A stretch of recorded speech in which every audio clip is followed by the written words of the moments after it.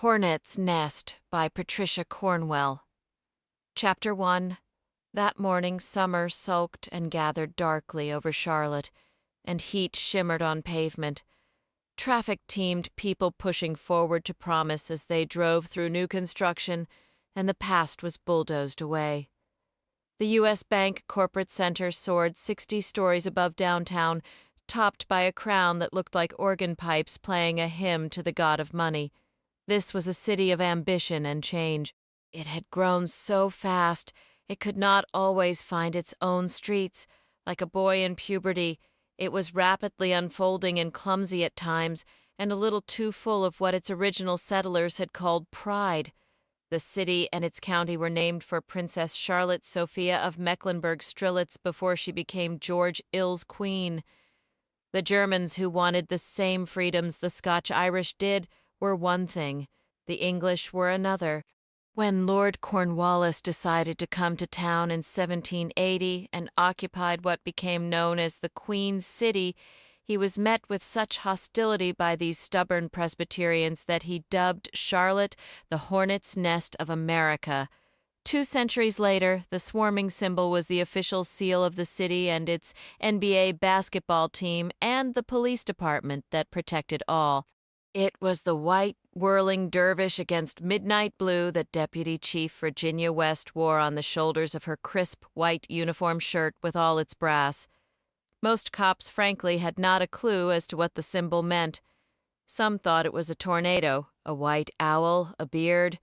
Others were certain it had to do with sports events in the Coliseum or the new $230 million stadium that hovered downtown like an alien spacecraft. But West had been stung more than once and knew exactly what the Hornet's Nest was about. It was what awaited her when she drove to work and read the Charlotte Observer every morning. Violence swarmed, and everybody talked at once. This Monday she was in a dark, angry mood, ready to really stir things up. The city police department recently had relocated to the new pearly concrete complex known as the Law Enforcement Center, or LEC, in the heart of downtown on Trade Street, the very road British oppressors long ago had followed into town. Construction in the area seemed endless, as if change were a virus taking over West's life. Parking at the LEC remained a mess, and she had not completely moved into her office yet. There were plenty of mud puddles and dust, and her unmarked car was new in a striking uniform blue that sent her to the car wash at least 3 times a week. When she reached the reserved parking spaces in front of the LEC, she couldn't believe it. Occupying her spot was a drug dealer's set of chrome mags and parrot green iridescent paint, a Suzuki, which she knew people flipped over in more ways than one. Goddamn it. She looked around as if she might recognize the person who had dared this perpetration. Other cops were pulling in and out and transporting prisoners in this constantly moving department of 1,600 police and unsworn support. For a moment, West sat and scanned, teased by the aroma of the Bojangles bacon and egg biscuit that by now was cold. Settling on a 15-minute slot in front of sparkling glass doors, she parked and climbed out, doing the best she could with briefcase, pocketbook, files, newspapers, breakfast, a large coffee. She slammed her door shut with a hip as the dude she was looking for emerged from the building. He was jailing, jeans at low tide in that cool lock-up look of 6 inches of pastel undershorts showing. The fashion statement got started in jail when inmates had their belts confiscated so they wouldn't hang themselves or someone else. The trend had crossed over every racial and socioeconomic line until half of the city's pants were falling off. West did not understand it. She left her car right where it was, fought with her armload as the dude mumbled good morning, trotting past. "Brewster." Her voice halted him like a pointed gun. "What the hell you think you're doing parking in my space?" He grinned, flashing rings and a fake Rolex as he swept arms open wide, the pistol beneath his jacket peeking out. "Look around. Tell me what you see. Not one damn parking place in all of Charlotte. That's why important people like me are assigned one," she said to this detective she supervised as she tossed him her keys. "Bring them back when you've moved my car," she ordered. West was 42, a woman who still turned heads and had never been married to anything beyond what she thought she was here on earth to do. She had deep red hair, a little unattended and longer than she liked it, her eyes dark and quick, and a serious body that she did not deserve, for she did nothing to maintain curves and straightness in the right places. She wore her uniform in a way that made other women want one, but that was not why she chose police blues over plain clothes. She supervised more than 300 wise-ass investigators like Ronald Brewster, who needed every reminder of law and order West could muster. Cops greeted her on her way in. She turned right, headed to offices where Chief Judy Hammer decided everything that mattered in law enforcement in this 100-mile area of almost 6 million people. West loved her boss, but right now didn't like her. West knew why she had been called in early for a meeting, and it was a situation beyond reason or her control. This was insane. She walked into Hammer's outer office where Captain Fred Horgus was talking on the phone. He held his hand over the receiver and shook his head in a "there's nothing I can do" way to West as she walked up to the dark wooden door where Hammer's name was announced brightly in brass. "It's not good," he warned with a shrug. "Why is it I didn't need you to tell me that?" West irritably said. Balancing her burdens, she knocked with the toe of her Bates high-gloss black shoe and nudged up the door handle with a knee, coffee almost spilling but caught in time. Inside, Hammer sat behind her overwhelmed desk, surrounded by framed photographs of children and grand babies, her mission statement, "Prevent the next crime," on the wall behind her. She was early 50s, in a smart houndstooth business suit, her telephone line buzzing relentlessly, but she had more important matters on her mind at the moment. West dumped her load on one chair and sat in another one near the brass-winged Victory Award the International Association of Chiefs of Police had presented to Hammer last year. She had never bothered to get a stand or give it an honored place. In fact, the trophy, which was 3 feet high, continued to occupy the same square of carpet next to her desk, as if waiting for a ride to someplace better. Judy Hammer won such things because she wasn't motivated by them. West removed the lid off her coffee, and steam wafted up. "I already know what this is about," she said, "and you know what I think." Hammer gestured to silence her. She leaned forward, folding her hands on top of her desk. "Virginia? At long last, I have gotten the support of city council, the city manager, the mayor," she started to say. "And every one of them, including you, is wrong," West said, stirring cream and sugar into her coffee. "I can't believe you've talked them into this, and I can tell you right now they're going to find some way to screw it up because they don't really want it to happen. You shouldn't want it to happen either. It's a damn conflict of interest for a police reporter to become a volunteer cop and go out on the street with us." Paper crackled as West unwrapped a greasy Bojangles biscuit that Hammer would never raise to her lips, not even back in the old days when she was underweight and on her feet all day long, working the jail, juvenile division, crime analysis, records, inspections, auto theft, all those exciting assignments women got back in the days when they weren't allowed in patrol. She did not believe in fat. "I mean, come on," West said after a bite. "The last Observer cop reporter screwed us so bad you sued the newspaper." Hammer did not like to think about Weinstein, the worthless wonder, a criminal, really, whose M.O. was to walk into the duty captain's office or the investigative division when no one was around. He stole reports right off desks, printers, and fax machines. This collaborative behavior culminated in his writing a front-page Sunday profile about Hammer, claiming she commandeered the police helicopter for personal use. She ordered off-duty cops to chauffeur her and do domestic jobs around her house.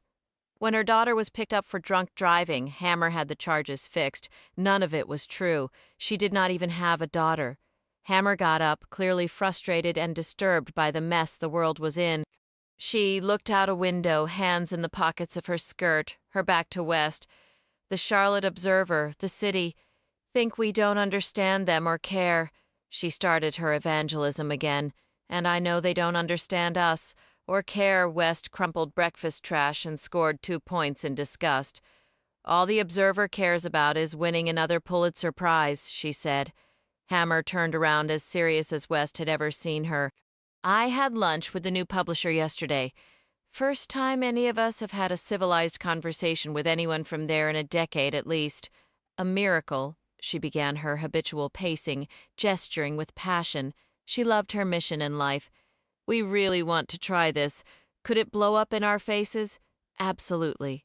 She paused. But what if it worked, Andy Brazil? Who? West scowled. Very, very determined, Hammer went on. Completed our academy for volunteers, highest marks we've ever had. Impressed the hell out of the instructors. Does that mean he won't burn us, Virginia? No, no, but what I'm not going to have is this young reporter out there screwing up an investigation, getting the wrong view of what we do. He's not going to be lied to, stonewalled, hit on, hurt. West put her head in her hands, groaning. Hammer returned to her desk and sat. If this goes well, the chief went on, think how good it could be for the department, for community policing here and around the world. How many times have I heard you say, if only every citizen could ride just one night with us? I'll never say it again. West meant it. Hammer leaned over her desk, pointing her ringer at a deputy chief she admired and sometimes wanted to shake for thinking too small. I want you out on the street again, she ordered, with Andy Brazil. Give him a dose he won't forget. God damn it, Judy, West exclaimed. Don't do this to me. I'm up to my ears decentralizing investigations. The street crime unit's all screwed up, 2 of my captains out, good, and I can't agree on anything as usual. Hammer wasn't listening. She put on reading glasses and began reviewing a memo. Set it up today, she said. Andy Brazil ran hard and fast. He blew out loudly, checking the time on his Casio watch as he sprinted around the Davidson College track in the small town of the same name north of the big city. It was here he had grown up and gone to school on tennis and academic scholarships. He had lived at the college all his life, really in a dilapidated frame house on Main Street across from a cemetery that, like the recently turned co-ed school, was older than the Civil War. Until several years ago, his mother had worked in the college food service and Brazil had grown up on the campus, watching rich kids and Rhodes Scholars on their way in a hurry. Even when he was about to graduate magna cum laude, some of his classmates, usually the cheerleaders, thought he was a townie. They flirted with him as he ladled eggs and grits on their plates. They were always startled in a dense sort of way when he trotted past in a hallway, loaded with books and afraid of being late to class. Brazil had never felt he belonged here or anywhere, really. It was as if he watched people through a pane of glass. He could not touch others, no matter how hard he tried, and they could not touch him unless they were mentors. He had been falling in love with teachers, coaches, ministers, campus security, administrators, deans, doctors, nurses. Since he could remember, they were accepting, even appreciative of his unusual reflections and solitary peregrinations, and the writings he shyly shared when he visited after hours, usually bearing lemonades from the soda shop or cookies from his mother's kitchen. Brazil, simply put, was a writer, a scribe of life and all in it. He had accepted his calling with humility and a brave heart. It was too early for anybody else to be out this morning except a faculty wife whose lumpy shape would never be transformed by anything but death, and 2 other women in baggy sweats breathlessly complaining about the husbands who made it possible for them to be walking while most of the world worked. Brazil wore a Charlotte Observer t-shirt and shorts and looked younger than 22. He was handsome and fierce, with cheekbones high, hair streaked blonde, body firm and athletically splendid. He did not seem aware of how others reacted to the sight of him, or perhaps it didn't matter. Mostly his attention was elsewhere. Brazil had been writing ever since he could, and when he had looked for a job after graduating from Davidson, he had promised Observer publisher Richard Penesa that if Penesa would give Brazil a chance, the newspaper would not be sorry. Penesa had hired him as a TV week clerk, updating TV shows and movie blurbs. Brazil hated typing in programming updates for something he did not even watch. He did not like the other clerks or his hypertensive, overweight editor other than a promised cover story one of these days. There was no future for Brazil, and he began going to the newsroom at 4 in the morning so he could have all of the updates completed by noon. The rest of the day he would roam desk to desk, begging for garbage-picking stories the seasoned reporters wanted to duck. There were always plenty of those. The business desk tossed him the scoop on Ingersoll Rand's newest air compressor. Brazil got to cover the ebony fashion show when it came to town, and the stamp collectors and the World Championship backgammon tournament at the Radisson Hotel. He interviewed wrestler Ric Flair with his long platinum hair when he was the celebrity guest at the Boy Scout convention. Brazil covered the Coca-Cola 600, interviewing spectators drinking beer while stock cars blasted past. He turned in 100 hours overtime 5 months in a row, writing more stories than most of Panesa's reporters. Panesa held a meeting, gathering the executive editor, managing editor, and features editor behind closed doors to discuss the idea of making Brazil a reporter when his first 6 months were up. Panesa couldn't wait to see Brazil's reaction, knowing he would be thrilled beyond belief when Panesa offered him general assignment. Brazil wasn't.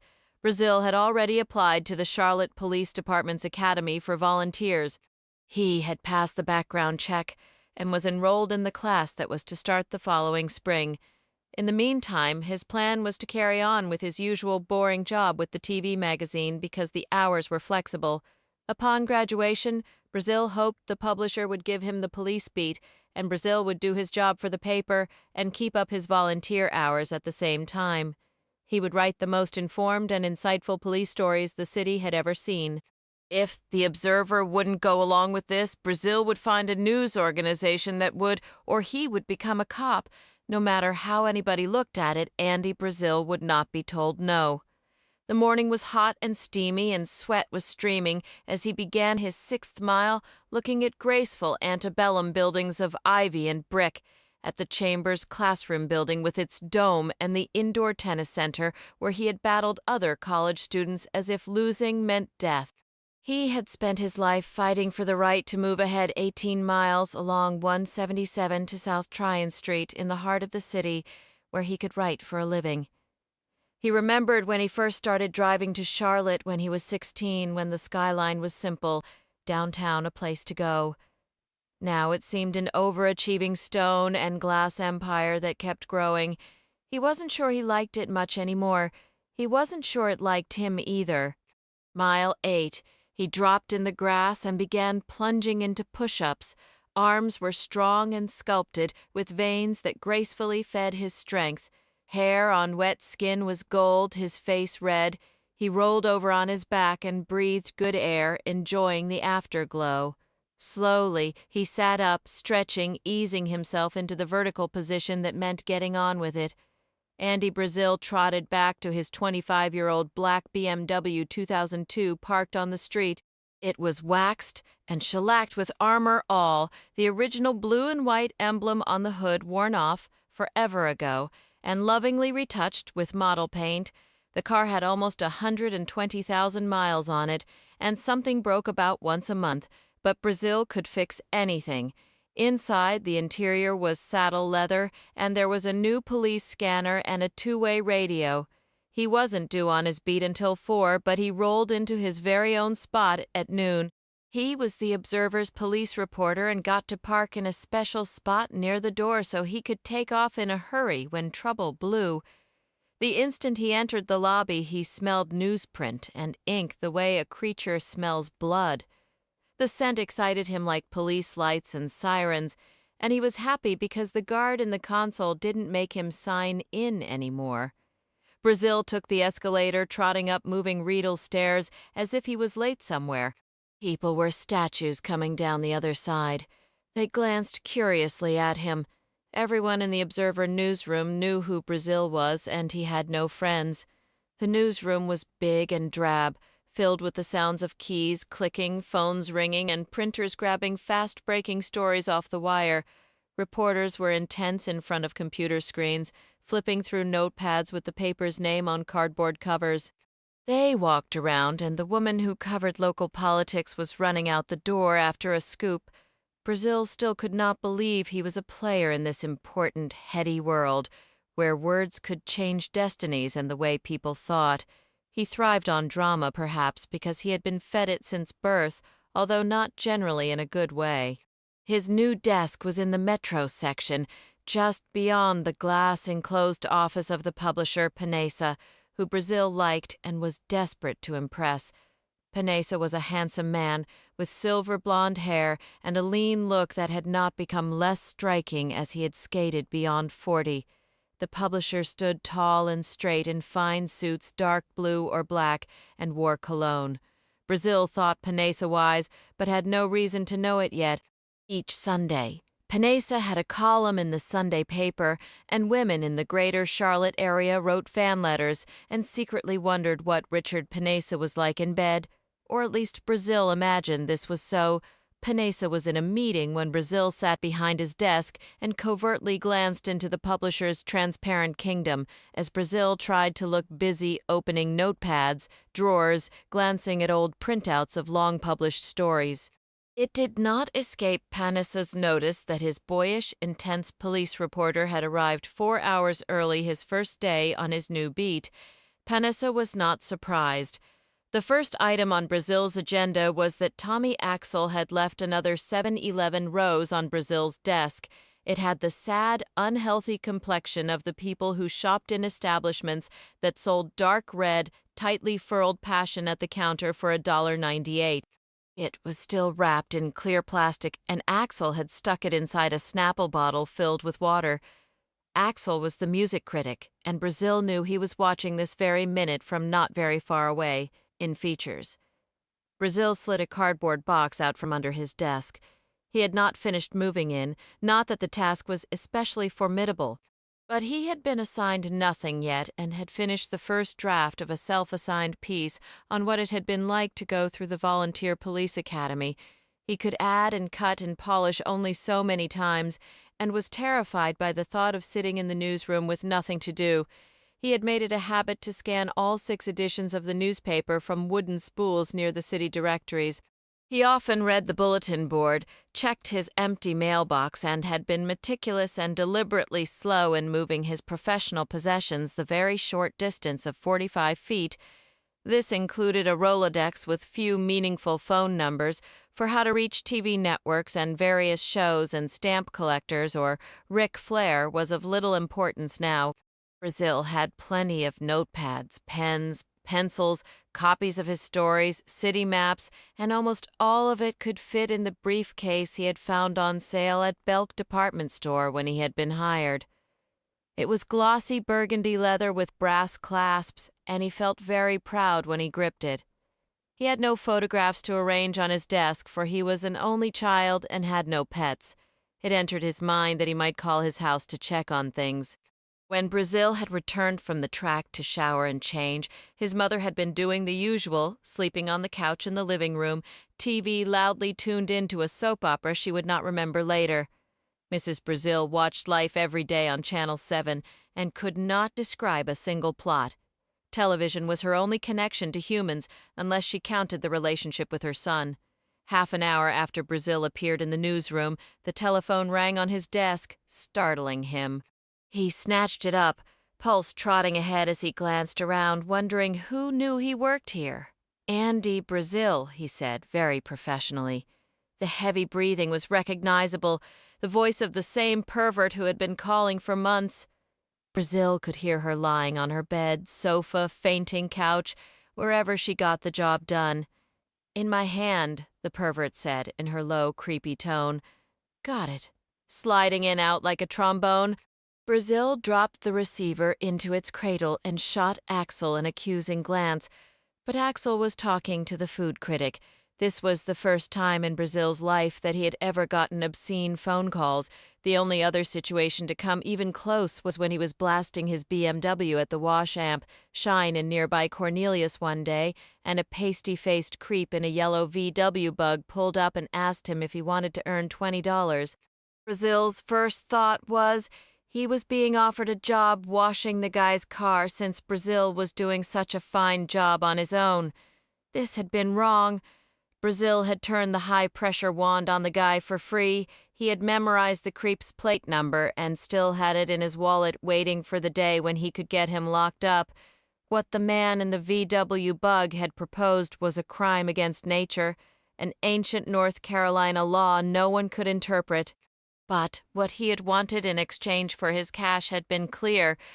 Brazil could not fathom why anyone would want to do such a thing to a stranger. He wouldn't even drink out of the same bottle with most people he knew. Brazil was not naive, but his sexual experiences at Davidson had been more incomplete than those of his roommate. This he knew. The last semester of his senior year, Brazil had spent most nights in the men's room inside Chambers. There was a perfectly comfortable couch in there, and while his roommate slept with a girlfriend, Brazil slept with books. No one was the wiser except the custodians, who routinely saw Brazil coming out of, not going into, the building around 6 o'clock every morning as he headed back to the second floor of the condemned building he and his roommate shared on Main Street. Certainly, Brazil had his own small private space in this dump, but walls were very thin and it was difficult to concentrate when Jennifer and Todd were active. Brazil could hear every word, everything they did. Brazil dated Sophie from San Diego, on and off during college. He did not fall in love with her, and this made her desire uncontrollable. It more or less ruined her Davidson career. First, she lost weight. When that didn't work, she gained it. She took up smoking and quit, got mononucleosis and got better, went to a therapist, and told him all about it.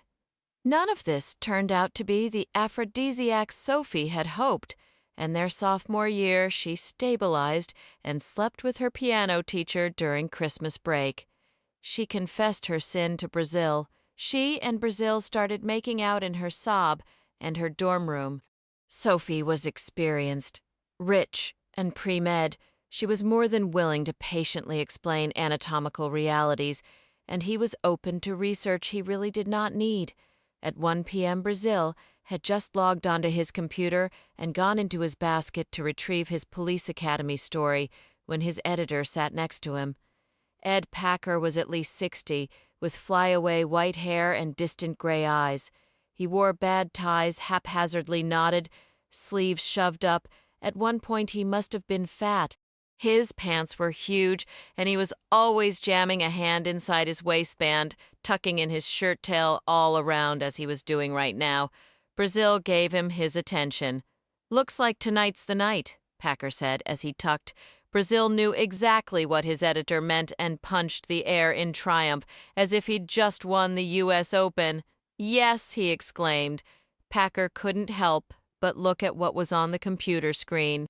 It grabbed his interest, and he slipped glasses out of his shirt pocket. "Sort of a first-person account of my going through the academy," Brazil said, new and nervous about pleasing. "I know it wasn't assigned, but Packer really liked what he was reading and tapped the screen with a knuckle. This graph's your lead. I'd move it up." Right. Brazil was excited as he cut the paragraph and pasted it higher. Packer rolled his chair closer, nudging him out of the way to read more. He started scrolling through what was a very long story. It would have to be a Sunday feature, and he wondered when the hell Brazil wrote it. For the past 2 months, Brazil had worked days and gone to the police academy at night. Did the kid ever sleep? Packer had never seen anything like it. In a way, Brazil unnerved him, made him feel inadequate and old. Packer remembered how exciting journalism was when he was Brazil's age, and the world filled him with wonder. "I just got off the phone with Deputy Chief Virginia West," he said to his protege as he read. "Head of investigations. So who am I riding with?" Brazil interrupted, so eager to ride with the police he couldn't contain himself. "You're to meet West at 4 this afternoon in her office. We'll ride with her until midnight." Brazil had just been screwed and couldn't believe it. He stared at his editor, who had just failed the only thing Brazil had ever expected of him. "No way I'm being babysat, censored by the brass," Brazil exclaimed, and didn't care who heard. "I didn't go to their damn academy to—" Packer didn't care who heard for a different reason. He had been a complaint department for the past 30 years, here and at home, and his attention span tended to flicker in and out as he mentally drove through different cells, picking up garbled snippets of different conversations. He suddenly recalled what his wife had said at breakfast about stopping for dog food on the way home. He remembered he had to take his wife's puppy to the veterinarian at 3 for some sort of shot. Then Packer had a doctor's appointment after that. "Don't you understand?" Brazil went on. "They're just handling me. They're just trying to use me for PR." Packer got up. He towered wearily over Brazil like a weathered tree gathering more shadow, the older it grows. "What can I say?" Packer said, and his shirt was untucked again. "We've never done this before. It's what the cops, the city are offering. You'll have to sign a waiver. Take notes, no pictures, no videotapes. Do what you're told." "He don't want you getting shot out there." "Well, I've got to go back home to change into my uniform," Brazil decided.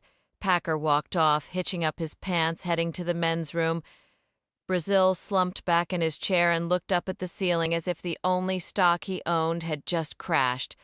Panessa watched him through glass, interested in how he was going to turn this around, and convinced he would.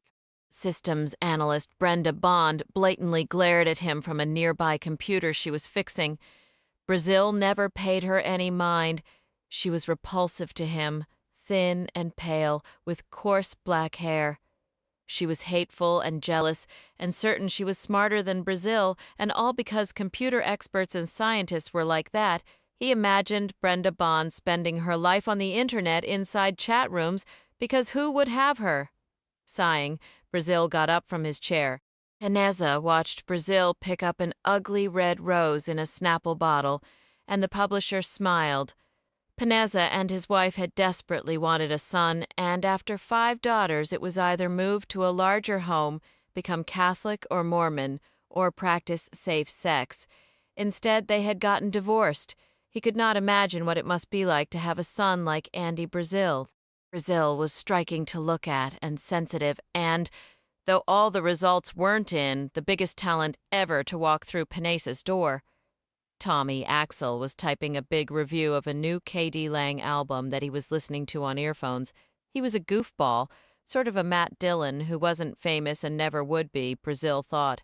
He walked up to Axel's desk and clunked the rose next to the keyboard as Axel boogied in his Star Trek t-shirt. Surprised, Axel pushed the earphones down around his neck, faint, thin music leaking out. Axel's face was smitten. This was the one for him.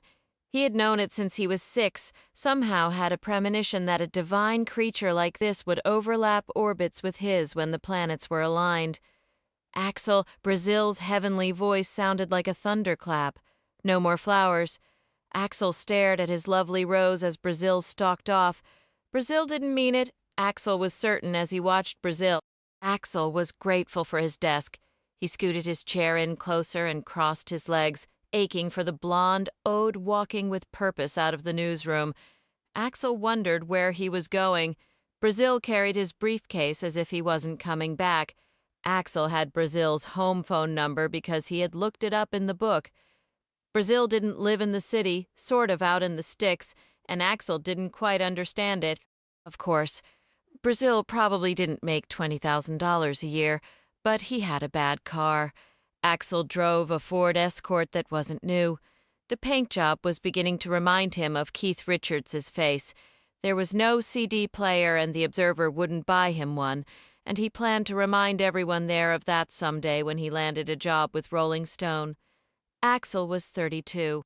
He had been married once for exactly a year when he and his wife looked at each other during a candlelight dinner, their relationship the mystery of all time, she from one planet, he from another.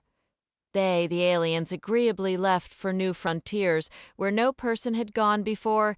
It had nothing to do with his habit of picking up groupies at concerts after Meatloaf, Gloria Estefan, Michael Bolton had worked them into a lather. Axel would get a few quotes. He'd put the boys and their winking lighted shoes, shaved heads, dreadlocks, and body piercing in the newspaper. They called Axel excited, wanting extra copies, 8x10 photographs, follow-up interviews, concert tickets, backstage passes. One thing usually led to another. While Axel was thinking about Brazil, Brazil was not thinking about him. Brazil was in his BMW and trying to calculate when he might need gas next, since neither that gauge nor the speedometer had worked in more than 40,000 miles. BMW parts on a scale this grand were, in his mind, aviation, instrumentation, and simply beyond his means. This was not good for one who drove too fast and did not enjoy being stranded on a roadside waiting for the next non-serial killer to offer a ride to the nearest gas station. His mother was still snoring in front of the TV. Brazil had learned to walk through his decaying home and the family life it represented without seeing any of it. He headed straight to his small bedroom, unlocked the door, and shut it behind him. He turned on a boom box, but not too loud, and let Joan Osborne envelop him as he went into his closet. Putting on his uniform was a ritual, and he did not see how he could ever get tired of it. First, he always laid it out on the bed and indulged himself, just looking for a moment, not quite believing someone had given him permission to wear such a glorious thing.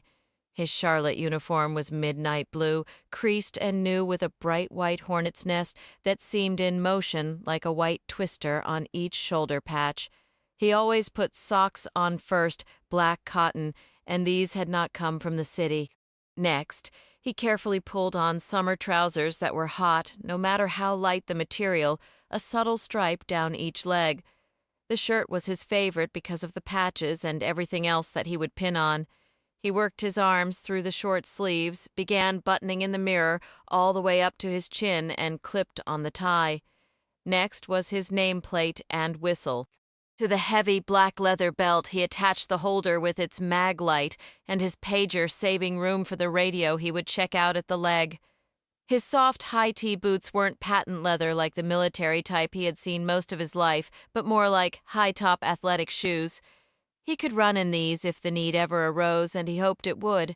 He did not wear a hat because Chief Hammer did not believe in them. Brazil inspected himself in the mirror to make sure all was perfect. He headed back downtown with the windows and sunroof open and propped his arm up whenever he could because he enjoyed the reaction of drivers in the next lane when they saw his patch. People suddenly slowed down. They let him pass when the light turned green. Someone asked him directions. A man spat, eyes filled with resentment Brazil did not deserve, for he had done nothing to him.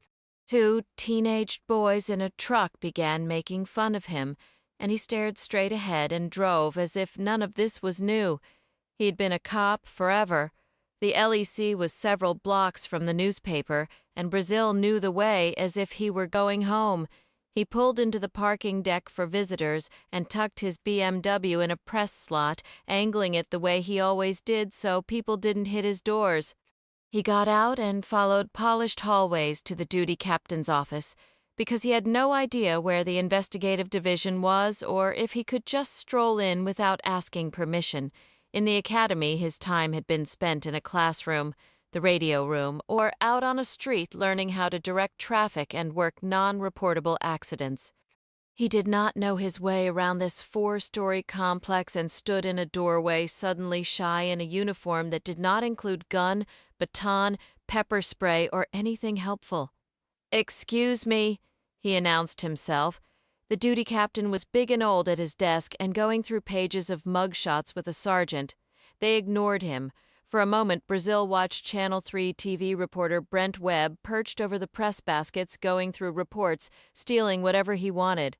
It was amazing.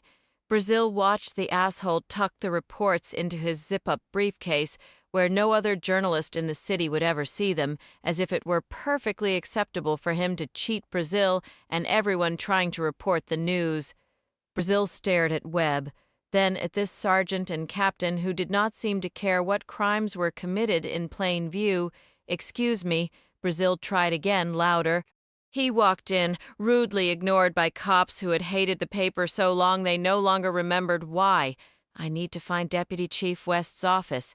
Brazil would not be ignored. The duty captain lifted another plastic-sheathed page of hard-boiled mugs up to the light. The sergeant turned his back to Brazil. Webb stopped what he was doing, his smile amused, maybe even mocking as he looked Brazil up and down, assessing this unfamiliar guy playing dress-up. Brazil had seen Webb enough on television to recognize him anywhere and had heard a lot about him, too. Other reporters called Webb the Scoop for reasons Brazil had just witnessed. So how do you like being a volunteer? Webb was condescending and had no idea who Brazil was. Which way to investigations? Brazil replied as if it were an order, his eyes piercing. Webb nodded. Up the stairs, can't miss it. Webb studied the way Brazil was dressed and started laughing, as did the sergeant and duty captain. Brazil helped himself to the TV reporter's briefcase and pulled out a handful of purloined defense reports. Brazil smoothed and shuffled them. He perused and stacked them neatly, taking his time, while everyone watched and Webb's face turned red. Believed Chief Hammer might like to see the scoop in action? Brazil smiled at him. Brazil's boots were quiet as he walked off. Chapter 2. Patrol was the largest division of the Charlotte Police Department, but investigations was the most treacherous. It was Virginia West's belief. Citizens followed burglaries, rapes, and homicides with fearful eyes. They complained when violent offenders weren't instantly snatched off the street, as if the rapture had come. West's phone had not stopped ringing all day. The trouble started 3 weeks ago when Jay Rule, a businessman from Orlando, arrived in the Queen City for a textile meeting, hours after Rule left the airport in a rental Maxima. The car was found abandoned in a dark, overgrown vacant lot off South College Street in the heart of downtown. The interior bell was dinging its complaint that the driver's door was open and headlights on. A briefcase and overnight bag had been gone through in the back seat. Cash, jewelry, portable phone, pager, and no one was quite sure what else were gone. J. Rule, 33, was shot 5 times in the head with a .45 caliber pistol loaded with a high-velocity, extremely destructive hollow-point ammunition called silver tips. His body was dragged 15 feet into kudzu, his pants and undershorts pulled down to his knees, his genital area spray-painted bright orange in the shape of a large hourglass. No one, including the FBI, had ever seen anything like this. Then the following week, it happened again. The second homicide was less than 2 blocks from the first, just off West Trade Street, behind the Cadillac Grill, which wasn't open at night because of crime. Jeff Calley, 42, was a Baptist minister visiting Charlotte from Knoxville, Tennessee. His mission in the city was simple. He was moving his failing mother into a nursing home called The Pines and staying in the Hyatt while he did so. He never checked in.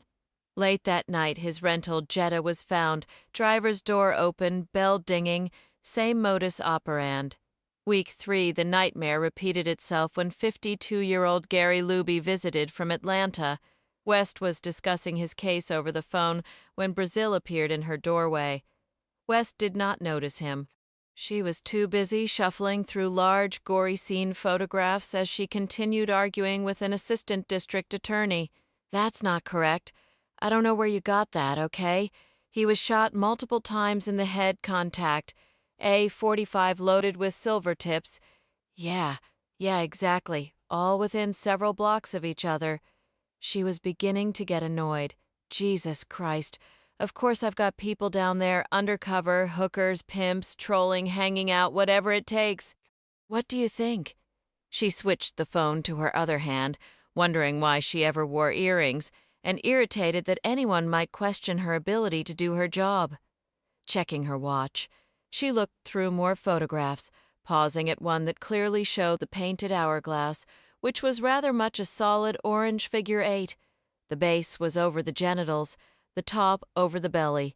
It was weird. The ADA continued asking questions about the crime scene, and West's patience was deteriorating.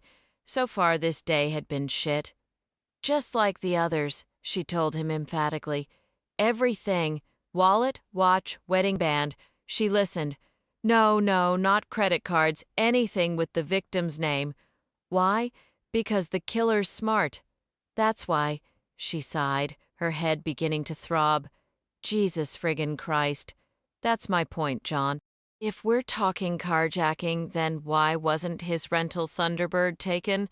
Not a single car has been.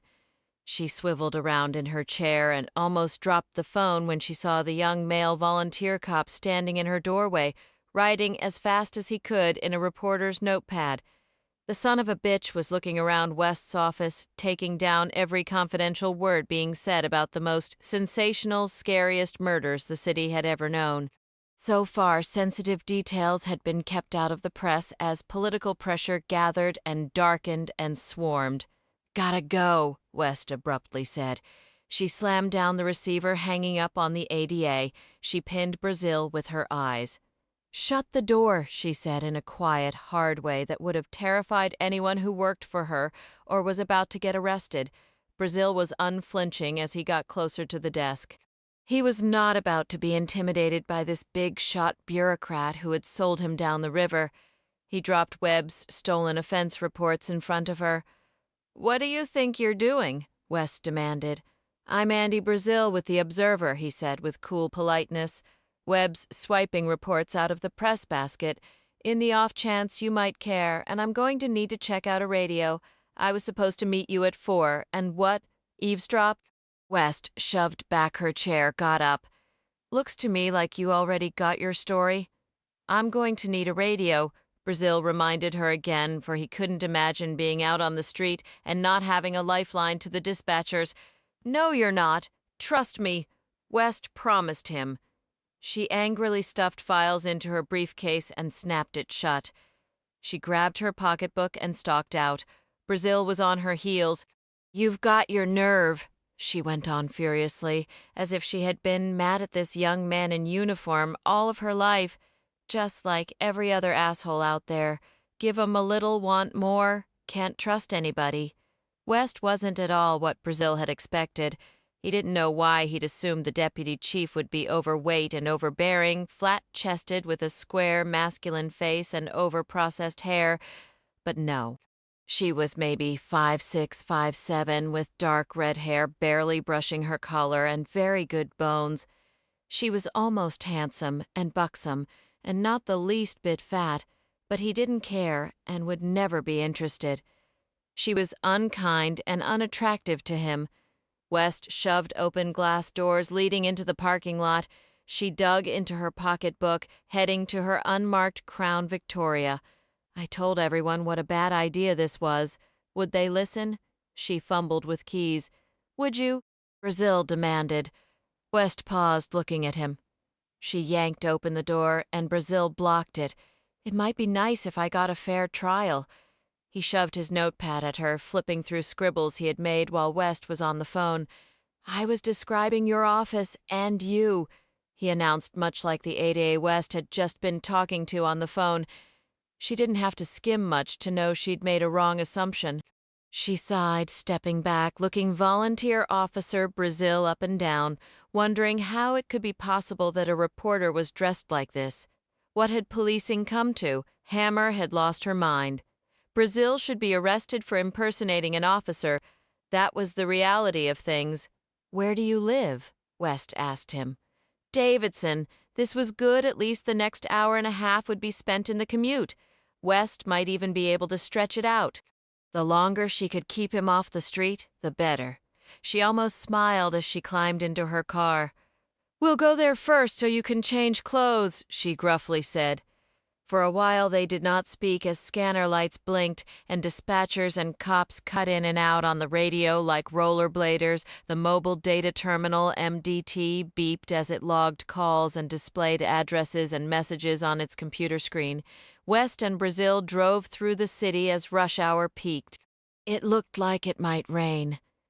Brazil was staring out his window. He felt stupid and mistreated as he took off his police tie and unbuttoned his collar. "How long you been with the Observer?" West asked him, and she felt a tug around her chest as if her bulletproof vest were rubbing her wrong except she wasn't wearing one. She felt a little sorry for this ride-along. "A year," Brazil answered, hateful toward Deputy Chief West, and wondering if she were going to let him ride with her again. "How come I've never heard of you before now?" she asked.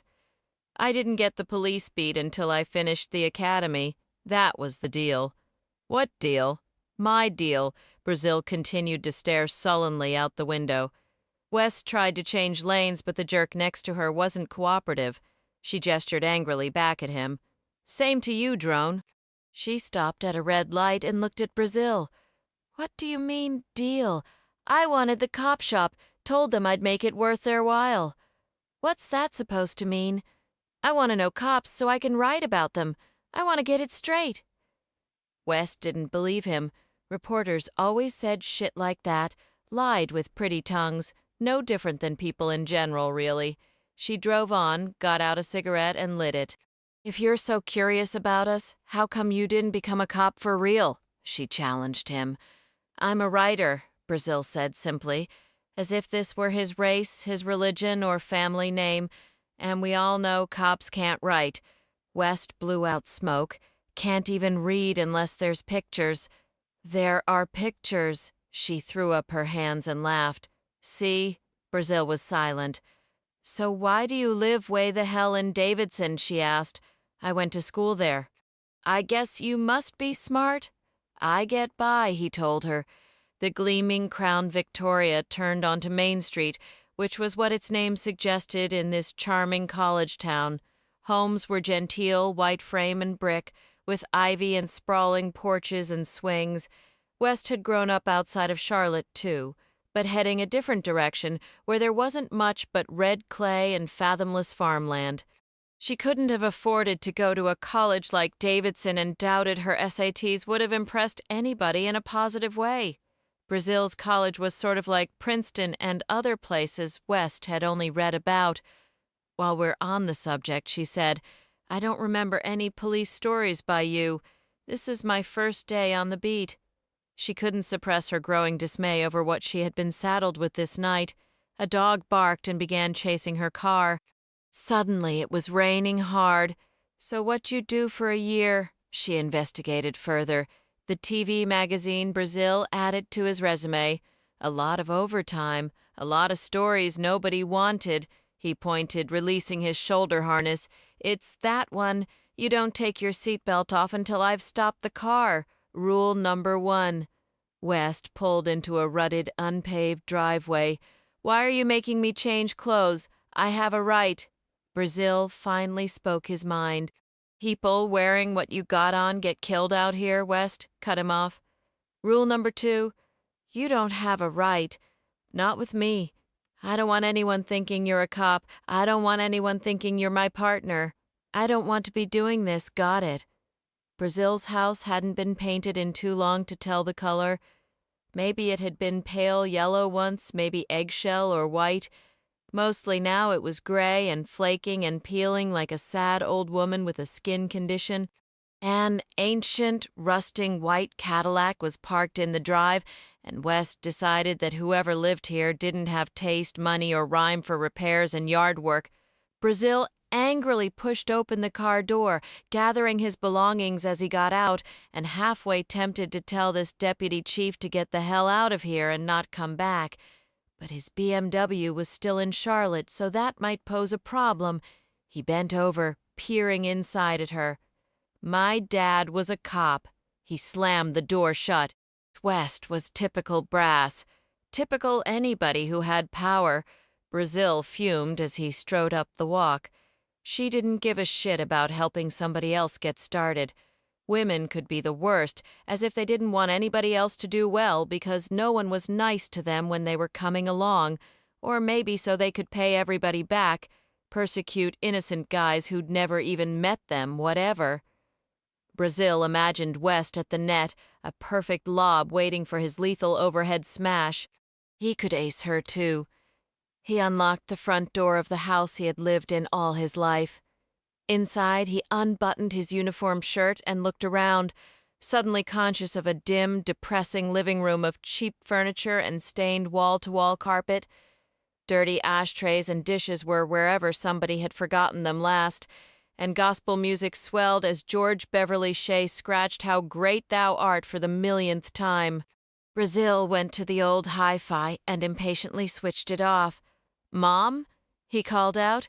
He began tidying up, following a mess into a slovenly old kitchen where milk, V8 juice, and cottage cheese had been left out by someone who had made no effort to clean up or hide the empty fifth of Bowman's cheap vodka on top of the trash. Brazil picked up dishes and soaked them in hot, sudsy water. Frustrated, he yanked out his shirt tail and unbuckled his belt. He looked down at his name tag, shiny and bright. He fingered the whistle on its chain. For an instant his eyes were filled with a sadness he could not name. "Mom?" he called out again. "Where are you?" Brazil walked into the hallway, and with a key that no one else had a copy of, he unlocked a door that opened onto the small room where he lived. It was tidy and organized, with a computer on a formica-topped desk, and dozens of tennis trophies and plaques and other athletic awards on shelves, furniture, and walls. There were hundreds of books in this complicated person's simple, unassuming space. He carefully hung up his uniform and grabbed khakis and a denim shirt off hangers. On the back of the door was a scarred leather bomber jacket that was old and extra large and looked like it might have come from some earlier time. He put it on even though it was warm out. "Mom!" Brazil yelled. The light was flashing on the answering machine by his bed, and he hit the play button. The first message was from the newspaper credit union, and he impatiently hit the button again, then 3 more times, skipping past hang-ups. The last message was from Axel. He was playing guitar, singing Hootie 8C, the Blowfish. "I only want to be with you. Yo, Andy, it's Axel, don't ax me. Maybe dinner. How about Jack Straws?" Brazil impatiently cut off the recording as the phone rang. This time the caller was live and creepy and breathing into the phone as the pervert had sex with Brazil in mind again without asking. "I'm holding you so hard. And you're touching me with your tongue. Sleeting," she breathed in a low tone that reminded Brazil of psycho shows he sometimes had watched as a child. "You're sick." He slammed the receiver back into its cradle. He stood in the mirror over his dresser and began brushing hair out of his eyes. It was really bugging him, getting 2 long streaks from the sun catching light. He had always worn his hair one of 2 ways, short or not as short. He was tucking an obstinate strand behind an ear when suddenly the reflection of his mother boiled up from behind, an obese, raging drunk attacking. "Where have you been?" his mother screamed as she tried to backhand her son across the face. Brazil raised an arm, warding off the blow just in time. He wheeled around, grabbing his mother by both wrists, firmly but gently. This was a tired, old drama, an endless rerun of a painful play. "Easy, easy, easy," he said as he led his besotted mother to the bed and sat her down. Muriel Brazil began to cry, rocking, slurring her words. "Don't go, don't leave me, Andy, please, oh, Plissy." Brazil glanced at his watch. He looked furtively at the window, afraid West might somehow see through shut blinds and know the wretched secret of his entire life. "Mom, I'm going to get your medicine, okay?" he said. "You watch TV and go to bed. I'll be home soon." It wasn't okay. Mrs. Brazil wailed, rocking, screaming hell on earth. "Sorry, sorry, sorry, don't know what's wrong with me, Andy." Whoa. West did not hear all of this, but she heard enough because she had opened car windows to smoke. She was suspicious that Brazil lived with a girlfriend and they were having a fight. West shook her head, flicking a butt out onto the weed-choked, eroded drive. Why would anyone move in with another human being right after college, after all those years of roommates? For what? She asked no questions of Brazil as they drove away. Whatever this reporter might have to say to explain his life, she didn't want to hear it. They headed back to the city. The lighted skyline, an ambitious monument to banking, and girls not allowed. This wasn't an original thought. She heard Hammer complain about it every day. W. West would drive her chief through the city, and Hammer would look out, poking her finger and talking about those businessmen behind tall walls of glass who decided what went into the paper and what crimes got solved and who became the next mayor. Hammer would rail on about Fortune 500 yahoos who didn't live anywhere near here and determined whether the police needed a bicycle squad or laptops or different pistols. Rich men had decided to change the uniforms years ago and to merge the city police with the Mecklenburg County's Sheriff's Department. Every decision was unimaginative and based on economics, according to Hammer. West believed every bit of it as she and Brazil cruised past the huge new stadium where David Copperfield was making magic, and parking decks were jammed with thousands of cars. Brazil was oddly subdued and not writing down a word. West looked curiously at him as the police scanner rudely announced this modern city's primitive crimes, and the radio softly played Eighton John. Any unit in the area, a dispatcher said, be in progress, 400 block East Trade Street. West floored it and flipped on lights. She whelped the siren, gunning past other cars. "That's us," she said, snapping up the mic. Brazil got interested. "Unit 700, West said over the air. The dispatcher wasn't expecting a deputy chief to respond and sounded somewhat startled and confused. "What unit?" the dispatcher inquired. 700, replied West. "In the 900 block. I'll take the B in progress. 10-4, 700. The radio broadcast the call. Other cars responded as West cut in and out of traffic. Brazil was staring at her with new interest. Maybe this wasn't going to be so bad after all. "Since when do deputy chiefs answer calls?" he said to her. "Since I got stuck with you." The projects on East Trade were cement barracks subsidized by the government and exploited by criminals who did deals in the dark and got their women to lie when the cops showed up. Breaking and entering around here, it had been West's experience, usually meant someone was pissed off. Most of the time, this was a girlfriend calling in a complaint on an apartment where her man was hiding and had enough outstanding warrants to be locked up 20 times. "You stay in the car," West ordered her ride along as she parked behind two cruisers. "No way!" Brazil grabbed the door handle. "I didn't go to all this trouble to sit in the car everywhere we go. Besides, it isn't safe to be out here alone." West didn't comment as she scanned buildings with windows lighted and dark. She studied parking lots filled with drug dealer cars and didn't see a soul. "Then stay behind me, keep your mouth shut, and do what you're told," she told him as she got out. The plan was pretty simple. 2 officers would take the front of the apartment on the first floor, and West and Brazil would go around back to make sure no one tried to flee through that door. Brazil's heart was pounding, and he was sweating beneath his leather jacket as they walked in the thick darkness beneath sagging clotheslines in one of the city's war zones. West scanned windows and unsnapped her holster as she quietly got on the radio. "No lights on," she said over the air, closing in. She drew her pistol. Brazil was inches behind her and wished he were in front, as furtive officers they could not see closed in on a unit scarred by graffiti. Trash was everywhere, caught on rusting fences and in the trees, and the cops drew their guns as they reached the door. One of them spoke into his radio, giving West, their leader, an update. "We got the front, police," his partner threatened.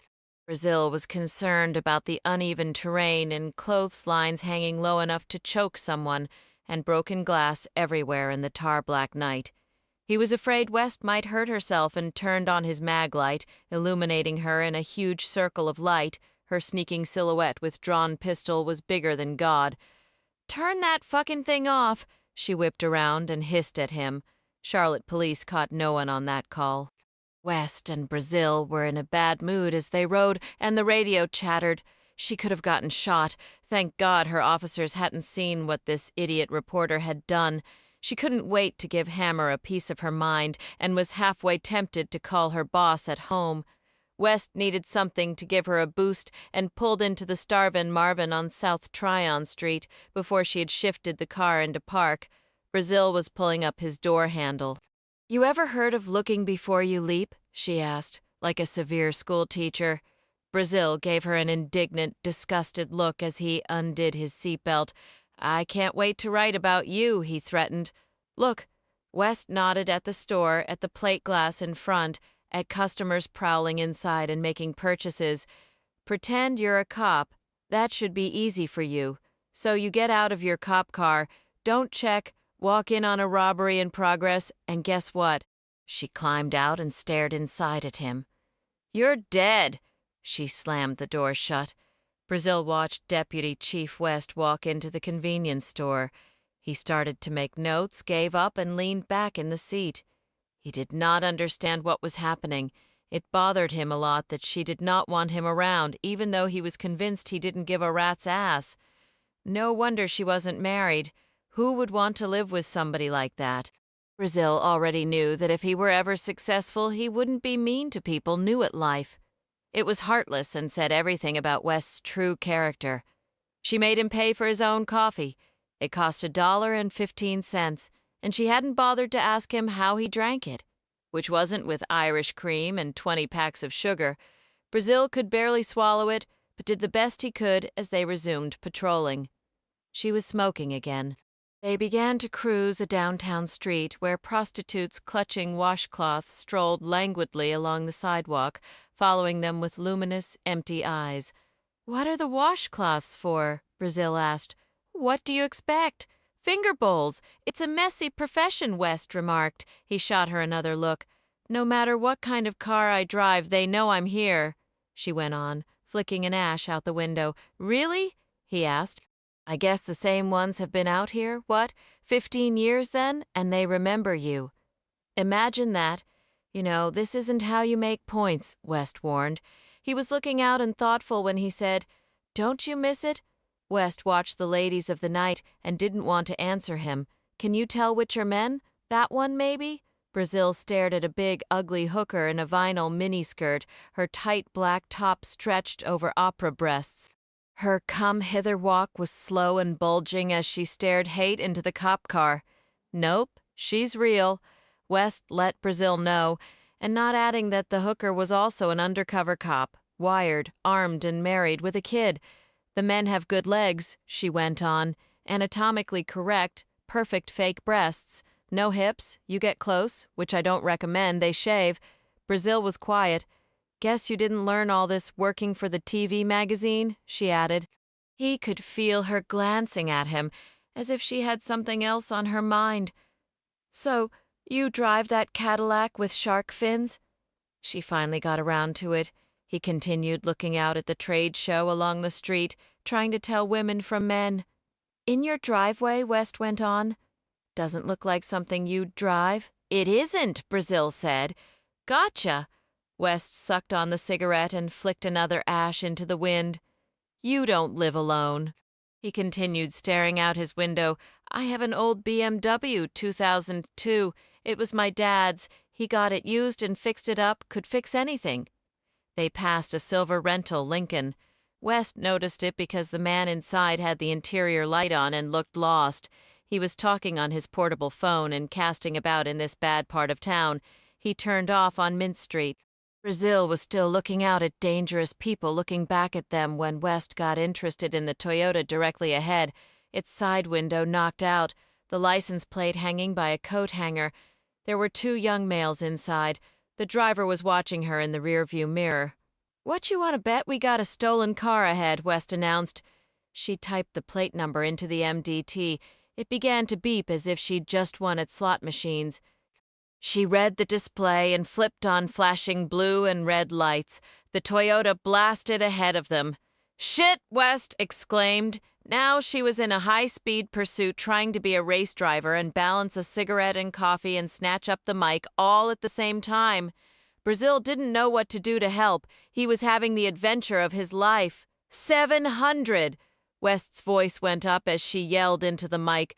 "I'm in pursuit! Go ahead! 700! The radio came back. "You have the air!" "I'm north on Pine turning left on 7th. Give you a description in a second." Brazil could scarcely contain himself. Why didn't she pass, cut the car off? The Toyota was just a vey. How fast could it go? "Hit the siren," West shouted at him as the engine strained. Brazil didn't have this course in the volunteer academy. Unfastening his seatbelt, he groped around under the dash, the steering column, West's knees, and was practically in her lap when he found a button that felt promising. He pressed it as they roared down the street. The trunk loudly popped up. West's car rocked into a dip as they sped after the Toyota, and crime scene equipment, a raincoat, a bubble light, flares spilled out, scattering over pavement. West couldn't believe it as she stared into the rearview mirror at her career bouncing away in the afterburn. Brazil was very quiet as police lights were turned off. They slowed, crawled off the road, and stopped. West looked at her ride-along. "Sorry," Brazil said. Chapter 3. West answered nothing more for an hour and 25 minutes as she and Brazil inched their way along the street, collecting police gear that had jumped out of the trunk. The bubble light was shattered blue plastic. Flares were crushed paper cases leaking a dangerous composition. A Polaroid crime scene camera would capture nothing anymore. The raincoat was miles away, snagged on the undercarriage of a station wagon, touching the exhaust pipe and soon to catch on fire. West and Brazil drove and stopped, picked up and drove again. This went on without conversation. West was so angry she did not dare speak. So far, 2 patrol units had cruised past. There was no doubt in the deputy chief's mind that the entire 4 to midnight shift knew exactly what had happened, and probably thought it was West who had hit the switch because she hadn't been in a pursuit in this life. Before tonight she had been respected. She had been admired by the troops. She stole a hateful glance at Brazil, who had recovered a jumper cable and was neatly coiling and tucking it beside the spare tire, which was the only thing that hadn't flown out, because it was bolted down. "Look," Brazil suddenly spoke, staring at her beneath a streetlight. "I didn't do it on purpose. What more do you want me to say?" West got back in the car. Brazil halfway wondered if she might drive off without him and just leave him out here to be murdered by drug dealers or hookers who were really men. Maybe the consequences were occurring to West, too. She waited for him to climb in. He shut the door and pulled the seat belt across his chest.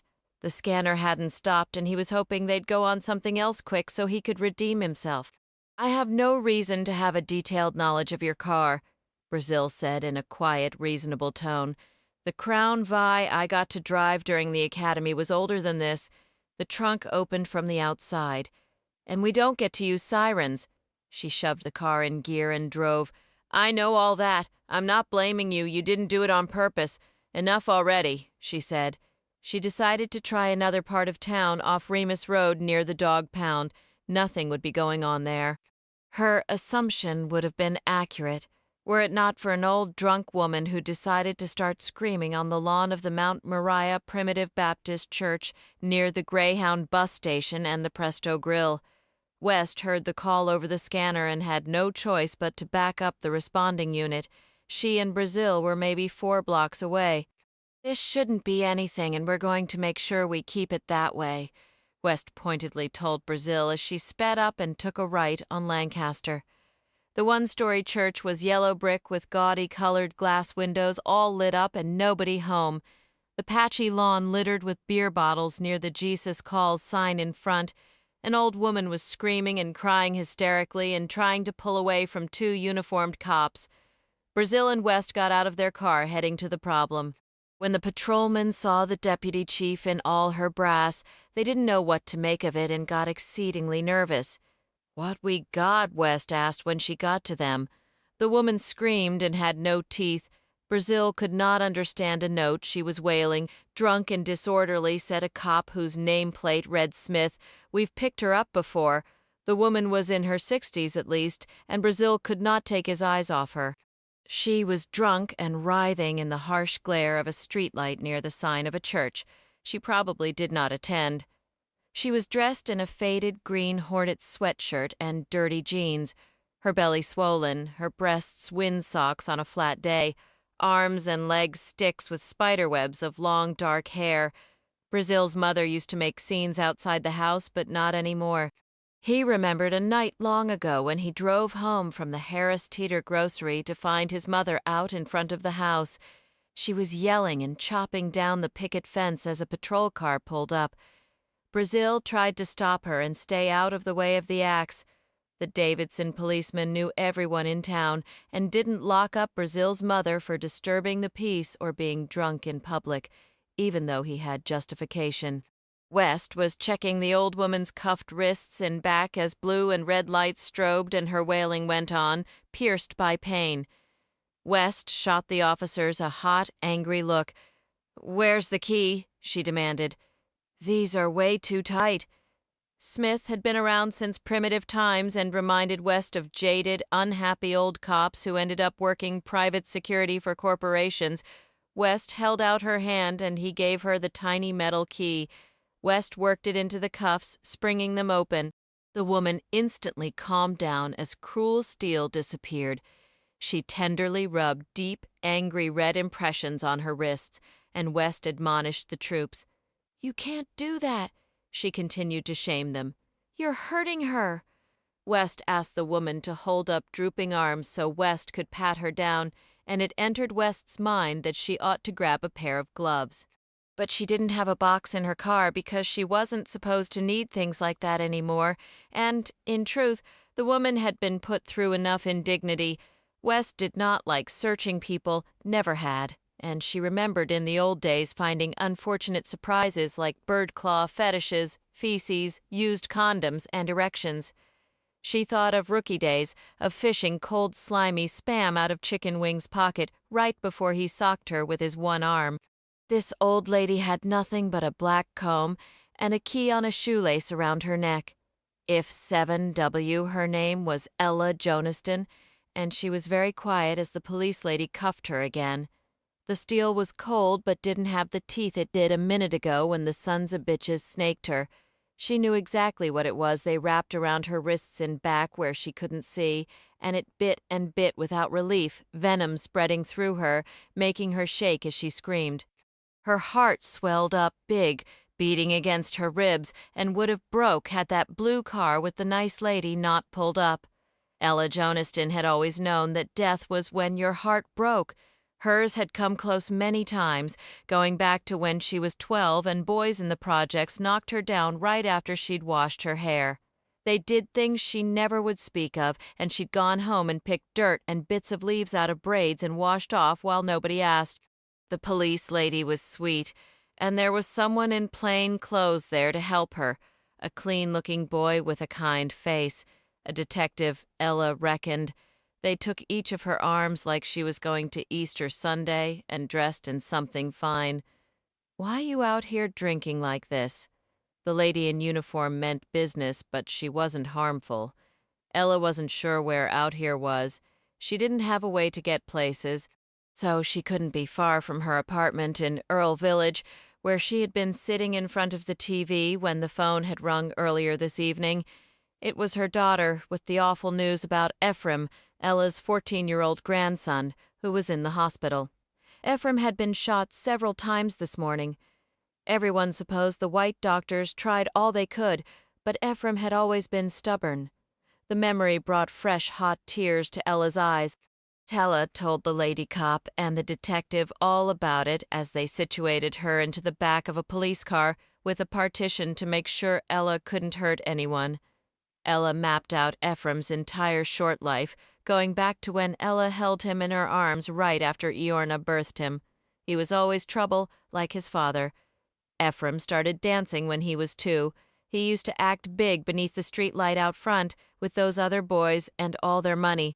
"I'm going to get your seatbelt on," the blonde detective said, snapping her in and smelling like apples and spices. The old woman reeked of stale, bad hygiene and booze, triggering more images for Brazil. His hands were shaking slightly and not as facile as usual. He didn't understand what the woman was muttering and gumming and crying about, and every breath smelled like the inside of a dumpster in the heat. West wasn't helping a bit now, standing back and watching, making Brazil do the dirty work. His fingers brushed the old woman's neck, and he was startled by how smooth and warm it was. "You're going to be all right?" Brazil kept saying what couldn't possibly be true. West was not naive. She knew patrol was a problem. How could it not be with Deputy Chief Good heading it? That beat cops might be a little too rough or simply unprofessional in general wasn't a shock, but West couldn't stomach it. She approached the 2 patrolmen, both older and miserable in their jobs. She got in Smith's face and remembered being a sergeant and putting up with dead wood like him. As far as she was concerned, he was so low on the food chain she wouldn't slop hogs with him. "Don't let me ever see or hear of anything like this again," West said in that low tone that Brazil found scary. West was close enough to see stubble that looked like sand, and a firestorm of broken blood vessels caused by what Smith did when he wasn't in a patrol car. His eyes were lifeless on hers, for his building had been vacant for years. "We're out here to help, not hurt," West whispered. "Remember that goes for you too?" she added to his partner. V9. Neither cop had any idea about the boy riding with the deputy chief this night, and they sat inside the cruiser with its hornets' nests on the doors, watching the midnight blue Crown Victoria leave. Their prisoner in back was quietly snoring. "Maybe Deputy Chief Virgin finally found a boyfriend?" said Smith as he peeled open 2 sticks of big red gum. "Yeah," said the other cop, "when she gets tired of romper room. I'll show her what she's missing with the big dogs." They laughed, pulling out. Moments later, the scanner announced more bad news. 1300 block Beatty's Ford Road, it said. Report of an ambulance held hostage by a subject with a knife. "Glad we're tied up on a call," Smith said, smacking a mouthful of cinnamon. It was West's bad luck that Jerome Swan had not experienced a pleasant evening. It had begun at a fuzzy hour before the sun had gone down in this run-down part of the city. West had no reason to be aware of the nip joint in the area known as the Basin off Tryon Street, very close to the dog pound where she had been heading for quite some time now, so when the call went out, she was trapped, really. 2 marked units got there first, and then Captain Jennings arrived with his ride-along, City Councilman Hugh Bledsoe. "Shit," West said when they rolled up on the scene. "Fuck." She parked on the side of the narrow, dark street. "You see that tall man right there getting out of the car, the one in the suit? You know who that is?" Brazil reached for the door handle, then thought better of it. "I know exactly who it is," he said. "Huge bedsore." West shot him a surprised look. It was true the cops had a pet name for their city councilman, but she wasn't clear on how Brazil knew about it. "Not one peep out of you," West warned as she opened her door. "Stay out of the way." She got out. "And don't touch anything." The ambulance was rumbling and parked in the middle of the street with the tailgate open wide, lights spilling out as red and blue flashed and strobed from cop cars. The men had convened near a rear tire to come up with a plan. West followed around to the back to assess the problem for herself, Brazil right behind her and dying to get in front. Swan was inside, as far back as he could get, wielding a pair of surgical scissors. His eyes bloody egg yolks filled with fury when the woman cop in the white shirt filled his vision. He had knots on his head and was bleeding from the fight he had gotten into at the nip joint where he had been gambling and drinking Night Train Express fortified wine. When he was put in the ambulance, it was one of those times when he decided he really didn't feel like going anywhere just that second. Whenever this happened, Swan seized the environment. In this case, he grabbed the closest dangerous object he could and yelled to the paramedics that he had AIDS and was going to cut every one of them. They jumped out and got the cops. All of them men, except for that one with the big tits peering in at him like she might do something. Wes saw the problem plainly. The subject was holding down the lock to a side door that led out to the street, and the only way to get to him was for someone to climb inside the ambulance. This didn't require much of a plan. West went around to confer with the committee of officers still gathered by the same tire. "I'm going to divert him," she said, as Bledsoe stared at her as if he'd never seen a woman in uniform. "The minute he takes his hand off the door, you guys grab him." She made sure they understood. She got closer to the open back of the ambulance and made a face, waving a hand before her eyes. "Who used pepper spray?" she called out. Even that didn't stop him. One of the cops let her know. Next thing Brazil knew, West had climbed inside the ambulance and picked up an aluminum stretcher to use as a shield. She did this easily, and her lips moved. Swan didn't like whatever it was she was communicating to him. His eyes were on hers, arteries bulging in his neck as he twitched and challenged her with looks and utterances. She was halfway inside when he lunged. Swan was sucked out as if he opened the door of an airplane. Brazil went around to check and found him face down on the street being cuffed by all those men with a plan. City Councilman Bledsoe watched, hands in his pockets. His eyes followed West as she walked back to her car. Then he stared at Brazil. "Come here," Bledsoe said to him. Brazil cast a furtive glance in West's direction, certain he might get left alone out on this dark, unfriendly road. He was mindful that West had ordered him not to talk to anyone. "You're the ride-along," Bledsoe stated as he got closer. "I don't know if I'm the ride-along," Brazil answered. He was just trying to be modest, but the councilman took it the wrong way. He thought the kid was being a smartass. "Guess Superwoman there just gave you a good story, huh?" The councilman nodded his head toward West, who was getting back into her car. Brazil was beginning to panic. "I've got to go," he said. Bledsoe had a goatee and liked gloss gel. He was the minister of the Baptist Church on Jeremiah Avenue. Strobing police lights flashed in his glasses as he stared at Brazil and mopped his neck with a handkerchief. "Let me just tell you one thing," he went on, getting unctuous. "The city of Charlotte doesn't need people coming out here and being insensitive to humanity and poverty and crime. Even this man here is not to be ridiculed or laughed at." Swan was being led away, dazed. He had been minding his own business in the nip joint 1 minute and was sucked up by aliens the next. Bledsoe swept a hand over the lighted skyline in the distance, rising and sparkling like a kingdom. "Why don't you write about that?" The councilman said it as if he wanted Brazil to start taking notes, so he did. "Look at all the good, the accomplishments. Look at how we've grown, voted the most attractive city to live in nationwide, third largest banking center in the country. With an appreciation of the arts, people are in line to move here, but no, oh no." He tapped Brazil's shoulder. "I'll wake up in the morning to another depressing story, an ambulance hijacked by a man with a knife. News intended to strike fear in the hearts of citizens." West started pulling out, and Brazil broke into a run as if he were about to miss the school bus.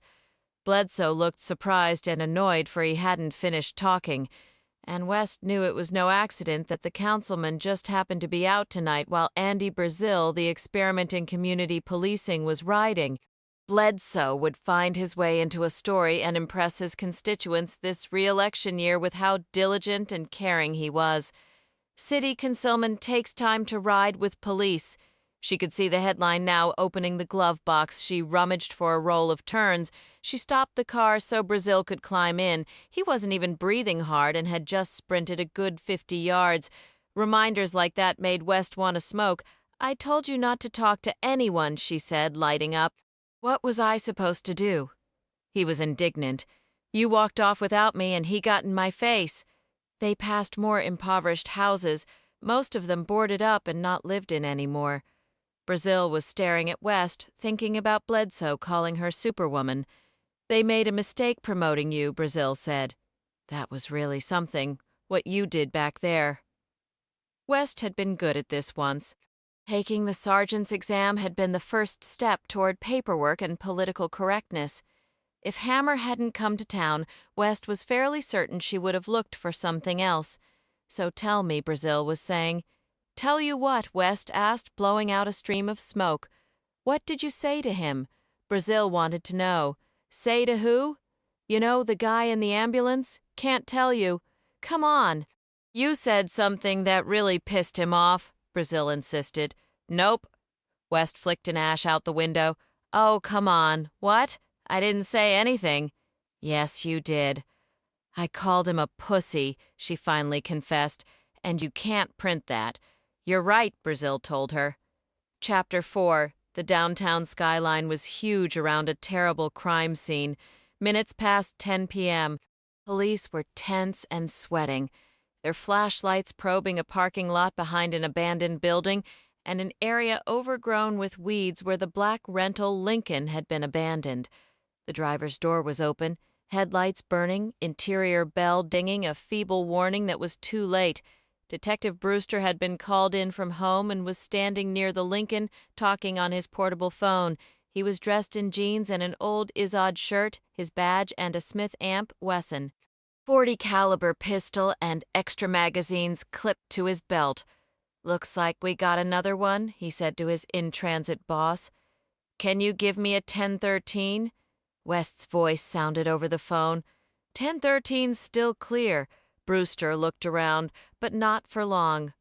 "What's your 1020? "Dilworth, heading your way on 49, EOT 1015.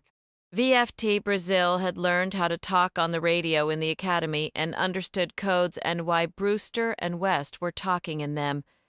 Something very bad had gone down and they didn't want anyone else, a reporter for example, monitoring what they were saying. Basically, Brewster had let West know that the scene was still clear of people who shouldn't be there, but not for long. West was en route and would arrive in less than 15 minutes. West reached for the portable phone she had plugged into the cigarette lighter. She was on red alert, driving fast as she dialed a number. Her conversation with Chief Hammer was brief. West shot Brazil a severe look. "Do everything you're told," she said. "This is serious." By the time they reached the crime scene, reporters had gathered in the night, all poised as Brazil's peers tried to get close to a terrible tragedy. Webb held a microphone talking into a camera, his pretty face sincere and full of sorrow. "No identification of the victim who, like the first 3 shot to death very close to here, was driving a rental car." Webb taped for the 11 o'clock news. West and Brazil were quiet and determined as they made their way through.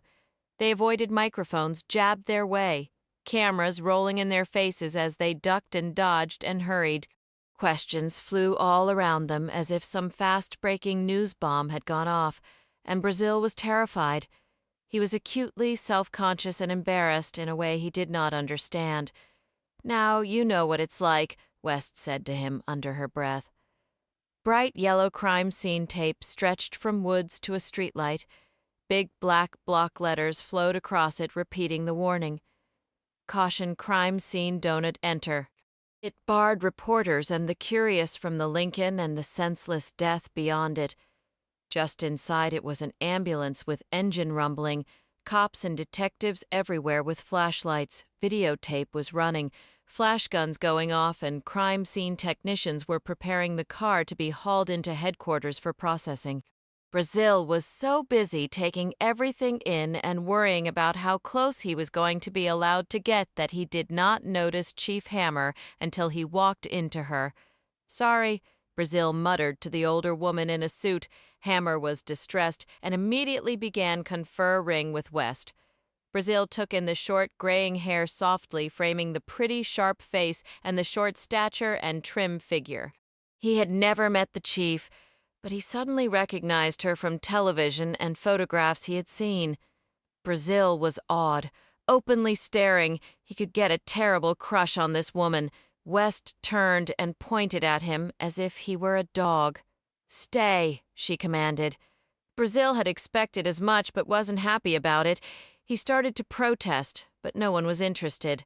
Hammer and West ducked under the tape, and a cop gave Brazil a warning look should he think about following.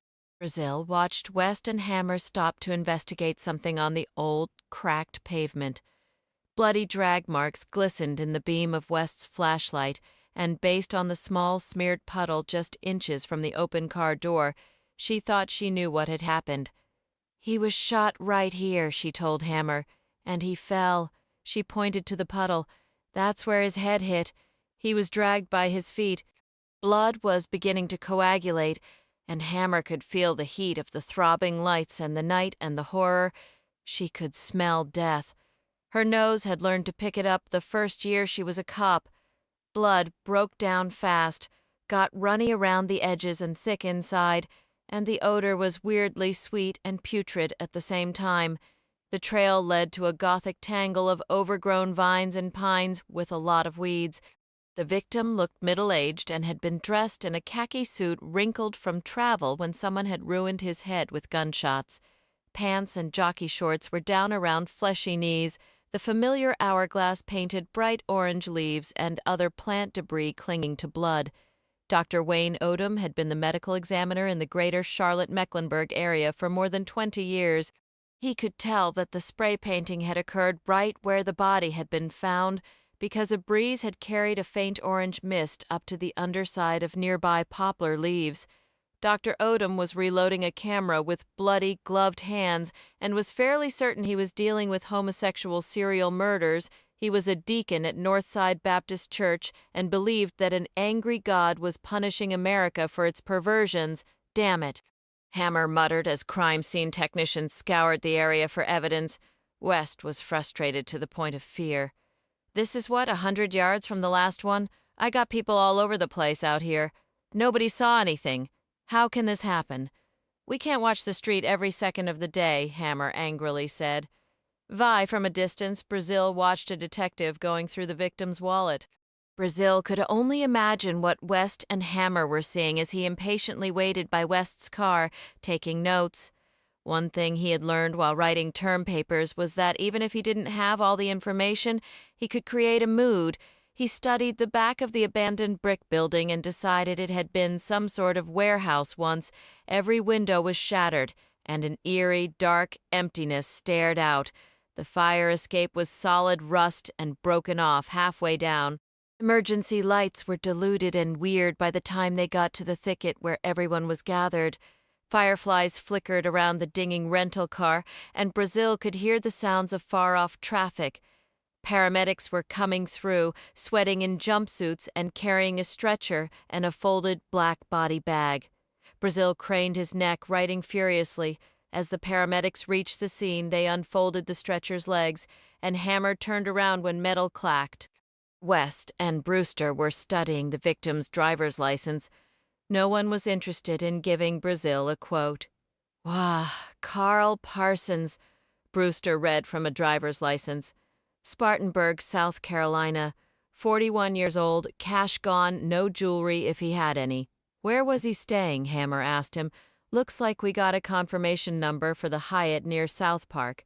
West crouched to see the world from a different angle. Parsons was half on his back and half on his side in a nest of bloody leaves, his eyes sleepy slits and dull.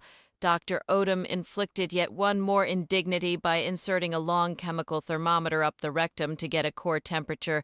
Whenever the medical examiner touched the body, more blood spilled from holes in the head. West knew that whoever was doing this had no plan to stop. Brazil wasn't going to stop, no matter how much West got in his way. He had done all he could to capture visual details and mood, and now he was on the prowl. He happened to notice a new, bright blue Mustang parked near an unmarked car, where a teenaged boy sat in the front seat with a detective Brazil had seen before, running around, impersonating a drug dealer. Brazil took more notes as the teenager talked, and paramedics zipped the body inside a pouch. Reporters, especially Webb, were obsessed with getting footage and photographs of the murdered man being carried away like a big black cocoon. No one but Brazil focused on the teenager climbing out of the detective's car and returning to his Mustang in no hurry. The top was down, and when Brazil headed toward the flashy car, the teenager's blood began to pound with excitement again. The nice-looking blonde guy had a reporter's notepad in hand. Jeff Diedrich got out his chapstick and cranked the engine, trying to look cool as his hands shook. "I'm with the Charlotte Observer," Brazil said, standing close to the driver's door. "I'd like to ask you a few questions." Diedrich was going to be famous. He was 17 but could pass for 21 unless he got carded. He would get all those girls who before this night had never paid him any mind. "I guess it's all right," Diedrich reluctantly said, as if weary of all the attention. Brazil climbed inside the Mustang, which was new and did not belong to Diedrich. Brazil could tell by the dainty blue lanyard keychain that matched the color of the car. Most guys too young to drink didn't have cellular phones either, Brazil noted, unless they were drug dealers. He was willing to bet that the Mustang belonged to Diedrich's mother. First, Brazil got name, address, phone number, and repeated every syllable back to Diedrich to make certain all was correct. This he had learned the hard way. His first month on the job, he had gotten 3 "we were wrongs" in a row for insignificant picayune errors relating to insignificant details, such as somebody junior versus somebody the third. This had resulted in an obituary about the son versus the father. The son was having tax problems and didn't mind the mistake. He had called Brazil personally to request that the paper leave well enough alone, but Packer wouldn't. Perhaps Brazil's most embarrassing mistake, and one he preferred not to think about, was when he covered a loud, volatile community meeting about a controversial pet ordinance. He confused a place with a person and persisted in referring to Latta Park this and Miss Park that. Jeff Diedrich, however, he had right of this Brazil, made sure there would be no problems here. Brazil eyed the crime scene in the distance as paramedics loaded the body into the ambulance. I admit I had a few. Am driving along and know I'm not going to make it home. Diedrich kept talking, nervous and excited. Then you pulled back here to use the bathroom? Brazil flipped a page, writing fast. Pulled in and see this car with lights on, the door open, and think someone else is taking a leak. Diedrich hesitated. He took off his baseball cap and put it on backward. I wait. Don't see no one now. I'm getting curious, so I go on over and see him. Thank God I got a phone. Diedrich's wide stare was fixed on nothing, and sweat was beading on his forehead and rolling from his armpits. At first he thought the guy was drunk, had dropped his pants to take a piss and had passed out. Then Diedrich saw orange paint and blood. He had never been so frightened in his life. He galloped back to his car, peeled out and floored it the hell out of there. He pulled off under an overpass and peed. He called 911. My first thought, Diedrich went on, a little more relaxed now. It's not really happening. I mean, the little bell is ringing and ringing all this blood pants down around his knees. And well, you know, his parts. Brazil looked up at him. Diedrich was stuttering. What about them? Brazil wanted to know. It's like they were spray-painted traffic cone orange with this shape. Diedrich was blushing as he outlined a figure 8 in the air. Brazil handed him the notepad. Can you draw it? He asked. Diedrich shakily drew an hourglass to Brazil's amazement. Like a black widow spider. Brazil muttered as he watched West and Hammer duck under crime scene tape, ready to leave. Brazil ended the interview in one big hurry, conditioned by now to fear being left. He also had a question that Hammer and West needed to hear. He addressed the chief first, out of respect. Has the killer spray-painted all his victims with an hourglass? Brazil said earnestly and with excitement. West went still, which was rare for her. She did not move. Brazil thought Hammer was the most overpowering person he had ever met. She waved him off with a no-comment sort of gesture. I'll let you handle this, she said to West. Hammer headed to Shadows where her car was parked. West strode to her Ford without a word, and when Brazil got in and fastened up, they had nothing to say to each other. The scanner was active, and it was getting very late. It was time to return Brazil to the parking deck so he could get in his own car and get the hell out of her hair. That was the way West felt about it. What a night. They were riding back to the LEC at almost midnight, both of them keyed up and tense. West couldn't believe she had hand-delivered a reporter to that scene. She absolutely could not take it in. This had to be somebody else's life that was happening to West on a dimension where she had no control. And she was reminded of a time she would never admit to anyone, when she was a sophomore at a very small religious school in Bristol, Tennessee. The trouble began with Mildred. Mildred was very big, and all the other girls on her floor were afraid of her, but not West. She saw Mildred as an opportunity because Mildred was from Miami. Mildred's parents had sent her to King College to get saved and to straighten out. Mildred found someone in Kingsport who knew someone in Johnson City who had dealings with a guy at Eastman Kodak who sold pot. West and Mildred lit up one night on the tennis courts where no one could see anything except tiny orange coals glowing and fading by a net post on court 2. It was awful. West had never done anything this wicked, and now she knew why. She lost control. belly laughing and telling outlandish stories while Mildred confessed she had been fat all her life and knew precisely what it felt like to be black and discriminated against. Mildred was something. The two of them sat out on Red and Green Lakehold for hours, finally lying on their backs and staring up at stars and a moon that looked like a bright yellow swing swelling with the round shadow of promise. They talked about having babies. They drank Cokes and ate whatever Mildred had in her pocketbook. Mostly this was nabs, Reese's Cups, Kit Kats, and things like that. God, how West hated to think about that wretched time.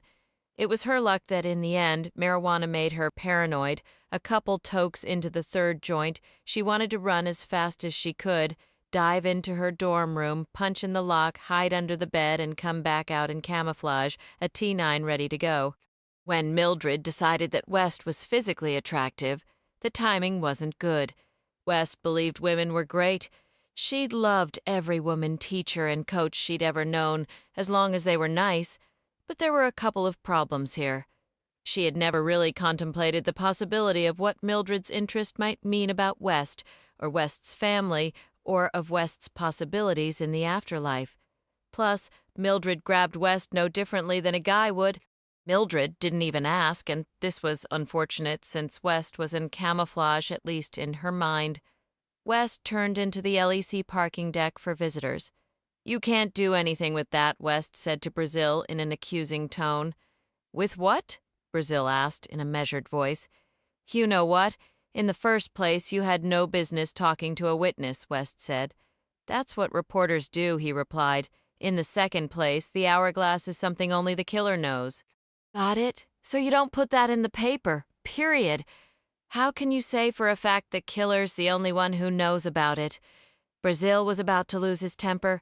"How do you know it won't trigger information from somebody out there?" West raised her voice and wished she had never met Andy Brazil. "You do it, and the next homicide in this city's going to be you." "Yours?" He helped her out. "That's it." West turned into the police deck. She was not going to have this squirt correct her grammar one more time. "You're dead. I believe you just threatened me." Brazil drew attention to it. "Oh, no, not a threat," West said. "A promise." She jammed the car into park. "Find someone else to ride with." She was the maddest she'd ever been. "Where are you parked?" Brazil yanked up the door handle in a murderous reply. "Well, guess what?" he said. "Fuck you." He got out and slammed the door. He stalked off into the dark early morning. He managed to write his stories in time for the city edition, and he pulled off 177 on his way home and bought 2 Tallboy Miller lights. He managed to drink both as he drove very fast. Brazil had a frightening habit of pushing his car as far as it would go. Since his speedometer didn't work, he could only guess how fast he was going by the RPMs. He knew he was flying, going close to 100 miles an hour, and it wasn't the first time he'd done this. Sometimes he wondered if he were trying to die. At home, he checked on his mother. She was unconscious in bed and snoring with her mouth open. Brazil leaned against the wall in the dark, the nightlight a sad, dim eye. He was depressed and frustrated. He thought about West and wondered why she was so heartless. E.W. West walked into her own small house and tossed keys on her kitchen counter as Niles, her Abyssinian cat, appeared. Niles was on her heels, much like Brazil had been all day, and West flicked on her sound system and Eighton John reminded her of the night. She hit another button, changing to Roy Orbison. She walked into the kitchen, popped open a beer, and felt maudlin and didn't know why. She went back into the living room and turned on the late-night news. It was all about the killing. She plopped on the couch at the same time Niles decided she should. He loved his owner and waited for his turn as the TV played bad news about a dreadful death in the city. Believed to be another out-of-town businessman simply in the wrong place at the wrong time, Webb said into the camera. West was restless, worn out, and disgusted all at the same time. She wasn't happy with Niles either. He had climbed up her bookcases while she was out. She could always tell. How hard was it? He leapt up 3 shelves, just high enough to knock down bookends and a vase. As for the framed picture of West's father on the farm, well, what did Niles care about that? That cat, West hated him. She hated everyone. "Come here, sweetie," she said. Niles made his ribs rattle, knowing how much it pleased her. It worked every time. Niles wasn't stupid. He reached around and licked his hindquarters because he could. When he looked at the lady who kept him, he made sure his eyes were very blue and crossed.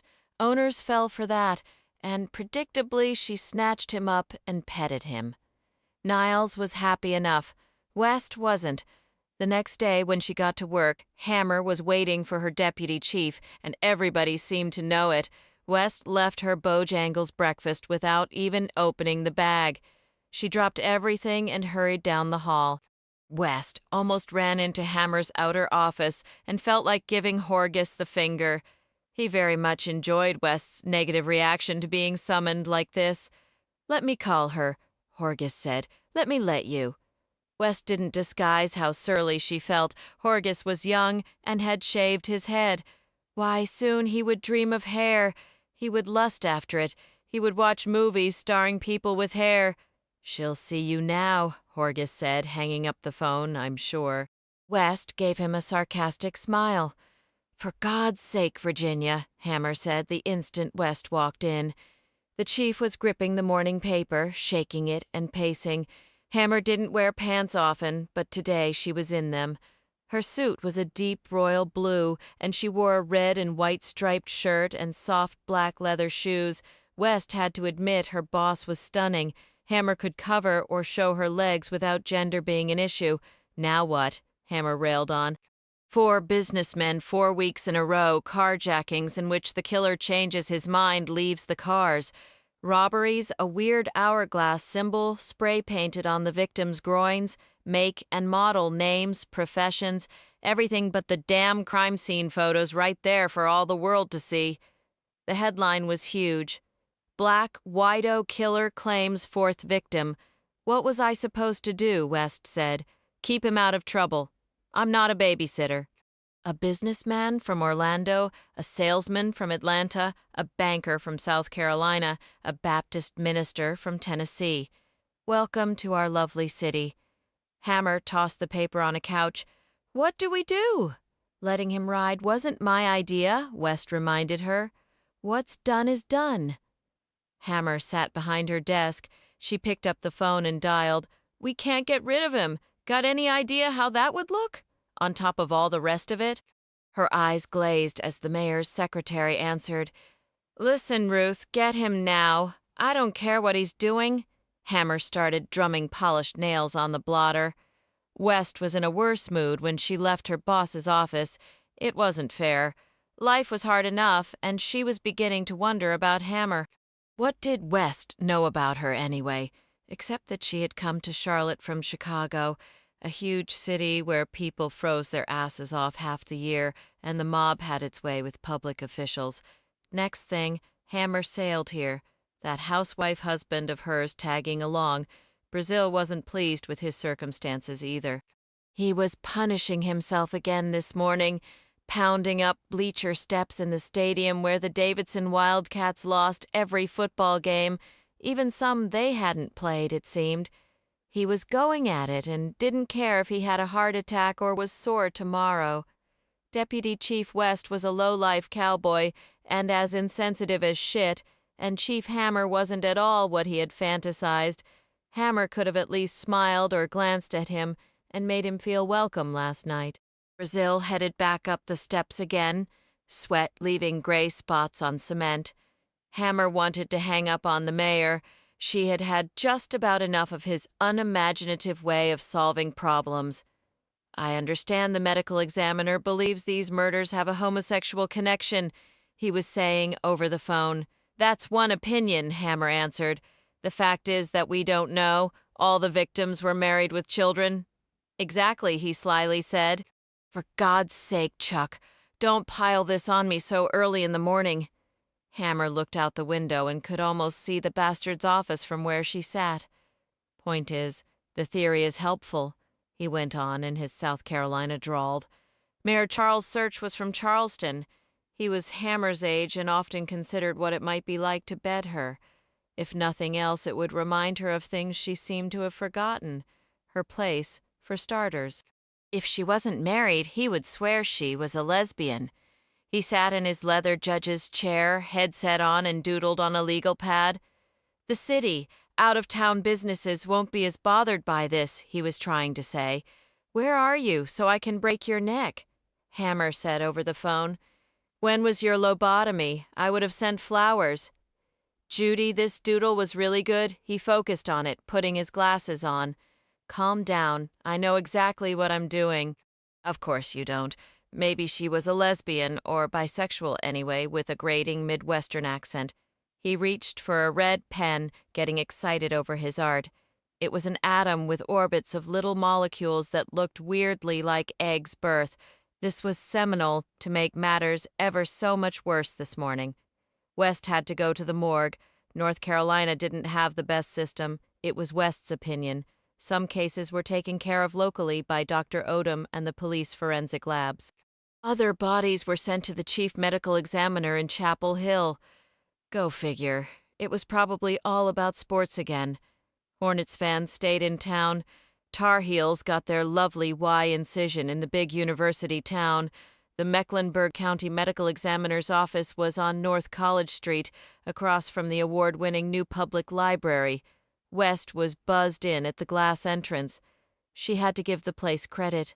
The building, which was the former Sears Garden Center, was brighter and more modern than most morgues, and had added another cold room the last time U.S. Air had crashed another plane around here. It was a shame that North Carolina didn't seem inclined to hire a few more MEs for the great state of Mecklenburg, as some sour senators were inclined to disparage the state's fastest-growing, most progressive region. There were only 2 forensic pathologists to handle more than 100 homicides a year, and both of them were in the necropsy room when West arrived. The dead businessman didn't look any better now that Dr. Odom had started on him. Brewster was at the table, wearing a disposable plastic apron and gloves. He nodded at her as she tied a gown in back because West didn't take chances. Dr. Odom was splashed with blood and holding the scalpel like a pencil as he reflected back tissue. His patient had a lot of fat, which always looked worse inside out. The morgue assistant was a big man who was always sweating. He plugged an autopsy saw into the overhead cord reel and started on the skull. This West could do without. The sound was worse than the dentist's drill, the bony smell, not to mention the idea, awful. West would not be murdered or turn up dead suspiciously in any form or fashion. She would not have this done to her naked body with people like Brewster looking on while clerks passed around her pictures and made comments. Contact wounds, entrances here behind the right ear. Dr. Odom pointed a bloody gloved finger mostly for her benefit. Large caliber. This is execution style exactly like the others, Brewster remarked. What about cartridge cases? Dr. Odom asked. 45s Winchester, probably silver tips, West replied, thinking about Brazil's article again and all that he had revealed. 5 each time. Perp doesn't bother picking them up, doesn't care. We need to get the FBI on this. Fucking press, Brewster said. West had never been to Quantico. Her dream had always been to attend the FBI's National Academy, which was rather much the Oxford University of Police training, but she'd been busy. Then she kept getting promoted. Finally, the only thing she was eligible for was executive training up there, for God's sake. That meant a bunch of big-bellied chiefs, assistant chiefs, and sheriffs out on the firing range trying to make the transition from .38 specials to semi-automatic pistols. She'd heard the stories. All these guys blasting away, dumping brass into their hands and taking the time to stuff it neatly in their pockets. Hammer offered to send West last year. Forget it. West didn't need to learn a thing from the FBI. I'd like to know what their profilers would have to say, West said. Forget it, Brewster said, chewing a toothpick and swiping Vicks up his nose. Dr. Odom picked up a big sponge and squeezed water over organs. He grabbed a tan rubber hose and suctioned blood out of the chest cavity. He smells like he was drinking, said Brewster, who could no longer smell anything except childhood memories of colds. Maybe on the plane, Odom agreed. What about those guys at Quantico? He eyed Brewster, as if West had never brought up the subject. Busy as jumping beans, Brewster replied. Like I said, forget it. They got what, 10, 11 profilers and are about 1,000 cases behind? Think the government's going to fund shit? Shit? No. Too damn bad, too. 'Cause those profilers are damn good. Brewster had applied to the FBI early on, but forget that, too. They weren't hiring, or maybe it had to do with the polygraph test he wasn't about to take. He sniffed more Vicks. God, he hated death. It was ugly, and it stunk. It was a tattletale, like this fellow's dick, for example. The guy looked like a balloon with this little knot, so all his air didn't get out. West was angry, her face hard as she stared at the fleshy nude body opened up from neck to navel, and blaze orange paint no amount of scrubbing would wash away. She thought of his wife and family. No human should ever have to come to such a grim place and be put through something like this, and she felt fresh anger toward Brazil. She was waiting for him when he trotted out of the Knight Ridder building, his notepad in hand as he headed to his car, and a story West, in uniform, climbed out of her unmarked Ford, and she strode toward Brazil like she might tackle him. She wished she could have bottled that dead smell and sprayed it in Brazil's face and rubbed his nose in the reality West had to live with every day. Brazil was in a hurry and had a lot on his mind. A Honda was on fire in the mental health parking lot, according to the scanner. Possibly it was nothing, but what if someone was in it? Brazil stopped. He was startled as West jabbed a finger into his breastbone. Hey! He grabbed her wrist. So how's the Black Widow reporter today? West coldly said, I just came from the morgue, where reality's laid out and carved up. Bet you've never been there. Maybe they'll let you watch someday. What a good story that would be, right? A man not old enough to be your daddy, red hair, 197 pounds. Guess what his hobby was? Brazil released West's arm. He groped for words but didn't have any. Backgammon, photography. He wrote the newsletter for his church. Wife's dying of cancer. They got 2 kids, one grown, other a freshman at UNC. Anything else you want to know about him? Or is Mr. Parsons nothing but a story to you? Little words on paper? Brazil was visibly shaken. He started walking off to his old BMW as the Honda in the mental health parking lot burned, and he no longer cared. West wasn't going to let him off so easy. She grabbed his arm. Get your goddamn hands off me, Brazil said. He jerked his arm free, unlocked his car door, and got in. You screwed me, Andy, West told him. Brazil cranked the engine and squealed out of the parking deck. West returned to the leg and didn't go straight to investigations because she had a few of her own. She stopped off at the records room, where women in their own special uniforms ruled the world. West really had to court these girls, especially Wanda, who weighed somewhere between 250 and 300 pounds and could type 105 words a minute. If West needed a record or to send a missing person report off to NCIC, Wanda was either a hero or hell on earth, depending on when she was fed last. West brought in a bucket of KFC once a month, and sometimes Girl Scout or Christmas cookies, depending on what was in season. West approached the counter and whistled at Wanda, who loved West. Wanda secretly wished she was a detective and worked for the deputy chief. Need your help, West said, and her police belt was making her lower back ache as usual. Wanda scowled at a name West had scribbled on a slip of paper. Lord have mercy, she said, shaking her head. If I don't remember that like it was yesterday. West couldn't be certain, but thought Wanda had gained more weight. God help her. Wanda took up 2 lanes of traffic. You sit on down. Wanda pointed with her chin as if she were Chinese. I'll get the microfilm. While Wanda's minions typed, stacked, and racked, West went through microfilm. She had her glasses on and was hurt by what she saw when she got to old articles about Brazil's father. His name, too, was Andrew, but people had called him Drew. He had been a cop here when West was a rookie. She had forgotten all about him and had never made the connection.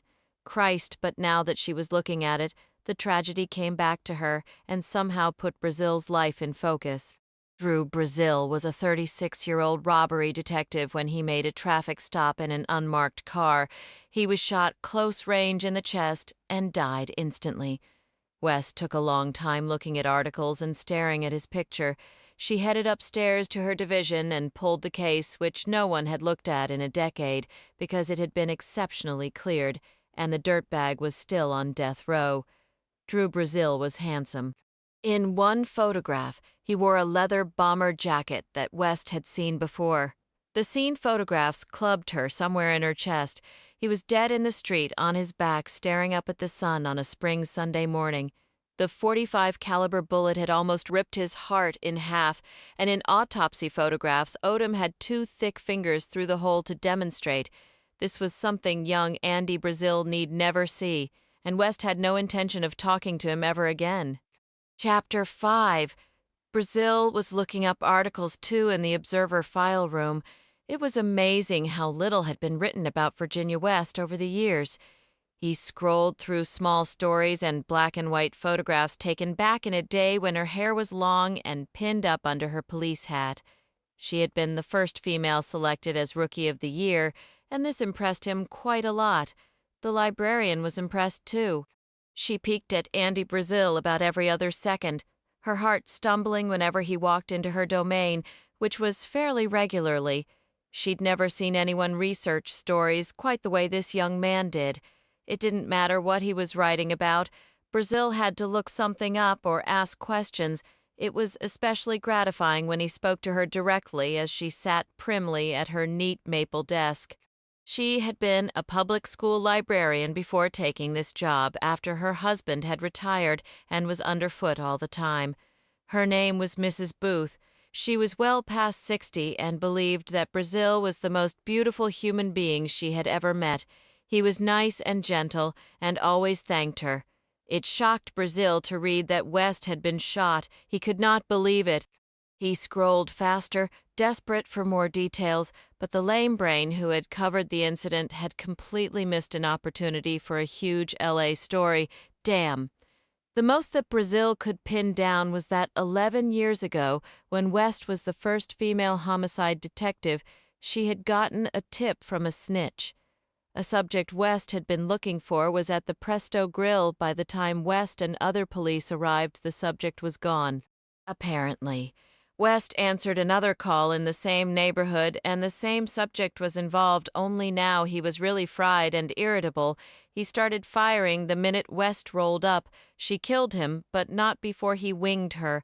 Brazil was dying to ask her about it in detail, but forget it. All he knew was that she took a bullet in the left shoulder, a flesh wound, a graze. Really, was the bullet as hot as he had heard? Did it cook surrounding tissue? How much did it hurt? Did she fall or bravely finish the gunfight, not even realize until she held out a hand and it had blood on it, like in the movies? The next day, Brazil drove to Shelby. Because of his tennis prowess, he had heard of this small, genteel town in Cleveland County, where Buck Archer, friend of Bobby Riggs, who had lost to Billie Jean King in the Battle of the Sexes, was from. Shelby High School was a well-kept brick complex and home of the Lions, where students with money got ready for college in big cities like Chapel Hill and Raleigh. All around was farmland and cow towns with names like Boiling Springs and Lattimore. Brazil's BMW rumbled around to the tennis courts, where the boys' team was holding a summer camp. Kids were out with hoppers of chartreuse balls. They were whacking serves, overhead smashes, cross-court shots in pain and sweating. The coach was prowling the fence, clipboard in hand, dressed in long white Wimbledon pants, a white shirt, a shapeless hat, zinc oxide on his nose, and all of it out of fashion and old. "Move your feet! Move, move!" he called out to a boy who would never move anything fast. "I don't want to see those feet stop." The boy was overweight and wore glasses. He was squinting and hurting, and Brazil remembered the suffering inflicted by coaches and drills. But Brazil had always been good at everything he tried, and he felt pity for this kid and wished he could work with him for an hour and maybe cheer him up a little. "Good shot," Brazil called out when the boy managed to scoop one up and push it over the net.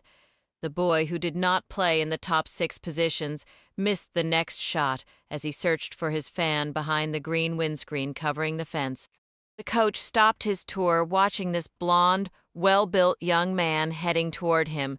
He was probably looking for a job, but the coach didn't need anyone else for this camp, which was the most worthless crop in recent memory. "Coach Wagon?" Brazil asked. "Uh-huh." The old coach was curious, wondering how this stranger knew his name. Oh, God, maybe the kid had played on the team some years back, and Wagon couldn't remember. That was happening more and more these days, and it had nothing to do with Johnny Walker Red. "I'm a reporter for the Charlotte Observer," Brazil was quick and proud to say. "I'm doing a story on a woman who played on your boys' team a long time ago. Wagon might be deleting a lot of files these days, but he'd never forget Virginia West. Shelby High School had no women's team back in those days, and she was too good to ignore. What hell that had caused. At first, the state wouldn't hear of it. That kept her off the team her freshman year while Wagon battled the system on her behalf. Her sophomore year, she played third racket and had the hardest flat serve for a girl that Wagon had ever seen, and a slice backhand that could go through hot bread and leave it standing. All the boys had crushes on her and tried to hit her with the ball whenever they could. She never lost a match, not singles or doubles, in the 3 years she played tennis for Coach Wagon. There had been several stories about her in the Shelby Star and the Observer when she blazed through spring matches and the regionals. She had reached the quarterfinals of the state championship before Hap Core slaughtered her, thus ending her career as a male athlete. Brazil found the articles on microfilm after he got back to the newspaper. He rolled through more stories like someone possessed as he made copious notes. The beau pervert was also possessed, but beyond that distinction, there were no similarities between her profile and Brazil's. The pervert was writhing in her chair in her dim den in her small house where she lived alone in Dilworth, not far from where Virginia West lived. The two were not acquainted. The pervert was in a La-Z-Boy brown vinyl recliner, footrest up, pants down, as she breathed hard. Information about her was not forthcoming, but the FBI would have profiled her as a white female between the ages of 40 and 70, since the female sex drive wasn't known to develop transmission problems as early as the males. Indeed, profilers had noted that women got into overdrive about the same time they ran out of estrogen. This was why Special Agent Gilbert at Quantico, busy working on the Charlotte serial murders, would have pinned the female pervert's age at a reasonable 40 or 50, her biological clock a phantom pain of time, ticking only in her imagination. Her periods were simply that an end of sentence, a coda. It wasn't that she really wanted Brazil. She just thought she did. Her lust was far more complicated. Bird would have offered a possible scenario that might have explained it had he been officially invited into the case. Special Agent Bird would have accurately hypothesized that it was payback time. All those years the pervert was dissed and not nominated for the homecoming court and not worshipped and not wanted. As a young woman, the pervert had worked in the cafeteria line at Gardner Webb, where basketball players, especially Ernie Presley, always grunted and pointed, as if she were as low on the food chain as the greasy scrambled eggs and grits they desired. Andy Brazil would have treated her in precisely the same fashion. She did not have to know him to prove her case. At this stage in her frustrated life, she preferred to screw him in her own time and in her own way. Lines were drawn. The television turned low and playing an old Spencer Tracy and Katharine Hepburn movie. The pervert was breathless as she whispered on the phone, drawing it out, enunciating slowly. "Saw you driving, shifting gears, up and down in overdrive." Her power over him was the most exciting thing she'd ever known in her nothing life. She could not contain it as she thought of his humiliation. She controlled him as completely as a fish in a tank, or a dog, or a car. Her heart was on a drum roll as she heard his confused silence over the line, and Hepburn walked into the bedroom, dressed in a satin robe. What incredible bones! The pervert hated her, and would have switched channels, but she did not have a free hand. "Screw yourself." Brazil's voice rewarded her with its presence. "You have my permission." The pervert didn't need permission. W. Packer scrolled through Brazil's latest and most masterful article. "This is great stuff." Packer was ecstatic about every word. "One hell of a job. Wild, Wild West. Love it." Packer got up from a chair pulled close. He tucked in his white shirt, his hand jumping around as if his pants were a puppet. His tie was red and black striped and not the least bit elegant. "Ship it out. This runs 1A, Packer said. "When?" Brazil was thrilled because he had never been on the front page. "Tomorrow," Packer let him know. "X." That night, Brazil worked his first traffic accident. He was in uniform with clipboard in hand, the appropriate forms clamped in. This was a lot more complicated than the average person may have supposed, even if the damage was non-reportable or less than $500. It appeared that a woman in a Toyota Camry was traveling on Queens Road, while a man in a Honda Prelude was also traveling on Queens Road, in this unfortunate section of the city where two roads of the same name intersected with each other. The pervert was nearby in her Aerovan, stalking and listening to the police scanner and Brazil's voice on it. She was working her own accident about to happen as this young police boy pointed and gestured, all in dark blue and shiny steel. She watched her prey as she rolled past flares, sparking orange on pavement in the dark of night, crossing Queens as she traveled west on Queens. X streets having the same name could be attributed to rapid hormonal growth and was similar to naming a child after oneself, no matter the gender or practicality, or whether the first three were christened the same as in George Foreman and his own. Queens and Queens, Providence and Providence, Sardis and Sardis, the list went on, and Myra Purvis had never gotten it straight. She knew that if she turned off Queens Road West onto Queens Road East and then followed Queens Road to the orthopedic hospital, she could visit her brother. She was doing this in her Camry when she got to that stretch she hated so much, somewhere near Edge Hill Park, where it was dark because the day was no longer helpful. Mrs. Purvis was the manager of the La Pez Mexican restaurant on Fenton Place. She had just gotten off work this busy Saturday night and was tired. None of it was her fault when Queens ran into Queens and the gray, hard-to-see Prelude ran into her. "Ma'am, did you see the stop sign there?" The boy cop pointed. Myra Purvis had reached her limit. She had turned 70 last February and didn't have to take this sort of shit anymore. "Sit in Braille?" She smartly asked this whippersnapper in blue with a white tornado on his arms, reminding her of something she once used to mop her kitchen floor. What was the name of that? Genie in a bottle? No, Lord, this happened a lot. "I want to go to the hospital. That man in the Honda was complaining. My neck hurts, lying like a rug," Mrs. Purvis told the cop, wondering why he wasn't wearing any hardware beyond a whistle. What if he got in a shootout? Deputy Chief West didn't often get out to cruise so she could check on her troops, but this night she had been in the mood. She floated along rough, dark streets in David 1, listening to Brazil's voice on the scanner in her car. One subject requesting transport to Carolina's medical center. Brazil was saying West saw him in the distance from the vantage of her midnight blue car, but he was too busy to notice as he filled out a report. She circled the intersection as he worked hard, talking to subjects in barely damaged cars. Flares languished along the roadside, his grill lights silently strobing. His face was eerie in blue and red pulses, and he was smiling and seemed to be helping an old biddy in a Camry. Brazil lifted his radio, talking into it. Tuel, he marked EOT for end of tour and drove to the newspaper. Brazil had a ritual few people knew about, and he indulged himself in it after zipping through a small story on Charlotte's quirky traffic problems. He went up the escalator 3 moving steps at a time.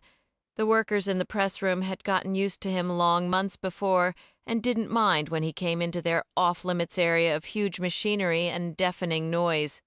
He liked to watch some 200 tons of paper fly along conveyor belts, heading to folders destined for bundles and driveways, his byline on them. Brazil stood in uniform and watched, not talking, overwhelmed by the power of it all. He was used to laboring on a term paper that took months and was read by maybe one person. Now he wrote something in days or even minutes, and millions of people followed every word. He could not comprehend it. He walked around, avoiding moving parts, wet ink, and tracks to trip on as the roar filled his ears like a nexus on this sixth night before the seventh day of his career's creation. It was chilly out the next morning, Sunday, and sprinkling rain. West was building a high wooden fence around her yard on Elmhurst Road in the old neighborhood of Dilworth. Her house was brick with white trim, and she had been fixing up the place since she'd bought it.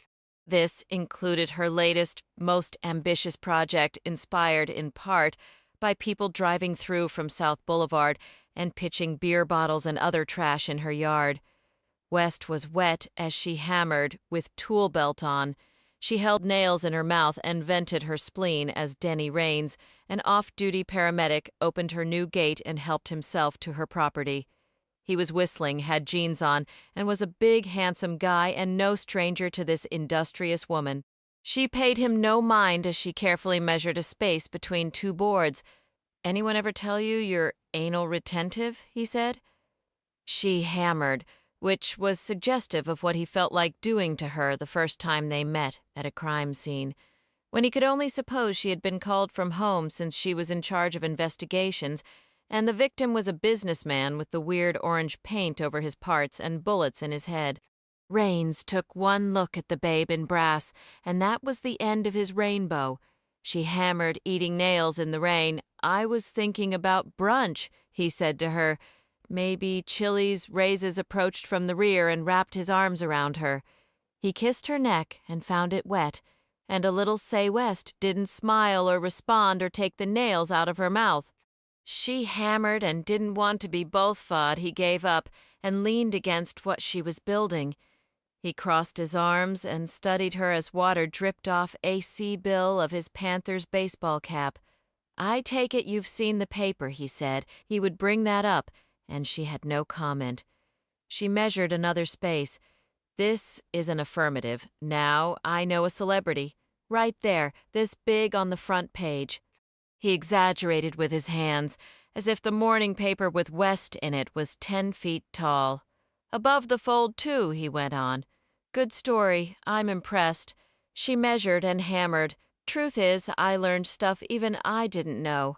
Like the part about high school, Shelby High, that you played on the boys' tennis team for Coach Wagon, never lost a how about that?"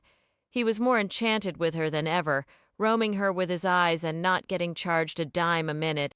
She was aware of this and feeling ripped off as she tasted metal and hammered. "You got any idea what it does to a guy to see a woman in a tool belt?" He finally got to his feet. "It's like when we roll up on a scene and you're in that goddamn uniform, and I start thinking thoughts I shouldn't, people bleeding to death right now. I got it for you so bad I'm busting out of my jeans." She slipped a nail from between her lips and looked at him, at his jeans. She rammed the hammer into her belt, and it was the only tool that was going to be intimate with her this day. Every Sunday without fail, they had brunch, drank mimosas, watched TV in her bed, and all he ever talked about was calls he had been on over the weekend, as if she didn't get enough blood and misery in her life. Raines was a doll, but boring. "Go rescue somebody and leave me alone," she suggested to him. His smile and playfulness fled as rain fell in a curtain from heaven. "What the hell did I do?" he complained. Chapter 6. West stayed outside in the rain alone, hammering, measuring, and building her fence as if it were a symbol of what she felt about people and life. When her gate opened and shut again at 3 p.m., she assumed it was Raines trying again. She slammed another nail into wood and felt bad about the way she had treated him. He had meant no harm, and her mood had nothing to do with him, really. W. Niles could have done with the same consideration. He was in the window over the kitchen sink, looking out at his owner in a flood. She was swinging something that looked like it might hurt Niles if he got in her way. Niles had been minding his own business earlier, walking in circles, kneading the covers, finding just the right warm spot to settle on his owner's chest. Next thing, he was an astronaut, a circus acrobat shot out of a cannon. It was just a darn good thing he could land on his feet. He stared through streaming water at someone entering the yard from the north. Niles, the watch cat, had never seen this person not once in his ancient feline life. Brazil was aware of a skinny cat watching him from a window as he trespassed, and West hammered, calling out to someone named Rains.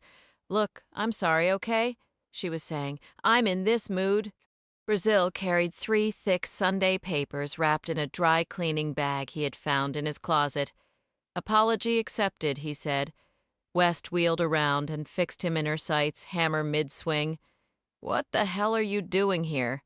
She was startled and taken aback, and did her best to sound hateful. "Who's Rains?" Brazil got closer, his tennis shoes getting soaked. "None of your damn business." She started hammering as her heart did. He was suddenly shy and tentative in the rain as he got closer. "I brought you some extra papers. Thought you might. You didn't ask me," she hammered. "You didn't give me a warning, like you have some right to investigate my life." She bent a nail and clumsily pried it out. "Ride around all night, the whole time you're a spy." She stopped what she was doing to look at him. He was soaked and dejected, wanting her to be pleased. He had given her the best he knew. "You got no fucking right," she said. "It's a good story." He was getting defensive. "You're a hero." She went on enraged and not certain why. "What hero? Who cares?" "I told you I was going to write about you."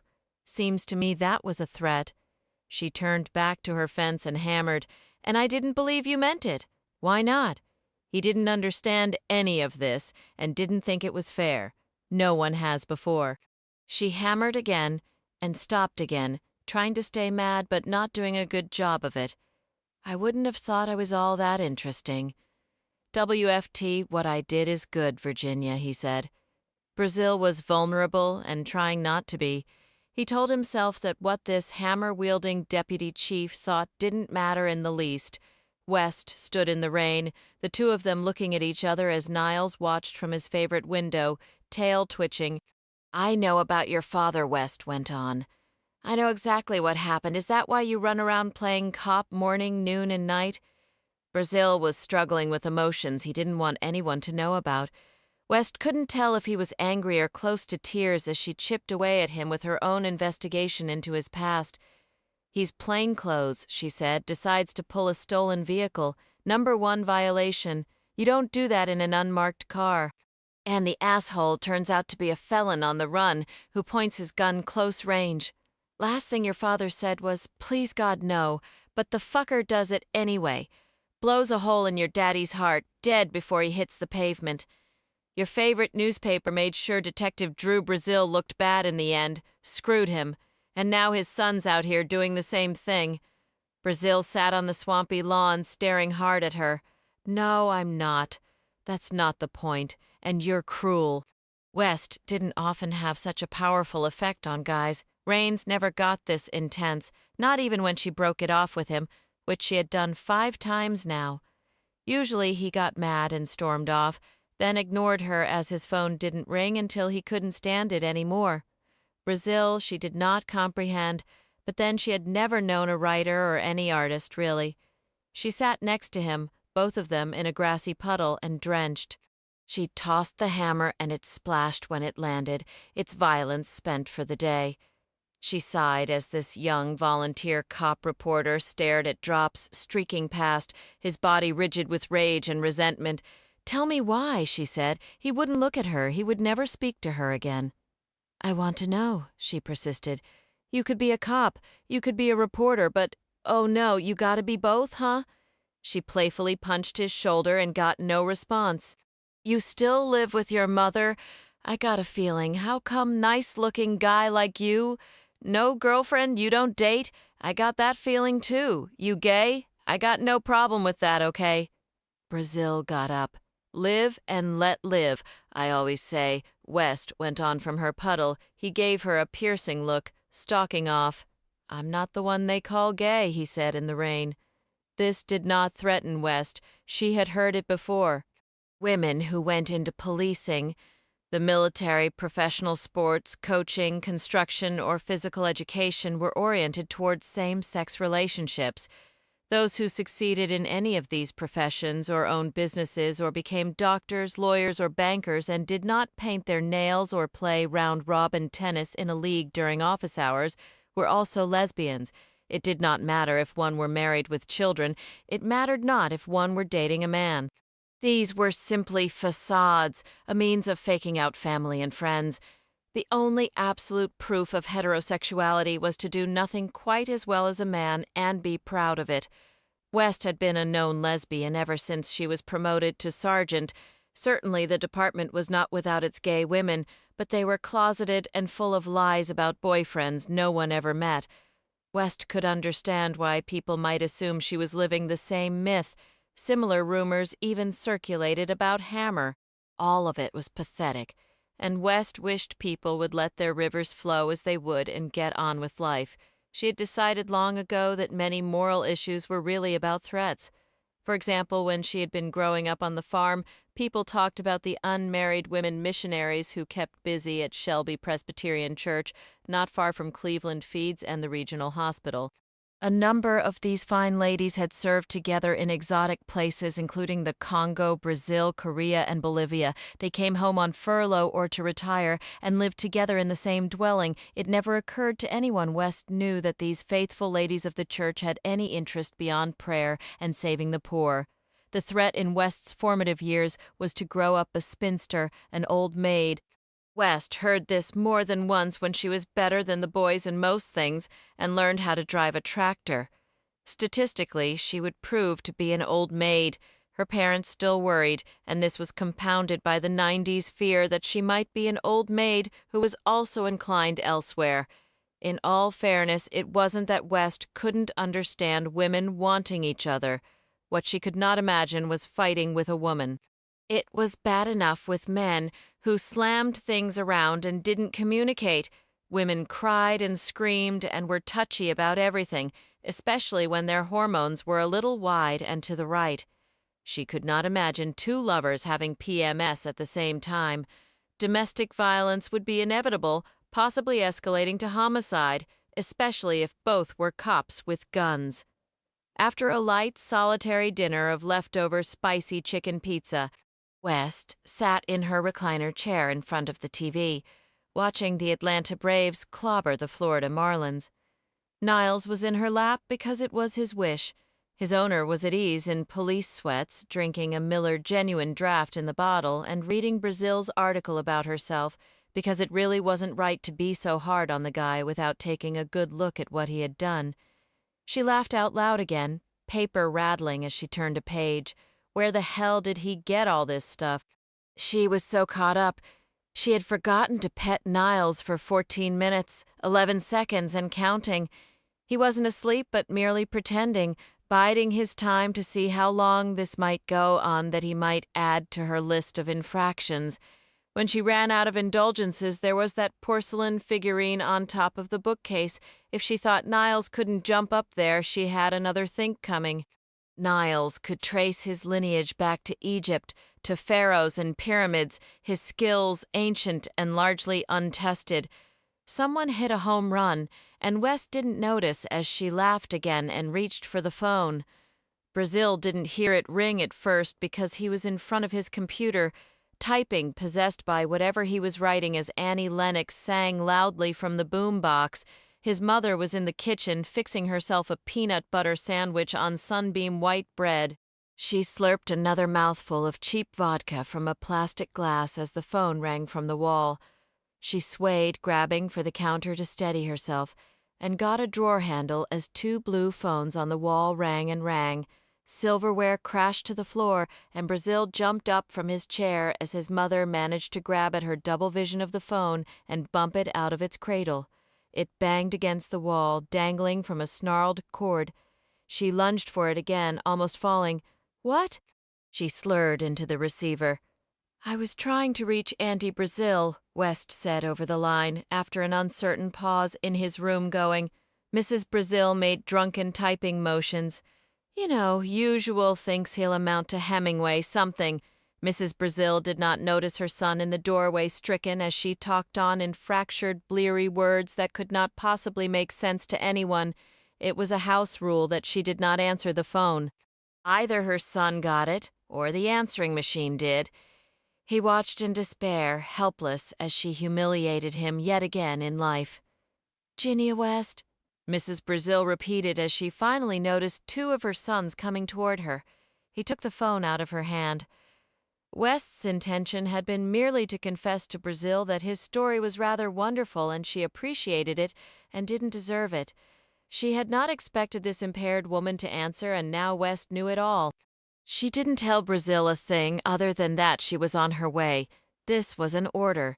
West had dealt with all types in her years of police work and was undaunted by Mrs. Brazil, no matter how vile, how hateful and hostile the woman was when her son and West put her in bed and made her drink a lot of water.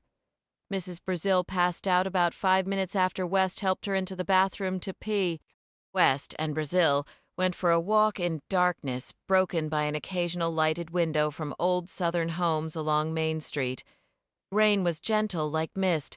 He had nothing to say as they drew closer to the Davidson campus, which was quiet this time of year, even when various camps were in session.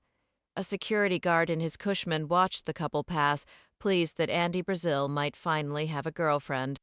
She was a lot older than him, but still worth looking at, and if anyone needed a mother figure, that boy did.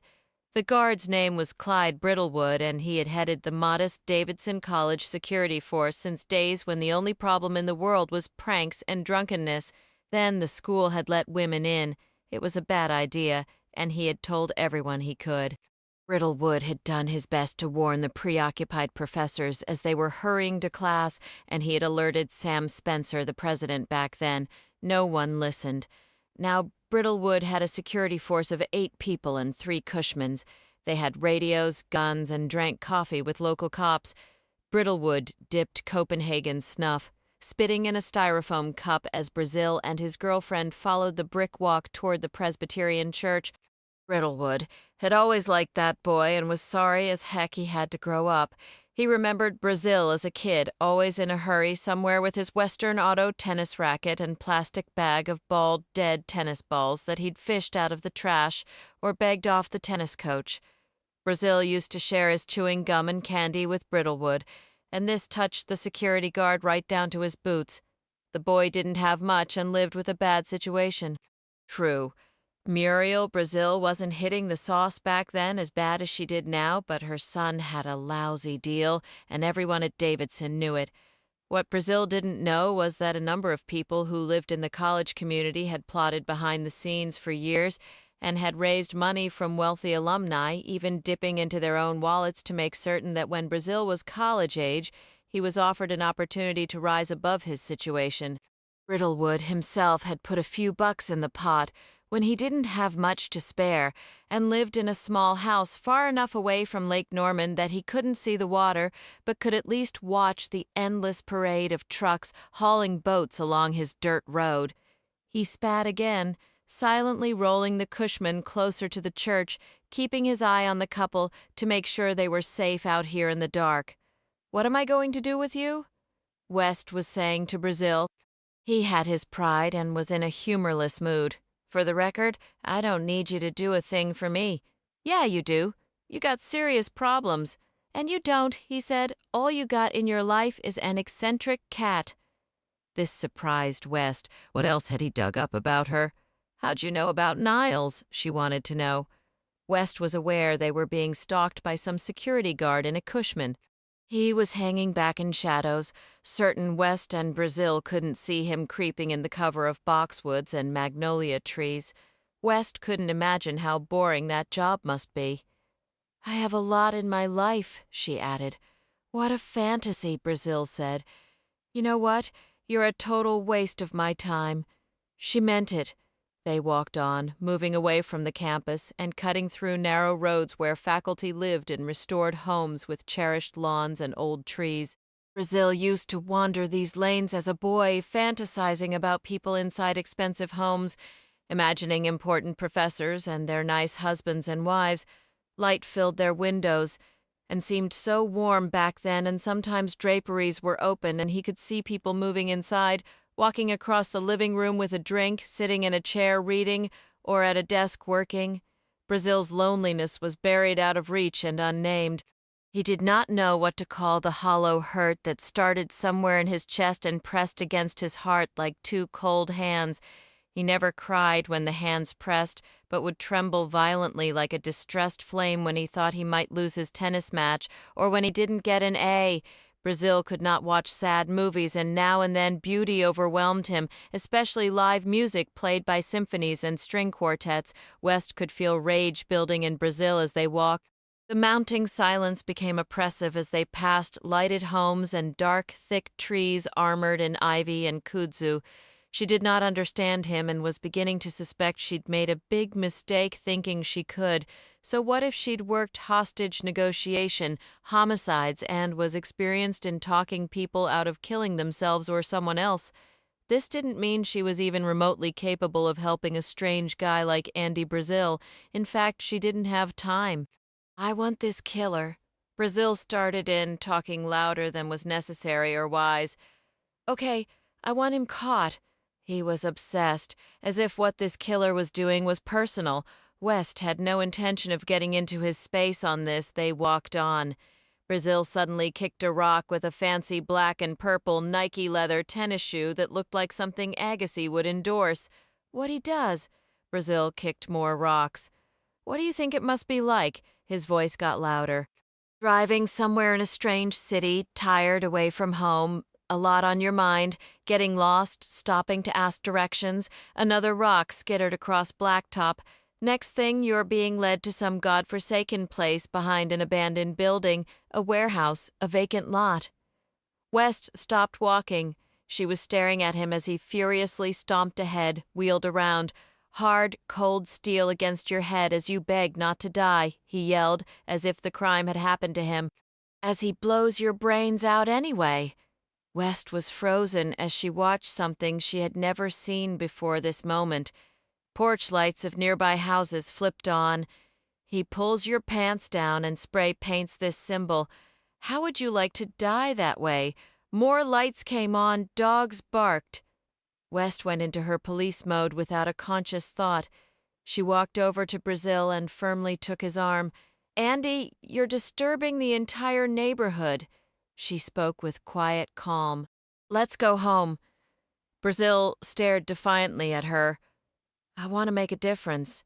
She nervously scanned their surroundings. Believe me, you are. More lights turned on, and someone had come out on his porch to see what crazy person had wandered into his quiet neighborhood. Brittlewood had fled in his Cushman minutes earlier. Which is why we need to go, West added, pulling Brazil along as they started walking back. You want to help, okay? Tell me what you have to contribute besides tantrums and words. Maybe we could plant something in one of my stories to trick him. He had an idea. I wish it were that simple, she said, and she meant it. And you're assuming he reads the paper. I bet he does. Brazil wished she would have an open mind as he flew through possibilities of what subliminal propaganda he might plant to ensnare this monster. The answer's no. We don't plant stories. Brazil hopped ahead again, excited. Together we could get him. I know it. What's this together stuff? West said. You're just a reporter. Hate to remind you of that fact. I'm a volunteer cop, he corrected her. Uh-huh. The gun, less wonder. You could give me shooting lessons? He then said. My dad used to take me out to a dump in the county. He should have left you there, she said. We'd shoot cans with his .38. How old were you? West asked when they were in Brazil's driveway. Starting when I was 7, I think. He had his hands in his pockets and was looking down as he walked, a streetlight lighting up his hair. Seems like I was in the 2nd grade. I mean, when he died, she gently said. 10, he said. I had just turned 10. He stopped and did not want West to leave. He didn't want to go in and face the way he lived. I don't have a gun, he told her. Thank you, Jesus, she said. Chapter 7. Days went by. West had no intention of furthering the cause of Andy Brazil. His problems were his own, and it was time he grew up. When the following Sunday rolled around and Raines was interested in brunch, She called Brazil because she was a certified firearms instructor. If he needed help, it was only fair that she offer. He said he could be ready in 10 minutes. She told him that unless she flew the Concorde to Davidson, she would not be picking him up for at least an hour. She drove her personal car for this, a Ford Explorer with dual airbags. It was a white sports utility vehicle with four-wheel drive that ate snow for a snack. She roared into his driveway at 3 p.m., and he was out the door before she could open hers. The obvious range would have been the one at the police academy, but this she could not do because volunteers were not allowed, nor were guests. West chose the firing line on Wilkinson Boulevard just past Bob's pawn shop and a number of trailer parks, the Oakton Motel, Country City, USA, and Coyote Joe's. Had they continued another block or two, West realized, they would have ended up in the parking lot of the Paper Doll Lounge. She had been in there before on fights. It was disgusting. Topless women were on the same block as gun and pawn shops, as if breasts and G-strings somehow belonged in the same category as used merchandise and weapons. West wondered if Brazil had ever visited a topless lounge and sat stiffly in a chair, his hands in a white-knuckle grip on armrests as a naked woman rubbed against his inner legs and got in his face. Probably not, West decided. She had a feeling he was a foreigner who didn't speak the language, hadn't tried the food or seen the sights. How could this have happened? He didn't have girls after him in high school and college or boys. She did not understand Andy Brazil as he foraged through shelves of ammunition inside the firing range shop, picking out Winchester 95 grain full metal jacket, 380 Luger UL 5 grain ball 9mm cartridges, and contemplated 45 automatic 230 grain, Federal high power, Hydra-Shock hollow points, and Super X50 centerfire that were too expensive for practice. He was going nuts. This was a candy shop, and West was buying. Gunshots sounded like a war going on inside this range where NRA rednecks worshipped their pistols and drug dealers with cash and leather high tops got better at killing. West and Brazil were loaded down with hearing protectors, safety glasses, and boxes of ammunition. She was a woman in jeans carrying 2 pistol hard cases. Dangerous-looking men gave her hostile glances, not happy about girls invading their club. Brazil was picking up danger signals as he surveyed his surroundings. The men didn't seem to like him either. He was suddenly conscious of being in Davidson tennis sweats and having tied a bandana around his head to keep his hair out of his eyes. These guys all had guts and big shoulders, as if they worked out with forklifts and cases of beer. He had seen their trucks in the parking lot, some of them with 6 wheels, as if there were mountains and streams to climb and cross along 174 and 140. Brazil did not understand the tribe of male he had grown up around in North Carolina. It was beyond biology, genitals, hormones, or testosterone. Some of these guys had naked pinups on the mud flaps of their tractor trailers, and Brazil was frankly horrified. A guy saw a foxy woman with a body, and he wanted her protecting his radials from gravel. Not Brazil. He wanted her at the movies, the drive-thru, and in candlelight. He was using the staple gun, fastening another target to cardboard and attaching it to the frame in his lane. West, the instructor, was examining her pupil's latest target. The silhouette she held up had a tight spread of bullet holes in the center of the chest. She was amazed. She watched Brazil push cartridges into the magazine of a stainless steel Sig Sauer 380 pistol. "You're dangerous," she let him know. He gripped the small gun with both hands, in the position and stance his father had taught him in a life he scarcely recalled. Brazil's form wasn't bad, but it could be improved, and he fired one round after another. He dropped out the empty magazine and smacked in a new one. He fired nonstop as if he couldn't shoot fast enough and would kill anybody else in life who heard him. This would not do. West knew the reality of the street. She reached for a button in his booth and held it in. The paper target suddenly came to life and screeched along the lane toward Brazil, as if it were going to attack him. Startled, Brazil shot wildly. Barney, Barney, Barney bullets slammed into the target's metal frame, into the back rubber wall, and then he was out of ammo. The target screeched to a stop, rocking from its cable in his face. "Hey, what are you doing?" He turned to West, indignant and bewildered. She did not answer at first as she pushed cartridges into black metal magazines. She smacked one into her big, bad black 40 caliber Smith amp, Wesson semi-automatic, then looked at her student. "You shoot too fast." She racked back the slide and it snapped forward. She aimed at her own target in her own lane. "You're out of ammo," she fired. Bam, bam, and out of luck. Bam, bam. She paused and fired twice again. She set down her pistol and moved close to Brazil, taking the .380 from him and opening the slide to make sure the gun was unloaded and safe. She pointed it down the lane, hands and arms locked, knees slightly bent in the proper position and stance. "Tap, tap, and stop," she told him as she demonstrated. "Tap, tap, and stop. You see what the other person's doing and adjust." She returned the .380 to him butt first. "And don't slap the trigger. Take it home tonight and practice." That night, Brazil stayed in his room and dry-fired West's .380 until he had a significant blister on his index finger. He aimed it at himself in the mirror, that he might get used to seeing a gun pointed at him. He did this with music playing and fantasies spinning, the deadly tiny black eye staring at his head, his heart as he thought of his father, who had not drawn his gun. His father had not had time even to key his radio. Brazil's arms were beginning to tremble, and he had not eaten supper. It was a few minutes past 9, and his mother had refused to eat earlier when he had offered to fix her a hamburger patty and a salad of fresh tomatoes and Vidalia onions with oil and vinegar. More alert than usual, she was watching a sitcom and in the same faded blue flannel robe and slippers she wore most of the time. He could not grasp how she could live the way she did, and had given up thinking he could change her or the life she hated. In high school, he, her only child, had been the expert detective, rooting through the house and her Cadillac, seeking her hidden stashes of pills and liquor. Her resourcefulness was amazing. Once she had gone so far as to bury whiskey in the yard beneath the rose bushes she used to prune when she still cared. Muriel Brazil's greatest fear was to be present.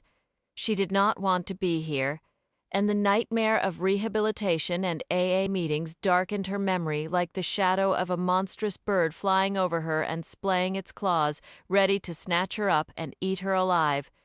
She did not want to feel. She would not sit in groups of people who had only first names and talked about the drunks they once were, and binges they used to go on, and how wonderful it was to be sober.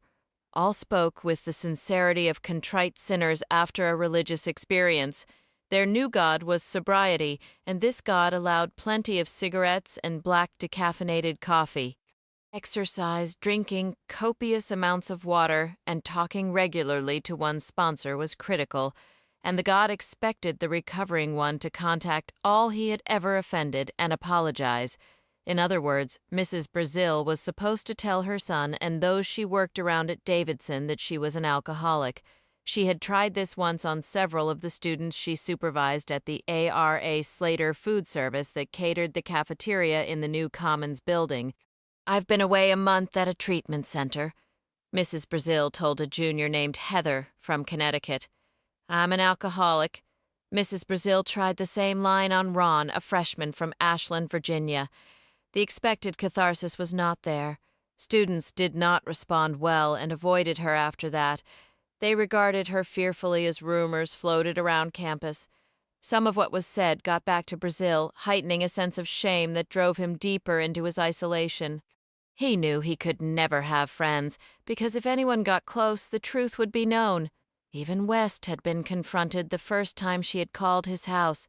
Brazil was still perplexed, if not stunned, that this had not seemed to affect the deputy chief's opinion of him. "Mom, how about I cook us up some eggs?" Brazil paused in the doorway.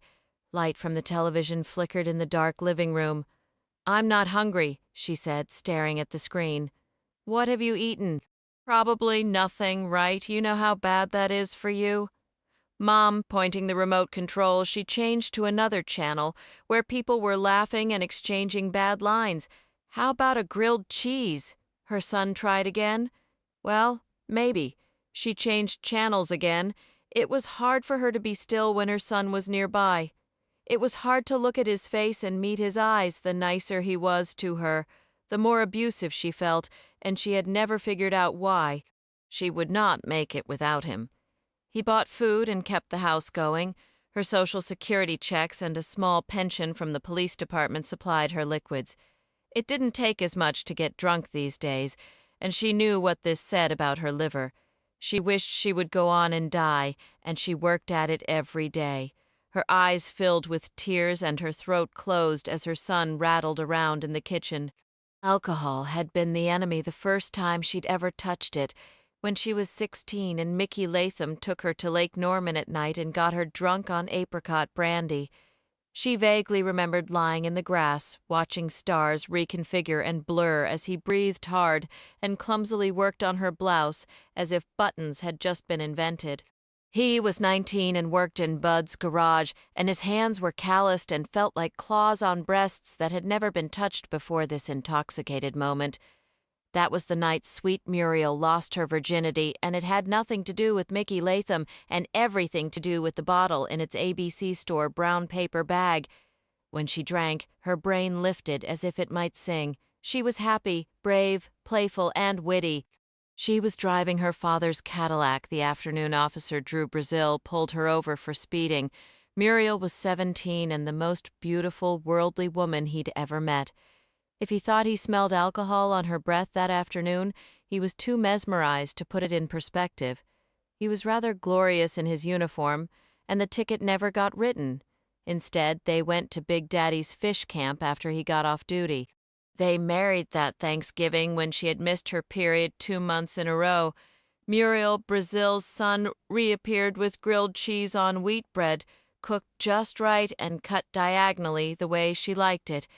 He'd put a dollop of ketchup on the side so she could dip, and he brought her water that she had no intention of drinking. He looked so much like his father, it was more than she could bear. "I know how much you hate water, Mom," he said, setting the plate and napkin in her lap. "But you gotta drink it, okay? Sure you don't want salad?" She shook her head and wished she could thank him. She was impatient because he was blocking her view of the TV. "I'll be in my room," he said. LIW he dry-fired until his finger bled. He was remarkably steady because years of tennis had strengthened the muscles of his hands and forearms. His grip was crushing. The next morning he woke up excited. The sun was shining and West had promised to take him to the range again late afternoon to work with him further. It was Monday, and he had the day off. He didn't know what he would do between now and then or how he would make hours pass. Brazil could not endure free time and usually gave it away to some project.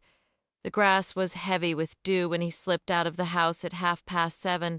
Carrying tennis rackets and a hopper of balls, he walked first to the track, where he ran 6 miles and did push-ups, sit-ups, and crunches to get his fix of endorphin. By now, the grass was warm and dry, and he lay in it long enough for his blood to stop pounding. He listened to the buzzing of insects in clover and smelled bittersweet green vegetation and wild onions. His gym shorts and tank top were saturated as he trotted downhill to the outdoor tennis courts. Ladies were playing doubles, and he politely trotted behind them on their court, going to the other end, so he could be as far away from anyone as possible. He didn't want to disturb people with the hundreds of balls he intended to kill.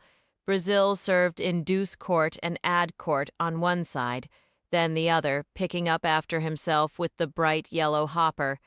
He was slightly annoyed. Tennis was unforgiving if he didn't practice. His usual precision wasn't there, and he knew what this boded. If he didn't start playing again, he was going to lose one of the few things he'd ever been good at. Damn. The ladies on Court 1 noticed a marked deterioration in their own games as they continued to watch with envy the young man on Court 4 hit balls so hard they sounded like baseballs cracking against bats. Chief Hammer's concentration was in and out, too. She was presiding over an executive staff meeting in her private conference room in her sizable corner of the 3rd floor. Windows overlooked Davidson and Trade, and she could see the mighty U.S. Bank corporate center topped by its silly aluminum headdress, which oddly brought to mind a wild man with a bone in his nose, perhaps from some Little Rascals episode from long years past. At exactly 8 this morning, as Hammer was carrying her first cup of coffee to her desk, the CEO of that 60-story erection had called her. Solomon Cahoon was Jewish, and the Old Testament factored into his mother's choice of names for her firstborn male child.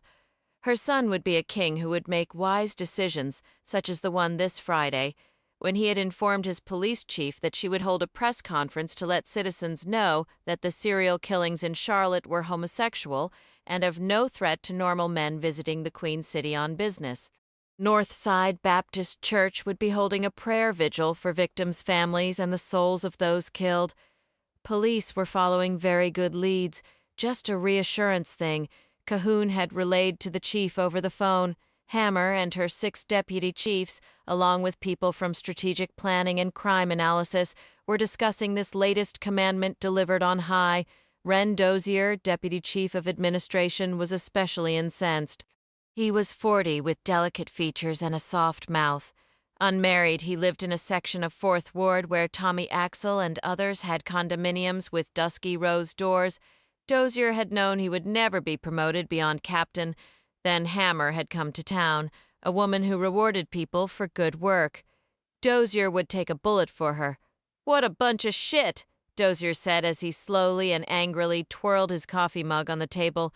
"So what about the other side of this, huh?" He met eyes all around. "What about the wives and kids back home?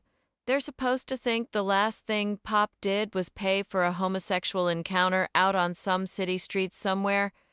"There's no evidence to support such a thing," West said, and she was unhappy too. "You can't say something like this."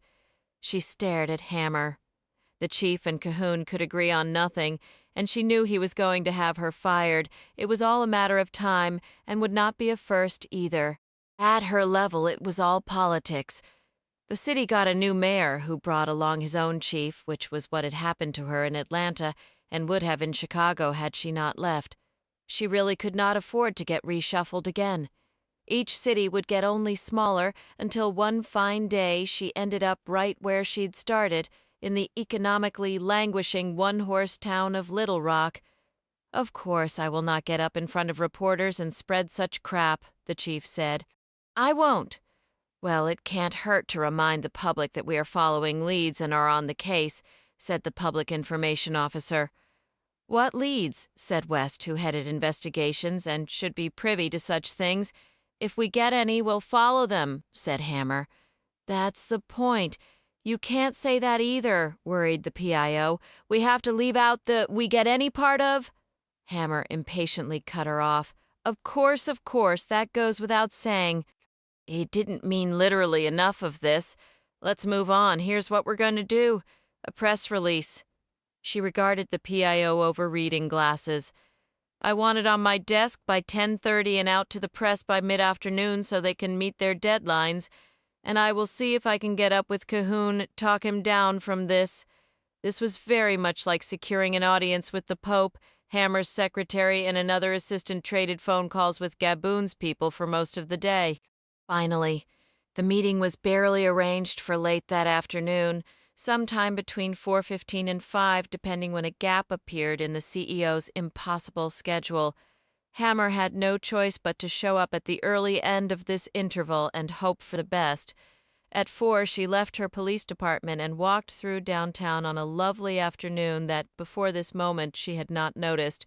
She followed Trade to Tryon to the corporate center, with its eternal torch and sculptures. Inside a huge lobby of polished stone. She walked briskly, her heels clicking over marble as she passed rich wood paneling and famous fresco paintings depicting the Shingon philosophy of chaos, creativity, making, and building. She nodded at one of the guards, who nodded back and tipped his cap. He liked that lady chief and had always thought she walked like she knew how, and she was nice and didn't disrespect anyone, whether they were a real cop or not. Hammer boarded a crowded elevator and was the last to get off at the top of the crown, which at this dizzying level really was aluminum pipes. Hammer had visited Cahoon before. Rarely a month went by that he didn't summon her to his suite of mahogany and glass overlooking his city. As was true of Hampton Court Palace, visitors were required to pass through many outer layers and courts to get to the king.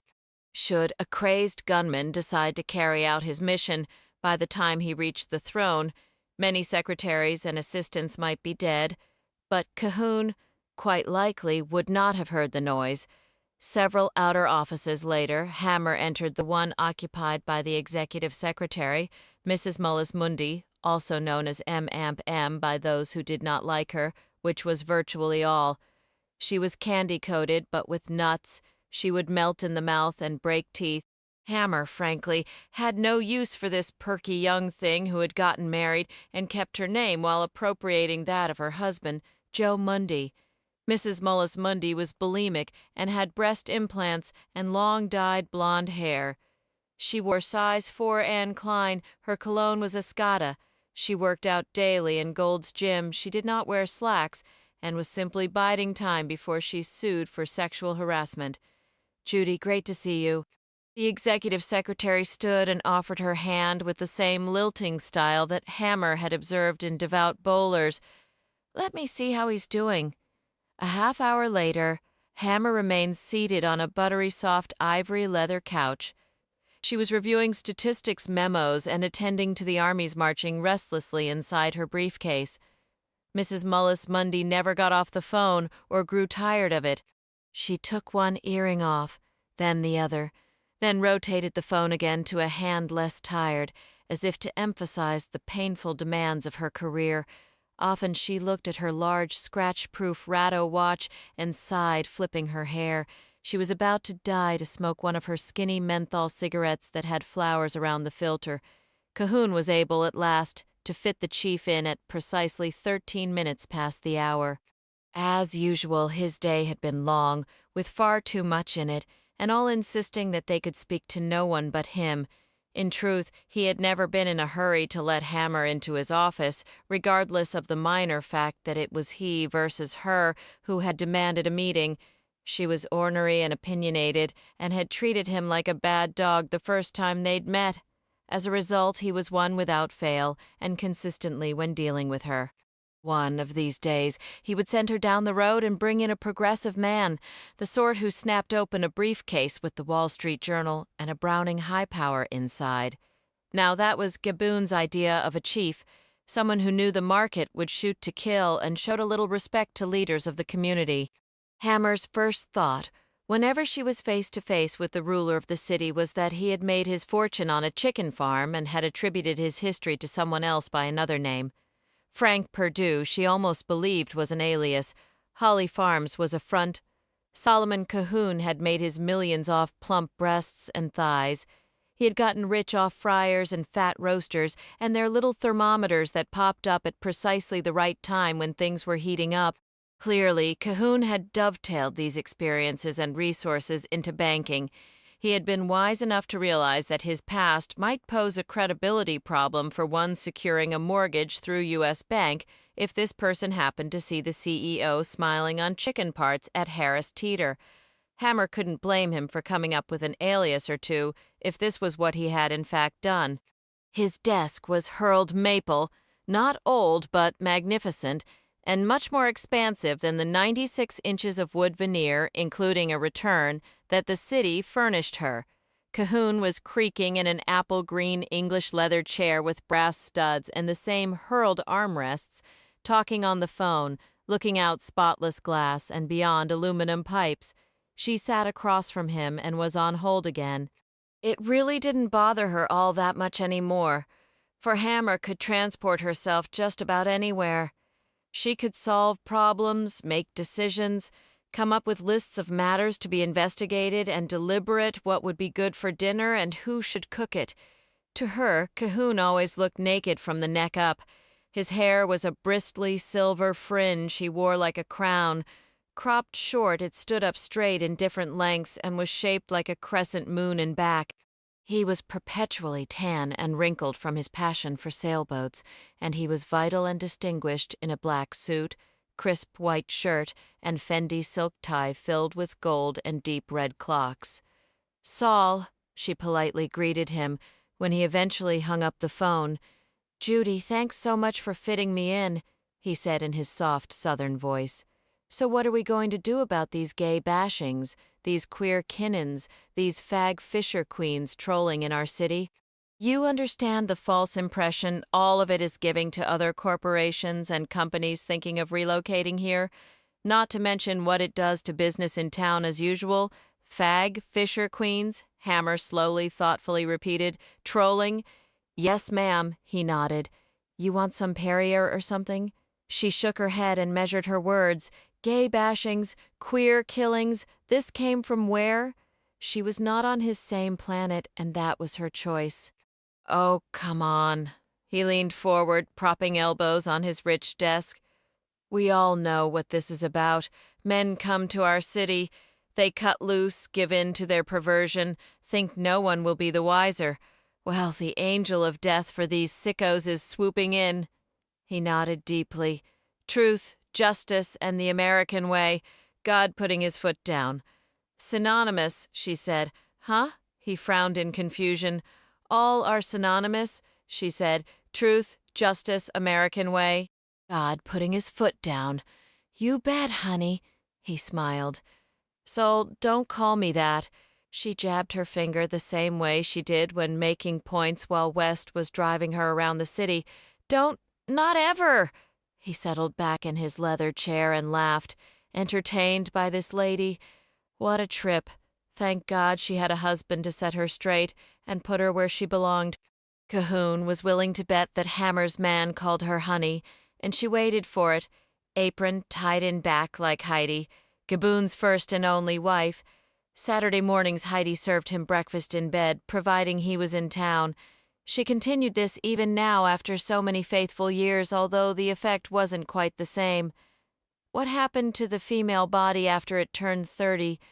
Men were ready and willing until death. They sat tall in the saddle and were unaffected by gravity, and this was why it wasn't out of the question for the male to seek out younger females eventually. You understand the definition of honey? Hammer started in on this again, a food for larvae, to be flattering or obsequious cajolery. What you say to get your socks darned and buttons sewn on? Christ, why did I come to this city? She shook her head, not kidding. Atlanta wasn't much better, he reminded her. Certainly not Chicago, or it wouldn't have been for long. True, true. What about your press conference? He moved on to more important matters. I passed along a very appropriate suggestion. And what? He shrugged thin shoulders. Where's my press conference? Was it so much for me to ask? This building is a beacon bringing business to Charlotte Mecklenburg. We need to disseminate positive information such as our 105% clearance rate for all violent crimes last year. She interrupted him because she couldn't let this pass. "Sol, this is not financial smoke and mirrors. You cannot manipulate the bottom line on paper and in computers and get everyone to accept it. We're talking tangibles, rapes, robberies, BEs, homicides with real flesh and blood victims. You're asking me to convince citizens that we cleared more cases than we had last year. Old cases were solved. That's why the numbers," he started to repeat what he had been told. Hammer was shaking her head, and Gaboon's infamous impatience was heating up. This lady was the only one who dared talk to him in this fashion, if he didn't include his wife and children. "What old cases?" Hammer said. "And going back how far? You know what this is like? It's like someone asking me how much I make as chief of police, and I say $1 million because I'm going back 10 years. Apples and oranges." "No, no, Sol." She was shaking her head more vigorously. "No apples and oranges here. Oh no, this is fertilizer, Judy." He pointed a bent finger at her. "What about the conventions that decide not to come here because of this?" "Oh, for God's sake." She waved him off and stood. "Conventions don't decide anything. People do, and I can't hear any more of this. Just let me handle things, you mind? That's what I'm paid to do. And I'm not going to spread a lot of crap. You'll have to get someone else to do it. She started walking out of his office with its view. 105%. She raised her hands in exasperation. And I'd watch out for your secretary, by the way. What does she have to do with this? Cahoon was most confused, which was fairly normal after a visit with Hammer. I know the type, Hammer warned. How much does she want? For what? He was baffled. Trust me, she'll let you know, said Hammer, shaking her head. I wouldn't be alone with her or trust her. I'd get rid of her. Mrs. Mullis Mundy knew the meeting could not have gone well. Cahoon had not sent for water, coffee, tea, or cocktails. He had not summoned her on the intercom and asked her to show the chief out. Mrs. Mullis Mundy was conjuring up herself in her Chanel compact, checking her smile in the mirror, when Hammer suddenly was there. This was not a woman who bleached her teeth or waxed her legs. The chief tossed some sort of report in a file folder on the executive secretary's enameled Chinese desk. These are my stats, the real ones, Hammer said as she left. See to it he gets them when he's feeling open-minded. School kids were getting the grand tour through the marble lobby when the chief's rapidly clicking heels carried her out. She glanced at her Breitling watch without really noting the time. Tonight was her 26th anniversary of being married to Seth. They were supposed to have a quiet evening at the Beef Amp Bottle, the rare steak, male hangout that he loved and she tolerated. It was on South Boulevard, and it had been her experience whenever she had dined there that she generally represented her gender alone as she picked at her meat. She began, as always, with baby frog legs sautéed in wine and garlic and a Caesar salad. The din grew louder around them in this darkly paneled room where city fathers and planners had met for decades on their way to heart attacks. Seth, her husband, loved food better than life and was fully engaged with shrimp cocktail, hearts of lettuce with famous blue cheese dressing, bread, butter, and a porterhouse for two that he typically did not share. Once upon a time, Seth had been an enlightened and handsome assistant to the Little Rock city manager, and he had run into Sergeant Judy Hammer on the Capitol grounds. There had never been any question about who was the engine driving the train in this relationship, and this was part of the attraction. Seth liked her power. She liked his liking it. They were married and began a family that quickly became his responsibility as the wife soared and was called out at night, and they moved. That Hammer was her name, and not his made sense for those who knew them and gave the matter a thought. He was soft, with a weak chin that called to mind the watery-eyed knights and bishops of Washington portrait galleries. We should pick up some of this cheese spread for the house, Seth said, laying it on thick in candlelight. Seth, I worry about what you're doing to yourself, Hammer said, reaching for her PI Not Noir. I guess it's port wine, but it doesn't look like it, he went on. It might have horseradish in it, maybe cayenne pepper. His hobby was studying law and the stock market. His most significant setback in life was that he had inherited money from his family and was not obligated to work, was gentle and tended to be mild, non-violent, and tired much of the time. At this stage in life, he was so much like a spineless, spiteful woman that his wife wondered how it was possible she should have ended up in a lesbian relationship with a man. Lord, when Seth slipped into one of his snits as he was in this very minute, she understood domestic violence and felt there were cases when it was justified. Seth, it's our anniversary, she reminded him in a low voice. You haven't talked to me all evening. You've eaten everything in this goddamn restaurant and won't look at me. You want to give me a clue as to what's wrong, for once, so I don't have to guess or read your mind or go to a psychic? Her stomach was balled up like a threatened opossum. Seth was the best diet she'd ever been on and could throw her into anorexia quicker than anything.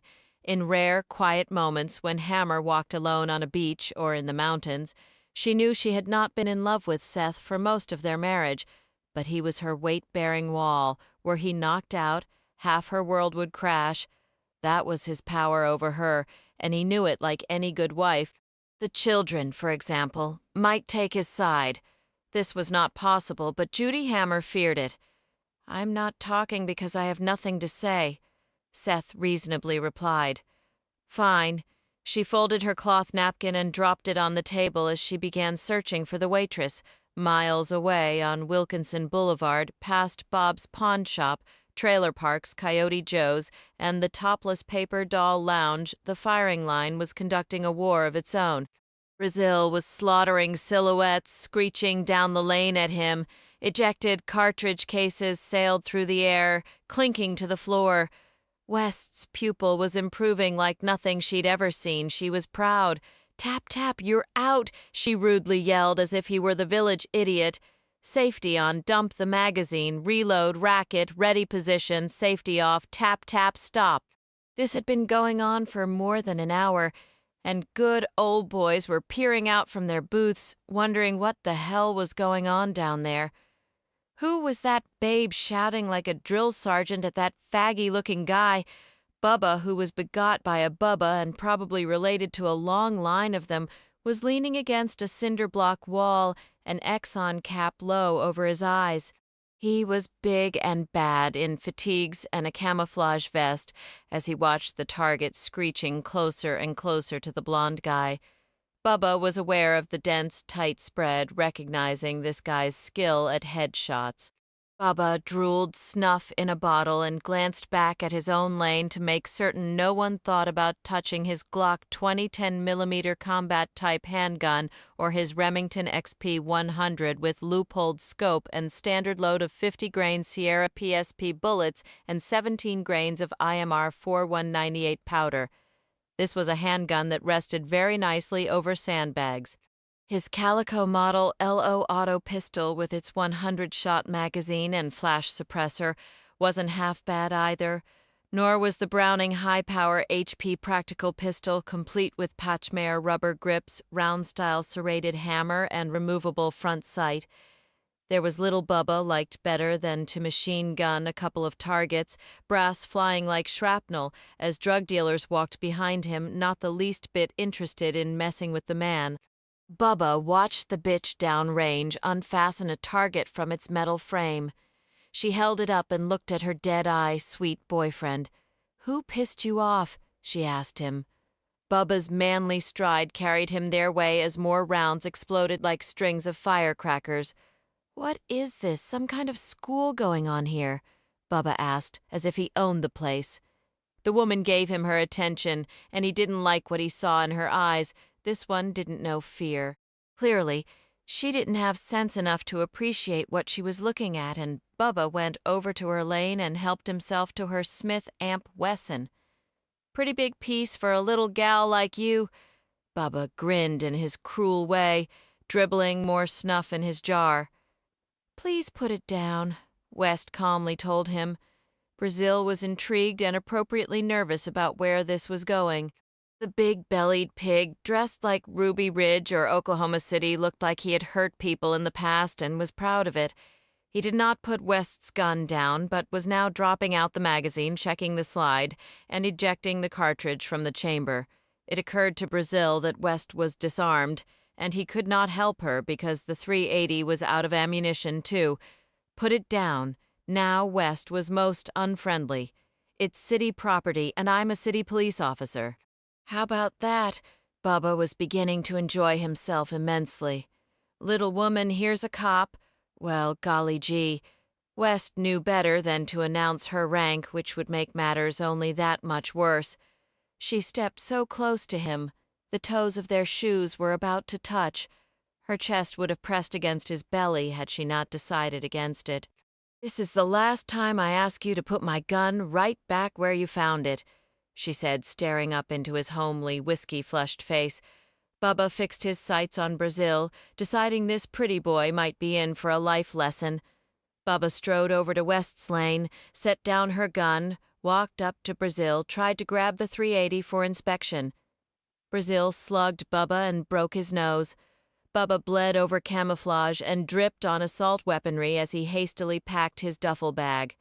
It was Bubba's last stand when he cried out from the steps that the lady and her boyfriend had not heard the last from Bubba. "Sorry," Brazil said right off when he and West were alone again. "Jesus Christ, you can't just hit people like that." She was mostly embarrassed that she hadn't resolved the conflict herself. He was loading magazines and realizing he had never struck anybody in his life. He wasn't sure what he felt about it as he lovingly studied West's .380 pistol. "What does one of these cost?" he asked with the reverence of the poor. "You can't afford it," she said. "What if I sold your story to Parade magazine? My editor thinks they'd go for it. I could make some money, maybe enough." This was just what West wanted, another story. "How about I make a deal with you?" she said. "No Parade magazine. Borrow the SIG until you can afford one of your own. I'll work with you a little more, maybe on an outdoor range. We'll set up some combat situations. The way you piss people off, it's a good idea. Rule of etiquette. Pick up your brass." Hundreds of shiny cartridge cases were scattered in their area. Brazil got down and began plucking them up, clinking them into a metal can while West gathered her belongings. She had an unpleasant thought and looked at him. "What about your mother?" she asked. He kept working, glancing up, a shadow passing behind his eyes. "What about her?" "I'm just wondering about a gun being in the house. I got good at hiding things a long time ago." He loudly clanged brass into the can, making his point. Bubba was waiting in the parking lot, inconspicuous inside his spotless chrome and black King Cab pickup truck with gun rack.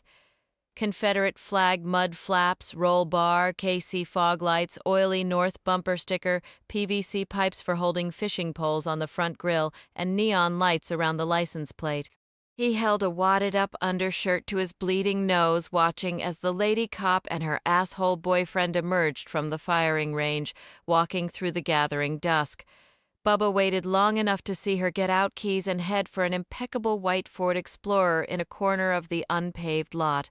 Her personal wheels, Bubba supposed, and this was even better. He climbed down from his cab, a tire jack in a meaty fist, ready for a little payback.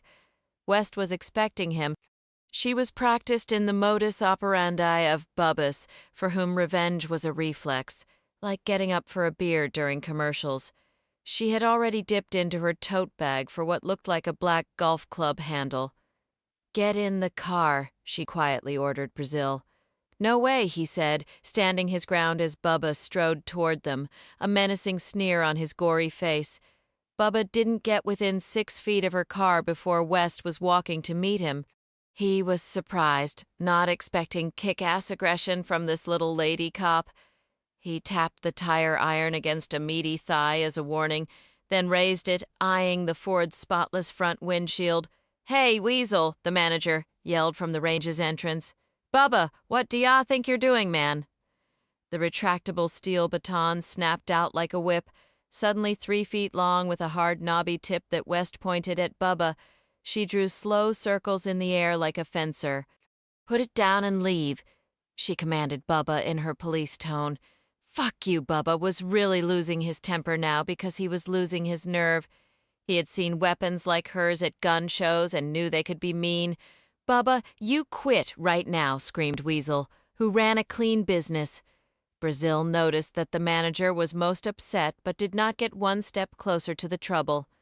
Brazil was casting about, wanting to help. He knew better than to get in her way. If only the .380 was loaded, he could shoot out this goon's tires or something, perhaps cause a diversion. West caused her own. Bubba raised the tire iron again, this time completely dedicated to connecting it with her car because he had committed himself. It no longer mattered what he felt. He had to do it, especially now that Weasel and a gathering crowd were watching. If Bubba didn't carry out his threat and avenge his injured nose, everyone in the Charlotte-Mecklenburg region would know. West smacked the bony part of Bubba's wrist with the baton, and he howled in pain as the tire iron clanked to the parking lot. That was the end of it. "Well, why didn't you arrest him?" Brazil wanted to know a little later as they drove past Latta Park in Dilworth, close to where she lived. "Wasn't worth it," she replied, smoking. "He didn't damage my car or me." "What if he takes out warrants on us for assault?" The thought was weirdly appealing to Brazil. She laughed as if her ride-along hadn't lived much. "Don't think so." She turned into her driveway. "Last thing he wants is the world knowing he got beat up by a woman and a kid." "I'm not a kid," he said. Her house was as he remembered it, and the fence was no further along. Brazil asked no questions but followed her through the backyard to her small workshop, where there was a table saw and a vast collection of tools neatly organized on pegboards. West built birdhouses, cabinets, even furniture, it appeared to him. He had done enough odd jobs around his house during his life to have a healthy respect for her obvious ability. He found it a strain to even assemble Kmart bookcases. "Wow," he said, looking around. "Wow, what?" She shut the door behind them and turned on a radio. "What made you decide to do all this?" "Survival," she said, squatting to open a small refrigerator. Bottles rattled as she brought out two long-neck southpaw lights. Brazil did not like beer, in truth, even though he drank it from time to time. It tasted rotten and made him silly and sleepy. He would die before he let her find this out. "Thanks," he said, screwing off the cap and tossing it in the trash. "When I was getting started, I couldn't afford to hire people to help me out around here, so I learned on my own." She opened hard cases and got out guns. "Plus, as you know, I grew up on a farm. I learned whatever I could from my dad and the hired hands." "What about from your mom?" West was disassembling the pistols as if she could do it in her sleep. "Like what?" She glanced across the table at him. "You know, domestic stuff. Cooking, cleaning, raising kids." She smiled, opening a tackle box stocked with gun, cleaning paraphernalia. "Do I cook and clean for myself? You see a wife anywhere?" She handed him a cleaning rod and a stack of patches. He took a big swig of beer and swallowed it as fast as he could, trying not to taste it as usual. He was feeling braver and trying not to notice how good she looked in her gray t-shirt and jeans. "I've done shit like that all my life, and I'm not a wife," he said. "What do you know?" she asked as she dipped her rod into a small brown bottle of solvent. "Nothing." He said this as a sulking challenge. "Don't give me your moods, okay?" West replied, refusing to play games because, frankly, she was too old for them. Brazil threaded a patch through his rod and dipped it in hops. He loved the smell and had no intention of confessing anything else to her, but the beer had a tongue of its own. "Let's talk about this wife shit again," she pushed him. "What do you want me to say, Brazil?" the man replied. "You tell me what it means," she really wanted to know. "In theory," he began to clean the barrel of the .380. "I'm not entirely sure, maybe something to do with roles. A caste system, a pecking order, a hierarchy, the ecosystem." "The ecosystem?" She frowned, blasting her barrel and other parts with gunk off. "Point is," he explained, "that being a wife has nothing to do with what you do, but with what someone thinks you are. Just like I'm doing something you want me to do right now. But that doesn't make me a slave. Don't you have the roles a little reversed here? Who was giving who firearms instruction?" She scrubbed the inside of the barrel with a toothbrush. "You're doing what you want to do. I'm doing what you want me to do, for nothing, for the record. And who's the slave?" She sprayed again and handed him the can. He reached for his beer. It was his limited experience that the warmer beer got, the worse it got. "So let's say you grow up and get married someday," she went on. "What are you going to expect of your wife?" "A partner." He tossed his bottle into the trash. "I don't want a wife.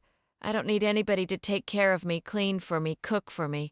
He got out 2 more beers, popped them open, and set one within her reach, saying, "I'm too busy to do all that shit for myself someday. I'll hire a housekeeper, but I'm not going to marry one," he said, as if this were the most ridiculous notion society had ever devised. "Uh-huh." She reached for the barrel of the .380, checking his work. Man talk, she thought. The difference was, this one could put words together better than most. She didn't believe a thing he said. It should look like a mirror inside. She slid the barrel in front of him. "Scrub hard, you can't hurt it." He picked up the barrel, then his beer. "See, people should get married, live together, whatever, and do things just like this," he went on as he dipped a brush in solvent and resumed scrubbing. "There shouldn't be roles. There should be practicalities, people helping out each other like friends, one weak where the other's strong, people using their gifts, cooking together, playing tennis, fishing, walking on the beach, staying up late talking, being unselfish and caring. Sounds like you've thought about this a lot, she said. A good script. He looked puzzled. What script? She drank. Heard it all before. Seen that rerun.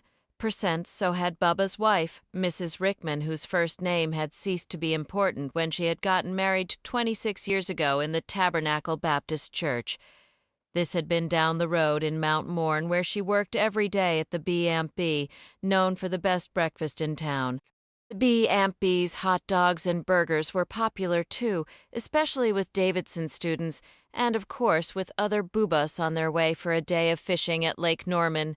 When gun cleaning was completed and Brazil suggested to West that they stop for a bite to eat, neither of them had a way to know that the overweight, tired woman waiting on them was Booba's wretched wife. "Hi, Mrs. Rickman," Brazil said to the waitress. He gave her his bright, irresistible smile and felt sorry for her, as he always did when he came to the B&B. Brazil knew how hard food service was, and it depressed him to think of what it had been like for his mother all those years when she could still get out and go anywhere. Mrs. Rickman was happy to see him. He was always so sweet. "How's my baby?"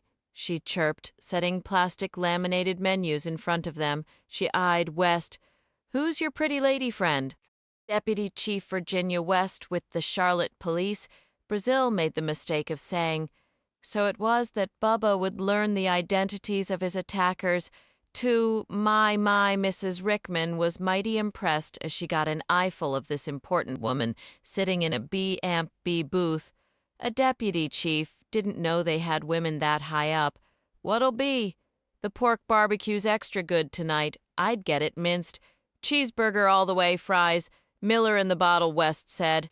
"Extra mayonnaise and ketchup. Can you put a little butter on the bun and throw it on the grill?" "Sure can, honey." Mrs. Rickman nodded. She didn't write down anything as she beamed at Brazil. The usual, he winked at her.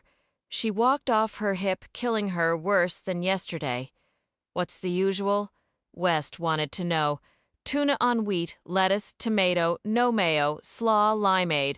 "I want to ride patrol with you in uniform," he said. "In the first place, I don't ride patrol. In the second place, in case you haven't noticed, I have a real job.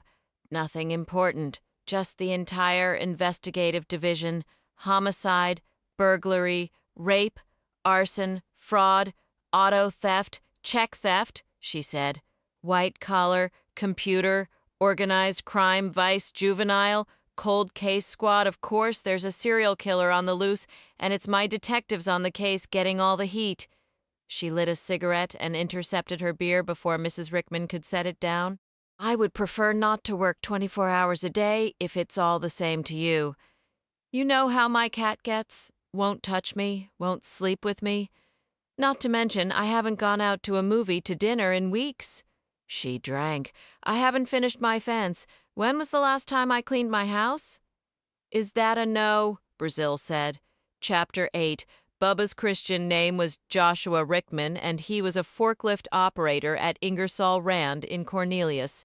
Perhaps the manufacturer's greatest claim to fame came and went in the early 80s when it manufactured a snow machine that was used in the Winter Olympics somewhere. Bubba wasn't clear on the details and didn't care. Air compressors were what one saw on life's highways. They were in demand all over the world. His was an international career. This early Monday morning he was deep in thought as he skillfully deposited crates on a loading dock. His wife happened to have mentioned the Davidson kid who was dating some big-shot policewoman. Bubba didn't have to strain himself to add 2 and 2. His nose hurt like shit, but no way he was going to a doctor. For what? It was his philosophy that there was nothing to be done about a busted nose or ripped ears, knocked out teeth, and other non-life-threatening head injuries, unless one had some queer bait interest in plastic surgery, which Bubba clearly did not. His nose was a blimp and always had been, so the setback in this case was pain and pain alone. Every time he blew his nose, blood gushed and tears filled his eyes, all because of that little son of a bitch. Bubba wasn't about to forget. He had books for life's problems and referred to them as needed. Make M pay and get even 1 and 2 were especially insightful. These were the ultimate revenge technique manuals penned by a master trickster and privately published out of Colorado. Bubba had discovered them at gun shows here, and Jan, bombs were an idea. What about a TV tube that would explode, or a ping-pong ball loaded with potassium chlorate and black powder? Maybe not. Bubba wanted some real damage here, but wasn't interested in the FBI hostage rescue team, HRT, fast roping in or staking out his property. He didn't want prison time. Maybe what was called for was the trick where certain scents available at the hunt shop would draw every rodent, neighborhood pet, bug, reptile, and other critter into the yard, that all might ruin it during the night. Bubba slammed the forklift in reverse, thoughts buzzing, or he could feed beer-laced urine through a tube inserted under the police lady's front door. He could mail hair to her anonymously. Eventually, would she move? Hell yes, she'd want to. Oh yeah. Or maybe sea breeze in the jockstrap of that blonde kid she was jerking off with, unless both of them were queer. And frankly, Bubba had his opinion. Honestly, there was no way a man could look that good or a woman could be that powerful unless they were suspect. Bubba could see it now. The pretty boy getting what he deserved from the rear, from a manly man like Bubba whose favorite movie was Deliverance.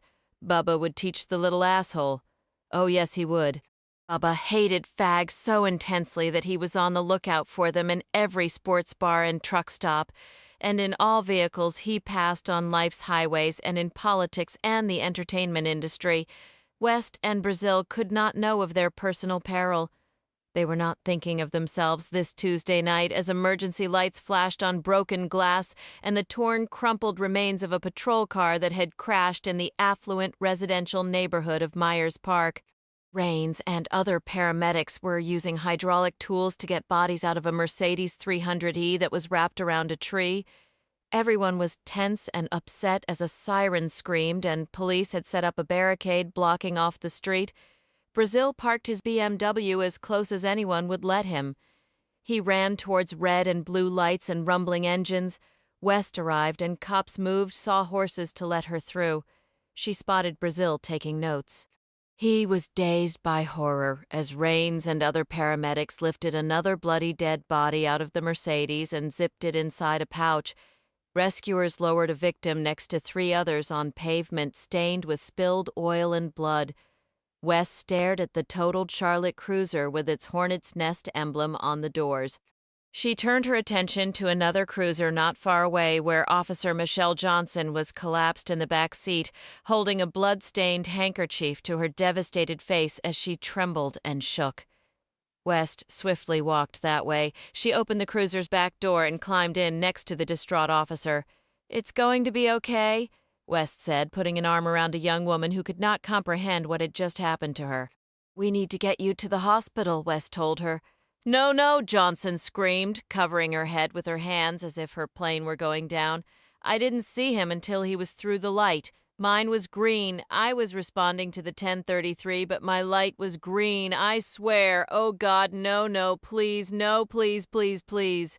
Brazil was inching closer to the cruiser and heard what Johnson said. He stepped up to the door and stared through the window, watching West comfort a cop who had just smashed into another car and killed all its occupants for an instant. West looked out. Her eyes met his and held. His pen was poised and filled with quotes he now knew he would never put in any story. He lowered the pen and notepad. Slowly he walked away, not the same reporter or person he had been. Brazil returned to the newspaper. He walked in no hurry and not happy to be here as he headed for his desk. He took his chair, typed in his password, and went into his computer basket. Betty Cutler, the night editor, was an old crow with an underbite. She had been pacing and waiting for Brazil and swooped in on him. She began her annoying habit of sniffing as she spoke. It had occurred to Brazil that she might have a cocaine problem. "We got to ship this in 45 minutes, she said to him. "What did the cop say?" Brazil began typing the lead and looking at his notes. "What cop?" he asked, even though he knew precisely who she meant. The cop who just wiped out an entire family of 5 for Krisaki. Cutler sniffed, her lower teeth bared. "I didn't interview her." Cutler, the night editor, didn't believe this. She refused to believe it. Her eyes glittered as she gave him a penetrating stare. "What the hell do you mean you didn't interview her, Brazil?" She lifted her voice that all might hear. "You were at the scene. They had her in a patrol car," he said, flipping pages. "So you knock on the window," Cutler loudly berated him. "You open her door, do whatever you have to." Brazil stopped typing and looked up at a woman who truly depressed him. He didn't care if she knew it. "Maybe that's what you would do," he said. When the paper thudded on his front porch at 6 o'clock the next morning, Brazil was already up. He had already run 5 miles at the track. He had showered and put on his police uniform. He opened the door, snatched the paper off the stoop, and rolled off the rubber band, eager to see his work. His angry steps carried him through the sad living room and into the cramped, dingy kitchen, where his mother sat at a plastic-covered table, drinking coffee held in trembling hands. She was smoking and momentarily present. Brazil tossed the paper down on the table. The front page, above the fold headline, screamed, "Police Crash Kills Family of 5." There were large color photographs of broken glass, twisted metal, and Officer Michelle Johnson weeping in the cruiser. "I can't believe it," Brazil exclaimed. "Look, the damn headline makes it sound like it was the cops' fault when we don't even know who caused the wreck." His mother wasn't interested. She got up, moving slowly toward the screen door that led out to the side porch.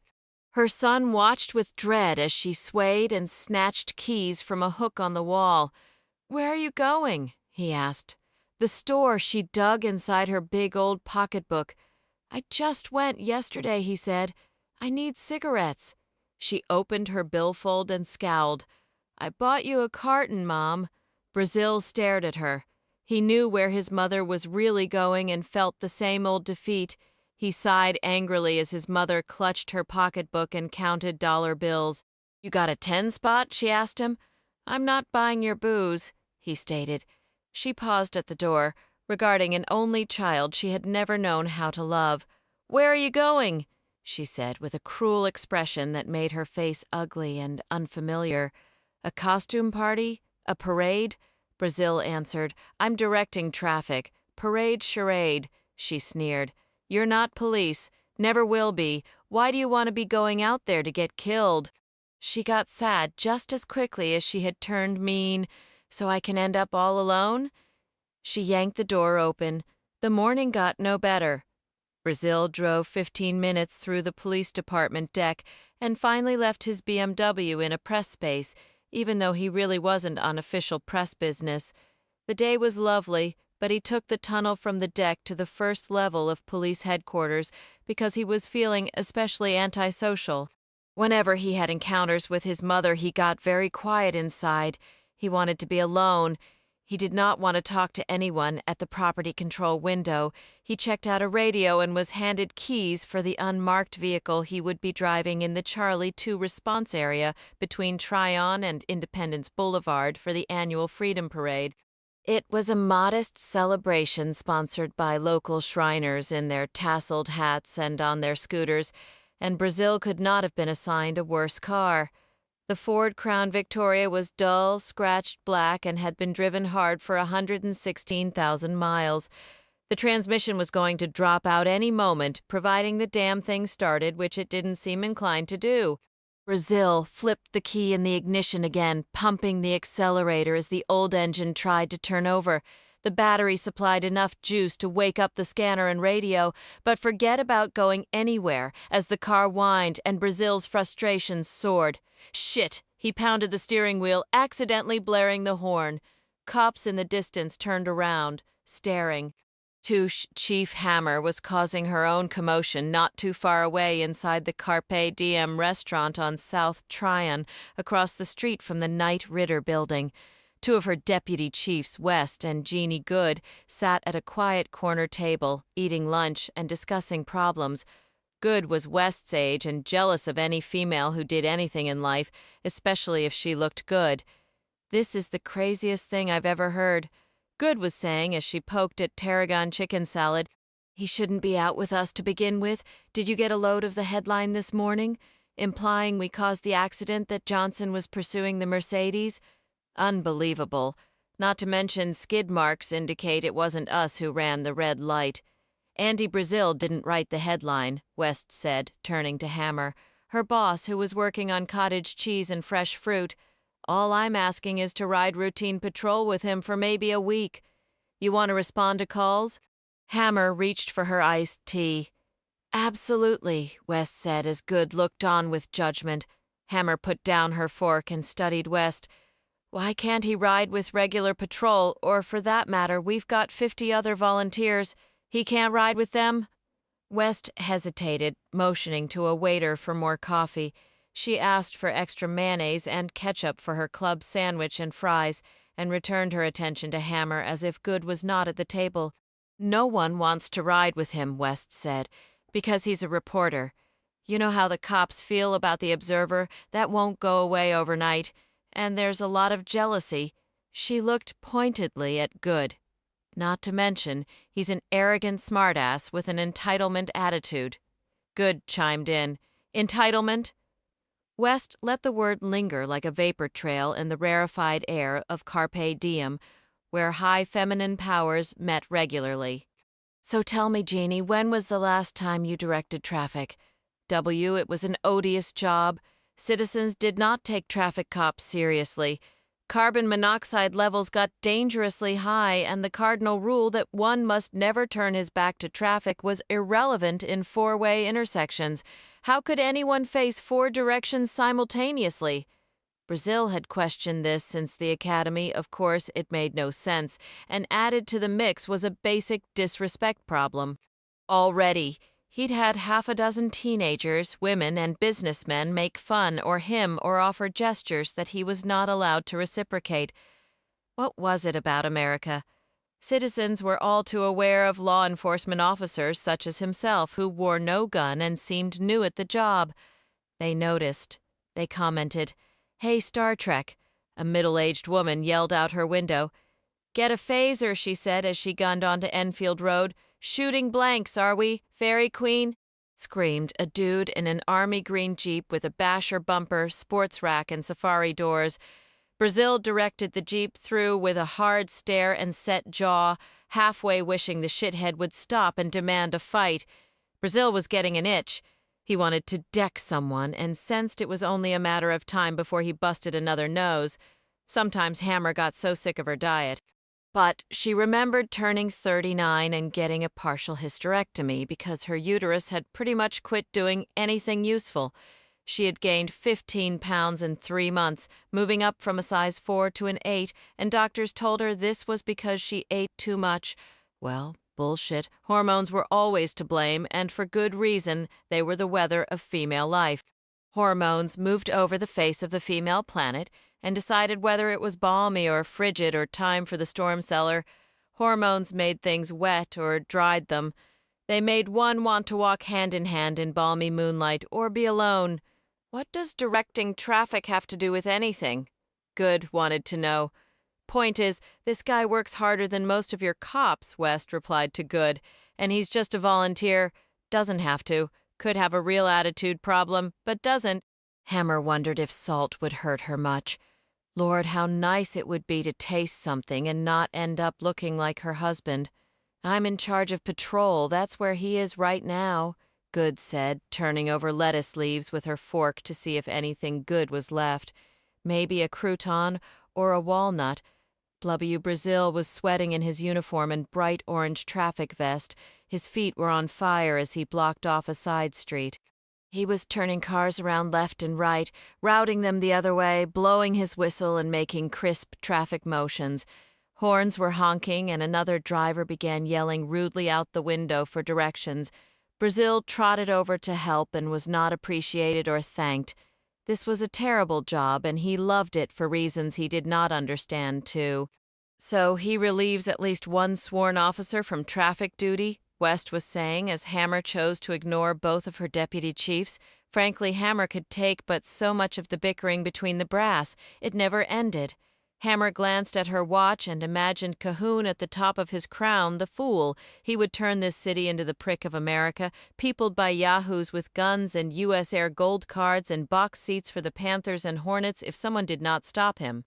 Cahoon had been stopped 3 times on his way to lunch on the 60th floor, in the corporate dining room. Awaiting him amid linen and limoges were a president, 4 vice presidents, a chairman and a vice chairman, and a top executive with the Dominion Tobacco Company, which over the next 2 years would be borrowing more than $400 million from U.S. Bank for a cancer research project. Computer printouts had been stacked high by Gaboon's plate. There were fresh flowers on the table, and waiters in tuxedos hovered. "Good afternoon," the CEO nodded around the table, his eyes lingering on the tobacco executive. Cahoon didn't like the woman and wasn't sure why, beyond his rabid hatred of smoking, which had begun 7 years ago after he had quit. Cahoon had serious misgivings about granting such a huge loan for a project so scientific and secretive that no one could tell him precisely what it was about, beyond the fact that U.S. Bank would be instrumental in the development of the world's first truly healthy cigarette. He had reviewed endless charts and diagrams of a long and robust cylinder with a gold crown around the filter. The amazing product was called U.S. Choice. It could be smoked by all, would harm none, and contained various minerals, vitamins, and calming agents that would be inhaled and absorbed directly into the bloodstream. Cahoon was reminded of what his bank's contribution would mean to humanity as he reached for his bubbly water and felt happy too. The people along Eastway Drive were also happy as they waited for the Freedom Parade. It was always full of hope and bounce, Shriners zigzagging on their scooters, waving at the crowd, reminding all of burn units and good deeds. Brazil was slightly concerned that other cops at other intersections seemed bored and restless. There were no floats. He scanned the horizon and saw nothing but a patrol car in a hurry heading his way. A horn blared and another driver yelled, this time an angry old woman in a Chevrolet. No matter how much Brazil tried to help, she was determined to be unpleasant and unreasonable. "Ma'am," he politely said, "you have to turn around and take Shamrock Drive." She flipped him a bird and roared off as the frantic, irritated cop in the patrol car rolled up on Brazil's intersection. The parade and a funeral somehow got routed through here at the same time, the cop hastily explained. "What?" Brazil asked, baffled. "How?" But the patrol car sped off. "Doesn't matter who he relieves from traffic," Good was saying as she gave up on food in hopes it would give up on her. "I don't want him. He's a spy, CIA, KGB, whatever you want to call him. Now how stupid is that?" West pushed her plate away. For Chrisaki. Hammer said nothing as she looked around the restaurant to see who else she recognized. The book columnist for The Observer and an editorial writer were eating lunch, but not together. Hammer trusted none of them. She had spent no time with Andy Brazil, but thought maybe it wouldn't be a bad idea. He sounded interesting. When the hearses slowly appeared, they were gleaming black, with headlights burning. Brazil watched their formidable approach as he struggled to keep his side street blocked and continued to direct cars to turn away. The endless funeral procession crept past with precision and dignity, and hundreds of people waiting for edge Shriners and scooters drank sodas and watched and waved. This wasn't exactly what they had expected when they'd headed out into the morning for a little free excitement, but they were here and would take whatever they could get. Inside a black Lincoln Continental stretch limousine with white leather interior and a TV and VCR, the bereft brother and the widow were dressed for Sunday and staring out tinted glass. They were impressed by all the spectators lining the street to pay last respects. A lot of them had brought snacks, drinks, kids, and small American flags. They were waving and cheering, which was the way it ought to be, a celebration as one crosses over to the other side, into the loving arms of Jesus. T had no idea Tyvala had so many friends. The brother marveled, waving back. "Why, and all these police came out?" The widow shyly waved too. Brazil blew his whistle and almost got run over by an old man in a Dodge Dart who didn't seem to understand that a policeman holding out both palms was a hint that the driver might want to stop. The unbroken caravan of stretch limousines, town cars, hearses, all black with lights on, didn't seem to send any direct message to Howie Song in his Dart. By now, Song was halfway out into the intersection with a line of cars bumper to bumper behind him. It was not possible he could back up unless everyone else did. "Don't you move," Brazil warned the impatient old man who had his radio turned up as high as it would go, playing a country western tune. Brazil set 3 traffic cones in front of the Dart. They scattered like bowling pins the instant Brazil stepped back to direct other cars to back up. Song in his Dart helped himself to the boulevard, certain the lumbering funeral cars would let him through so he could get to the hardware store. "Vi, that's what you think," thought Chad Tiny, director of the Tiny Family Mortuary, which was famous for its air-conditioned building, plush slumber parlors, and quality caskets. His big ad on page 537 of the Yellow Pages was unfortunately positioned directly next to fungus and mold control. Tiny's secretary was forever telling people who called that although they had similar concerns in the funeral business, they could not help with basement moisture problems or sump pumps, for example. Tiny had driven in more funeral processions than he could remember. He was a formidable businessman who hadn't gotten his fine suits and rings by being a pushover. He not only didn't let that little piece of law-breaking, banged-up blue Dodge shit through, but Tiny got on his two-way radio. He raised his lead car on the air. "Flip," he said to his number 2 man in the company.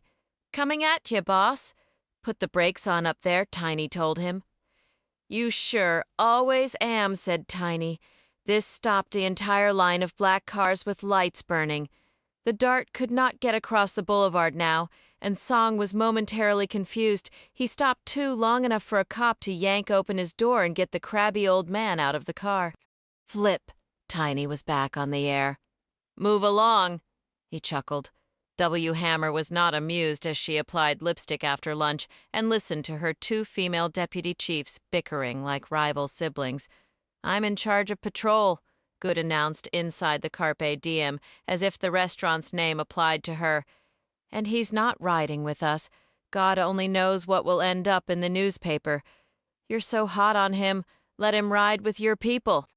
Hammer got out her compact and glanced at her watch. "Investigations doesn't have ride-alongs." "Ever," West replied. "It's against department policy and always has been." "And what you're proposing isn't?" Good demanded. "Ride-alongs volunteers have been riding with patrol for as long as I've been here," West reminded her in a strained voice. Hammer got out her wallet and studied the bill. "TM wondering if there's some personal agenda here," Good went on. West knew exactly what the bitch was implying. It had been duly noted around the department that Andy Brazil was rather good to look at, and West had never been famous for dating. The current theory circulating was that she had found a boy toy because she couldn't get a man. Long ago, she had learned to ignore such gossip. The bigger issue, Good was saying, is that volunteers don't routinely ride with a deputy chief who hasn't made an arrest or written a ticket in 50 years. He's probably not even safe out there with someone like you. We've handled some situations a lot better than patrol did, West let her know. Hammer had heard enough. "Here's what we're going to do," she spoke. "Virginia, I'm going to approve your riding patrol with him. It's an interesting idea. We might learn something new. I probably should have done the same thing a long time ago." She put money on the table. West and Good did the same. Hammer nailed Good with a look. "You'll do everything you can to help," Hammer said to her. Good was cold as she got up and turned to West for one last remark. "Hope there's no problem. Remember, your rank is unclassified." "As is yours," Hammer said to Good. "I can fire you without cause." Just like that. She snapped her fingers. She wished Good had gone into some other profession, maybe undertaking. Chapter 9. Chad Tiny could have used another undertaker at exactly that moment. He had brilliantly outmaneuvered the Dodge Dart with its kamikaze old man rocking to country western. That round the funeral director had won without effort, but it had also been Tiny's experience that when he was relaxed and not looking, he usually got his butt kicked. Tiny was creeping along again when he decided to light a cigar and fiddle with the radio at the same time. Tiny did not notice the blond kid in uniform and no gun suddenly halting the procession as, of all things, a 4th of July-looking float appeared on the horizon, running the lead limo off the road. This was amazing. Sweet Jesus, this could not be so. Tiny slammed on brakes at the same moment his assistant's inability to completely shut the hearse's tailgate became known. The copper-tinted casket with deep satin linings slammed one way and ricocheted out the other like a lightweight alloy bullet. The casket and its occupant skittered over pavement and kept going. For, as luck would have it, the procession was momentarily on a slight hill. Brazil had not been trained to handle such a situation and was on his radio in a flash as yet a second float glided into view. This was awful. It was his intersection. He would be blamed. His armpits were soaked and his heart was out of control as he tried to contain the disaster of the world. Men in dark suits with lots of rings and gold crowns on their teeth were flying out of stretch limousines and chasing a runaway gaudy electroplated casket down the boulevard. Oh, God! No, Brazil blew his whistle and stopped all traffic, including floats. He raced after the casket as it continued its lonely journey. People stared at the cop chasing it. They cheered. "I'll get it," Brazil called out to men in suits as he sprinted. The foot pursuit was brief, order restored, and a dapper man who identified himself as Mr. Tiny formally thanked Brazil for all to hear. "Is there anything else I can do to help?" replied Brazil, the community-oriented cop. "Yeah," the funeral home director boomed. "Get them motherfucking floats out of my way." Floats were pulled over to make room, and none moved an inch for an hour. Not one spectator went home, and others came as word traveled around. This was the best Freedom Day in the history of Charlotte. McGood, head of patrol, did not share quite the same enthusiasm, since traffic control was her responsibility, and a runaway casket was not something she wanted to hear about on the evening news. It was a matter she intended to resolve in person, but not until it was dark out. Then she packed up her slim, soft leather satchel and headed to the parking deck, where the city paid $19 a month for her reserved parking space. She preferred driving her personal car back and forth to work and got inside her black Miata. Good opened her satchel, dug for obsession, and strategically sprayed. She dry brushed her teeth. She worked on her hair a bit and threw the car in reverse, loving the engine throbbing beneath her. She headed out to Myers Park, the wealthiest, oldest neighborhood, where huge mansions with slate roofs gathered their cobblestone skirts around them, lest they be splashed by the dirtier elements of the city. Myers Park Methodist Church was gray stone and rose from the horizon like a castle. Good had never been to a service here, but the parking lot she knew very well, for she worshipped in it regularly. Brent Webb was on his break after the 6 o'clock news, his Porsche idling beneath a large magnolia tree in a far corner. He shut down the engine as his other one got going. He got out of his car, looking each way as if about to cross traffic, and slid inside Good's Miata. Rarely did they talk, unless she had a scoop he must know. Their lips locked, sucked, bit, probed, and invaded, as did tongues and hands.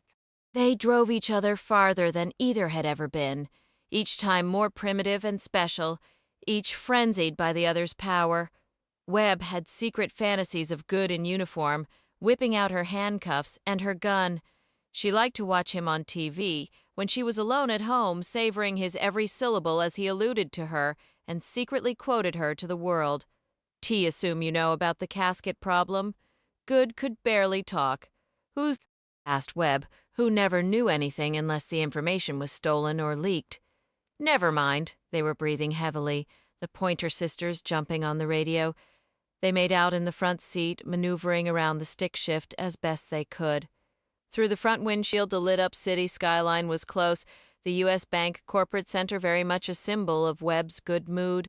He unfastened her bra, never sure why he bothered, and he imagined her tie, her police belt, and his excitement grew. Officer Jenny Frankel was typically excited as well, for she was young and still enthusiastic about her job. She looked for trouble, begged, and even prayed for it, so when she noticed two vehicles pulled off in a remote corner of the Myers Park Methodist Church parking lot, she had to check it out. In the first place, choir practice was yesterday, and AA didn't meet until Thursday. Plus, there were drug dealers everywhere threatening to take over. Fuck no, was her position. She would take the city back, return it to decent, hard-working men and women, if it was the last thing she did in life. She pulled into Shadows and stopped, now close enough to notice movement in the front seat of a late-model black Miata that looked vaguely familiar for some reason. Frankel suspected the active silhouettes were two men based on the hair. She typed plate numbers into her MDT and patiently waited as the two guys kissed, fondled, and sucked. When Deputy Chief Goods and Brent Webb's Department of Motor Vehicle Information returned to the video display, Frankel rapidly left the area. Other than her sergeant, with whom she went out drinking several times a week, Frankel told no one what she had observed this night. The sergeant also told only one person, and this discreetly went on. Brazil's day had been long, but he did not want to go home. After working traffic, he had changed his clothes and done his 8 hours for the Observer. Now it was almost 1 a.m. The late shift had been slow for a while. He had hung around the press room watching newspapers race towards their final destination of puppy crates and recycling bins. He had stood, mesmerized, unable to see his byline this time because all he had been able to bring in was a local Metro story about a pedestrian runover in Mint Hill. The victim was a known drunk, and night editor, Cutler, didn't think the story merited more than 3 inches. Brazil got in his BMW and headed back toward Trade Street. This was not a safe thing to do, and no one need tell him that. He rumbled past the stadium and the Duke Power transfer station, stopping at a dead end at West 3rd, where the old, crumbling building seemed even more haunted and menacing at this hour. Brazil sat and stared, imagining murder, and believing there was a person who had heard the gunshots and spraying of paint somewhere someone knew. Brazil left his engine running, the Sig Sauer between the front seats and within reach. He began walking around, probing with a flashlight, his eyes nervous, as if he feared he was being watched. Old blood on pavement was black, and an opossum was working on it, eyes white in the flashlight as it spied the intrusion and scuttled off. The woods teemed with restless insects, and fireflies winked. A far-off train rumbled down rusty tracks, and Brazil was chilled, his attention darting around like static.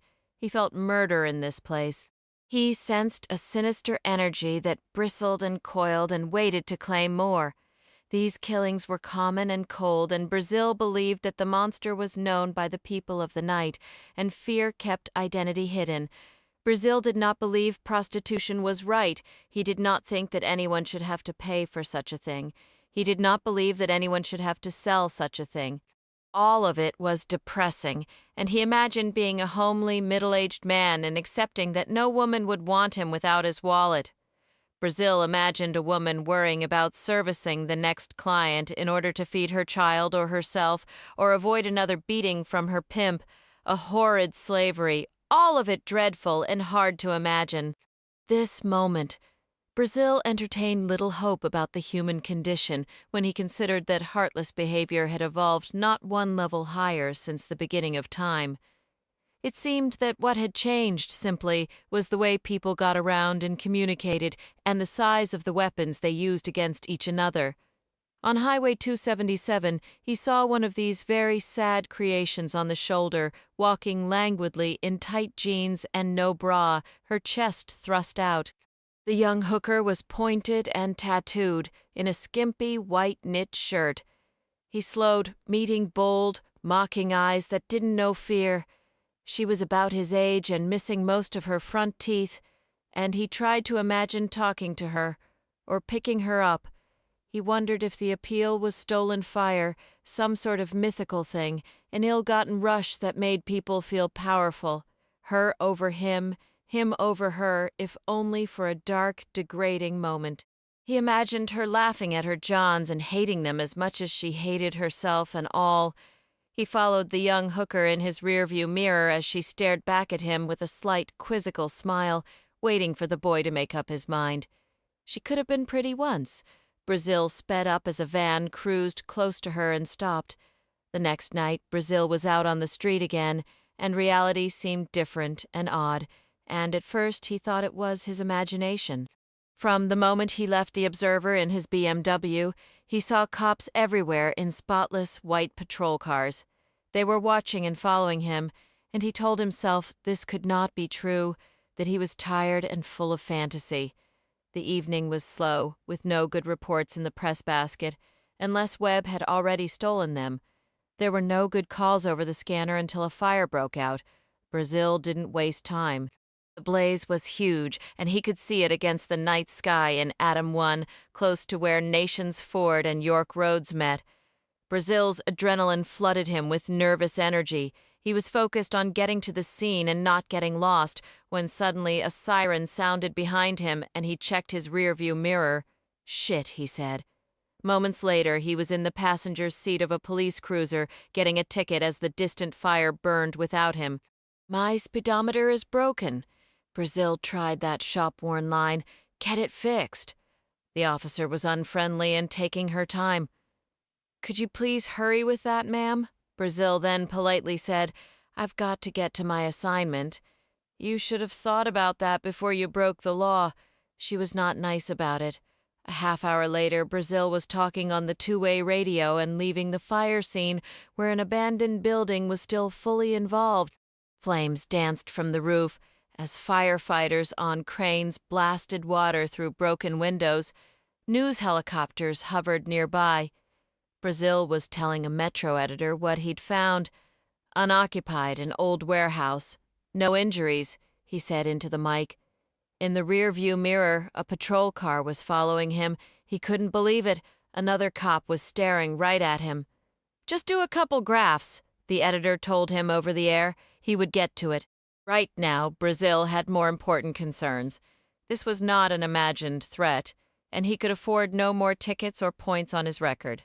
He started driving the way he played tennis, serving up this and that slicing, sending a ball top spinning over his opponent's head. Asshole, he thought as the same car bird-dogged him like anybody else. Brazil could and would take but so much. "That's it," he snapped. The patrol car was behind him in the right lane. Brazil continued at a steady speed and took a left on Runnymede Lane. The cop stayed on Brazil's bumper and they slowed to a stop at a red light. Brazil did not look over or acknowledge in any way that he was aware of the problem. He was cool in his saddle leather seat, preoccupied with adjusting the radio, which had been silent for years. At the last second he swerved into the left lane, and the officer pulled up beside him with an icy smile that Brazil returned. The ruse was up. They were squared off. This was war. There was no turning back.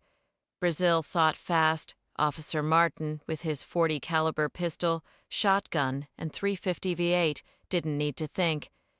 The light turned green, and Brazil threw his old car into neutral, gunning it like he was going to blast off after the space shuttle. Officer Martin gunned his car, too, only the big horsepower Ford was in drive. It was already through the intersection by the time Brazil had finished his U-turn. Flying the other way on Barclay Downs, he caromed off on Morrison and cut a tangled path that ended in a dark alleyway in the heart of South Park Mall next to a dumpster. His heart was hammering as he turned off headlights and sat, his thoughts frantic and frightened. He was trying to figure out what might happen if the cop found him again. Would the officer arrest Brazil for trying to elude, for resisting arrest? Would the cop show up with other goons and beat the shit out of Brazil in a place like this, remote and dark, with no chance of discovery by a citizen with a video camera? Brazil gasped as a burglar alarm suddenly sounded like a clanging jackhammer, shattering the absolute quiet. At first, he thought it was a siren that was somehow related to his fugitive status. Then a back door swung open and slammed against brick. 2 young males hurried out, loaded down with electronics they had just stolen from Radio Shack. 911, Brazil yelled into the mic, connecting him into the newsroom. Disgusted, he yelled at himself this time.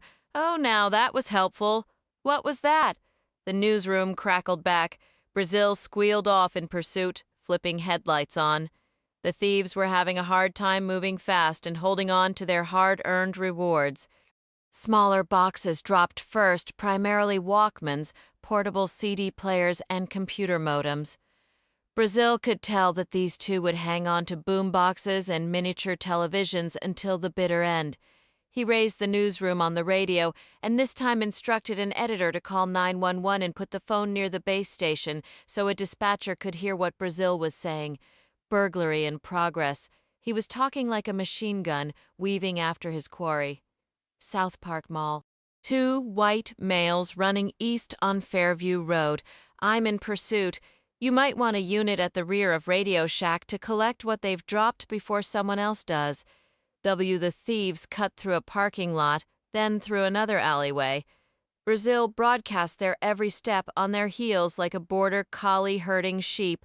Neither young man could legally buy beer, and both had been smoking dope, stealing, lying, and jailing since they were old enough for their pants to fall off. Neither was in premier shape. Shooting hoops and boogieing in front of their friends and on street corners was one thing, but running wide open for blocks was definitely another. Devon especially knew one lung and possibly both would rupture any second. Sweat was stinging his eyes. His legs might buckle, and unless he was having vision disturbances too, the flashing red and blue lights of his childhood were closing in like UFOs from all corners of the planet. "Man," Devon gasped. "Let's drop it. Run!" "I'm running, man." As for two, whose name was short for something no one could recall, he would be damned before he would relinquish what he had his arms around. The TV alone would keep him in rocks for a week, unless he traded it in on a new pistol, this time one with a holster. The Smith Amp, Wesson stainless steel.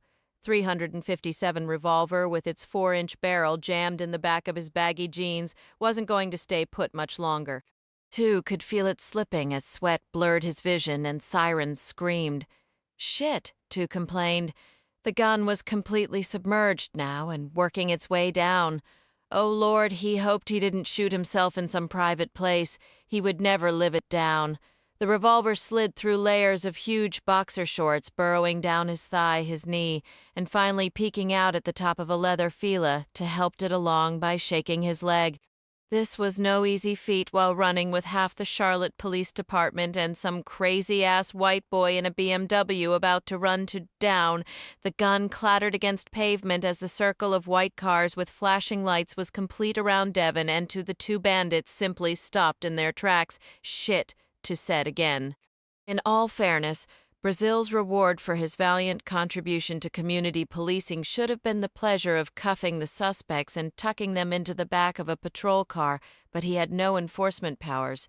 For that matter, he was on the newspaper's payroll this night, and it was no simple matter to explain why he happened to be parked in a dark alleyway behind a Radio Shack when the burglary occurred.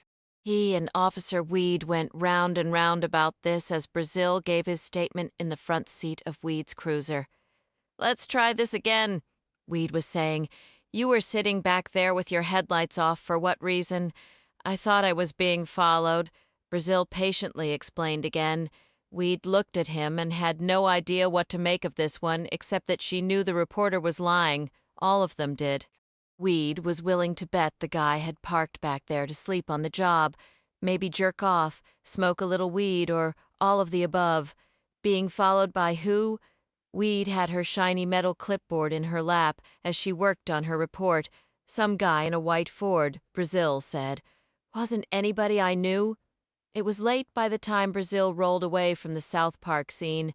Without a word of thanks from any officer there, he noted. The way he calculated it, he had about an hour to kill before he needed to get back to the newsroom and write up what he'd gotten during his 8-hour shift, which wasn't much in his mind. He wasn't far from the area of Myers Park where Michelle Johnson's horrible accident had occurred, and for some reason, Brazil was haunted by that awful night and by her. He cruised slowly past the mansions of Eastover and fantasized about who lived inside them and what they must feel about the neighbors who were killed. The Rollins family had lived around the corner from the Mint Museum. When Brazil was in front of their stately white brick house with its copper roof, he stopped. He sat and stared. The only lights on were for the benefit of burglars because nobody in the family was home, or ever would be. He thought of a mother, a father, and 3 young children gone in one violent minute, lifelines randomly intersecting in exactly the horribly wrong way, and all was lost. Brazil had never heard much about rich people dying in car wrecks or shootouts. Now and then their private planes went down, and he recalled there had been a serial rapist in Myers Park back in the 80s.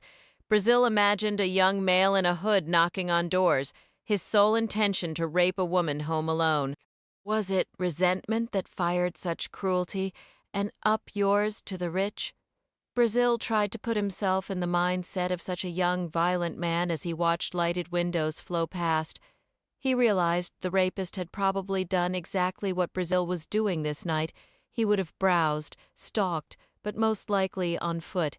He would have spied and planned, the actual awful act incidental to the fantasy of it. Brazil could not think of much worse than to be sexually violated. He had been scorned by enough rednecks in his brief life to fear rape as a woman might. He would never forget what Chief Brittlewood of Davidson Security told him once. "Don't ever go to jail, boy. You won't stand up straight the whole time you're there." The wreck was right about where Selwyn and the various Queens roads got confused, and Brazil recognized the scene instantly as he approached. What he had not expected was the Nissan pulled off the street. As he got closer, he was shocked to realize Officer Michelle Johnson inside it, crying in the dark. Brazil parked on the shoulder. He got out and walked toward the officer's personal car, his footsteps sure and directed, as if he were in charge of whatever was going on. He stared through the driver's window, transfixed by the sight of Johnson crying, and his heart began to thud. She looked up and saw him and was startled. She grabbed her pistol, then realized it was that reporter. She relaxed, but was enraged.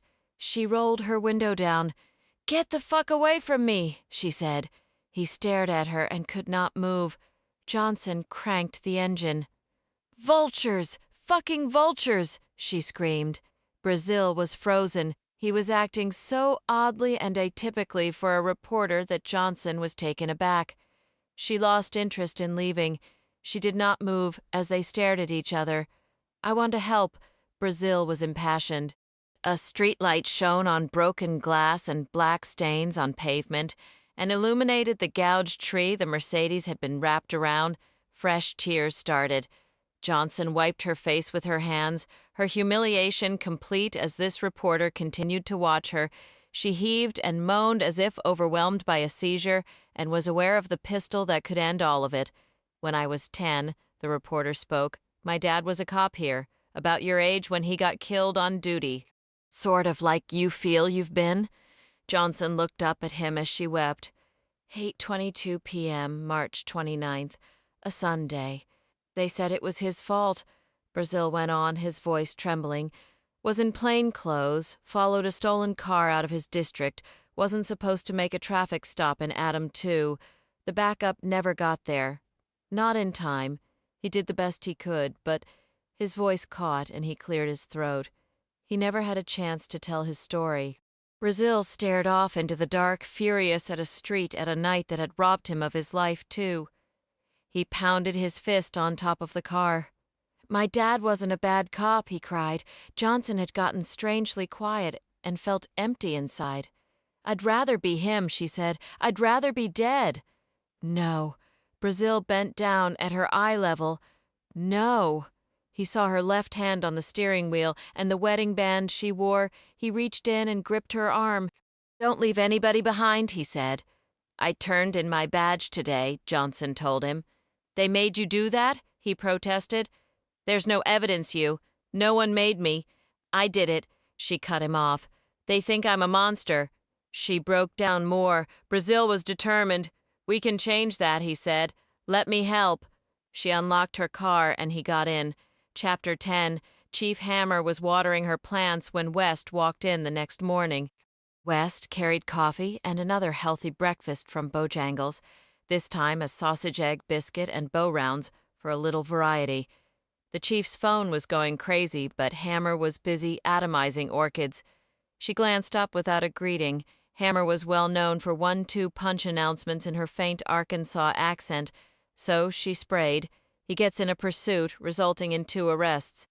single-handedly cracking a string of Radio Shack burglaries that has plagued the city for 8 months. She examined an exotic white blossom and sprayed again. Hammer was striking in a black silk suit with subtle pinstripes and a black silk blouse with a high collar and black onyx beads. West loved the way her boss dressed. West was proud to work for a woman who looked so sharp and had good legs and was decent to people and plants and could still kick butt with the best of them. And he somehow managed to get the truth from Johnson. Hammer nodded at the morning paper on her desk, clearing up this notion that she's responsible for those poor people's deaths. Johnson's not going to quit. Hammer moved over to a calamandan tree near a window and plucked dead leaves from bushy branches that always bore fruit. I talked to her this morning, she went on. All this, and Brazil wasn't even riding with us. She stopped what she was doing and looked up at her deputy chief. You're right. He can't be out by himself. God knows what he'd do if he had a uniform on. I wish I could transfer him to another city about 3,000 miles from here. West smiled as her boss worried about spider mites and quenched a corn plant with a small plastic watering can. What you wish, West said to her, is that he worked for you, Paper crackled as she dug into her Bojangles bag. You eat too much junk, Hammer told her. If I ate all the crap you do, I'd be a medicine ball. Brazil called me.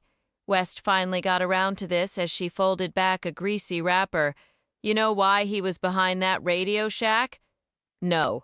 Hammer started on African Violets, glancing curiously at West. 5 minutes later, Hammer was walking with purpose down a long hallway on the first floor. She did not look friendly. Police she passed stared and nodded. She reached a door and opened it.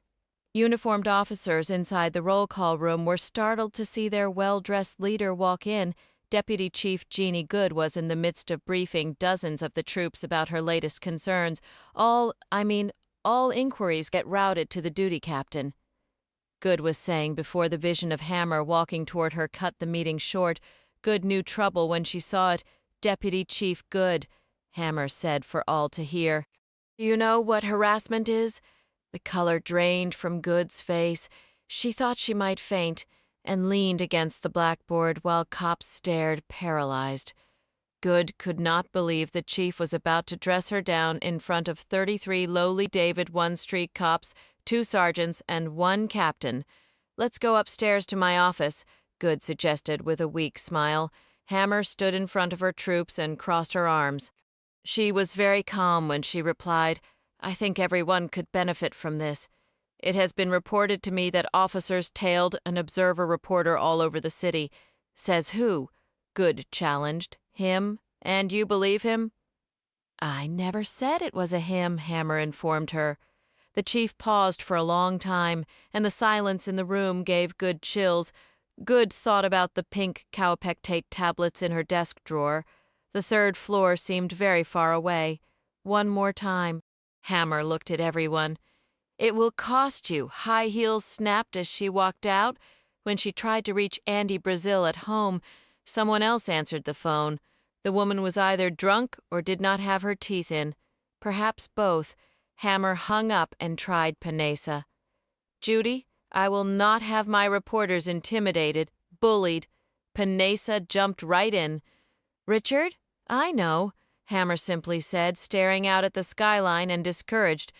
Please accept my apology and my promise that something like this will not happen again.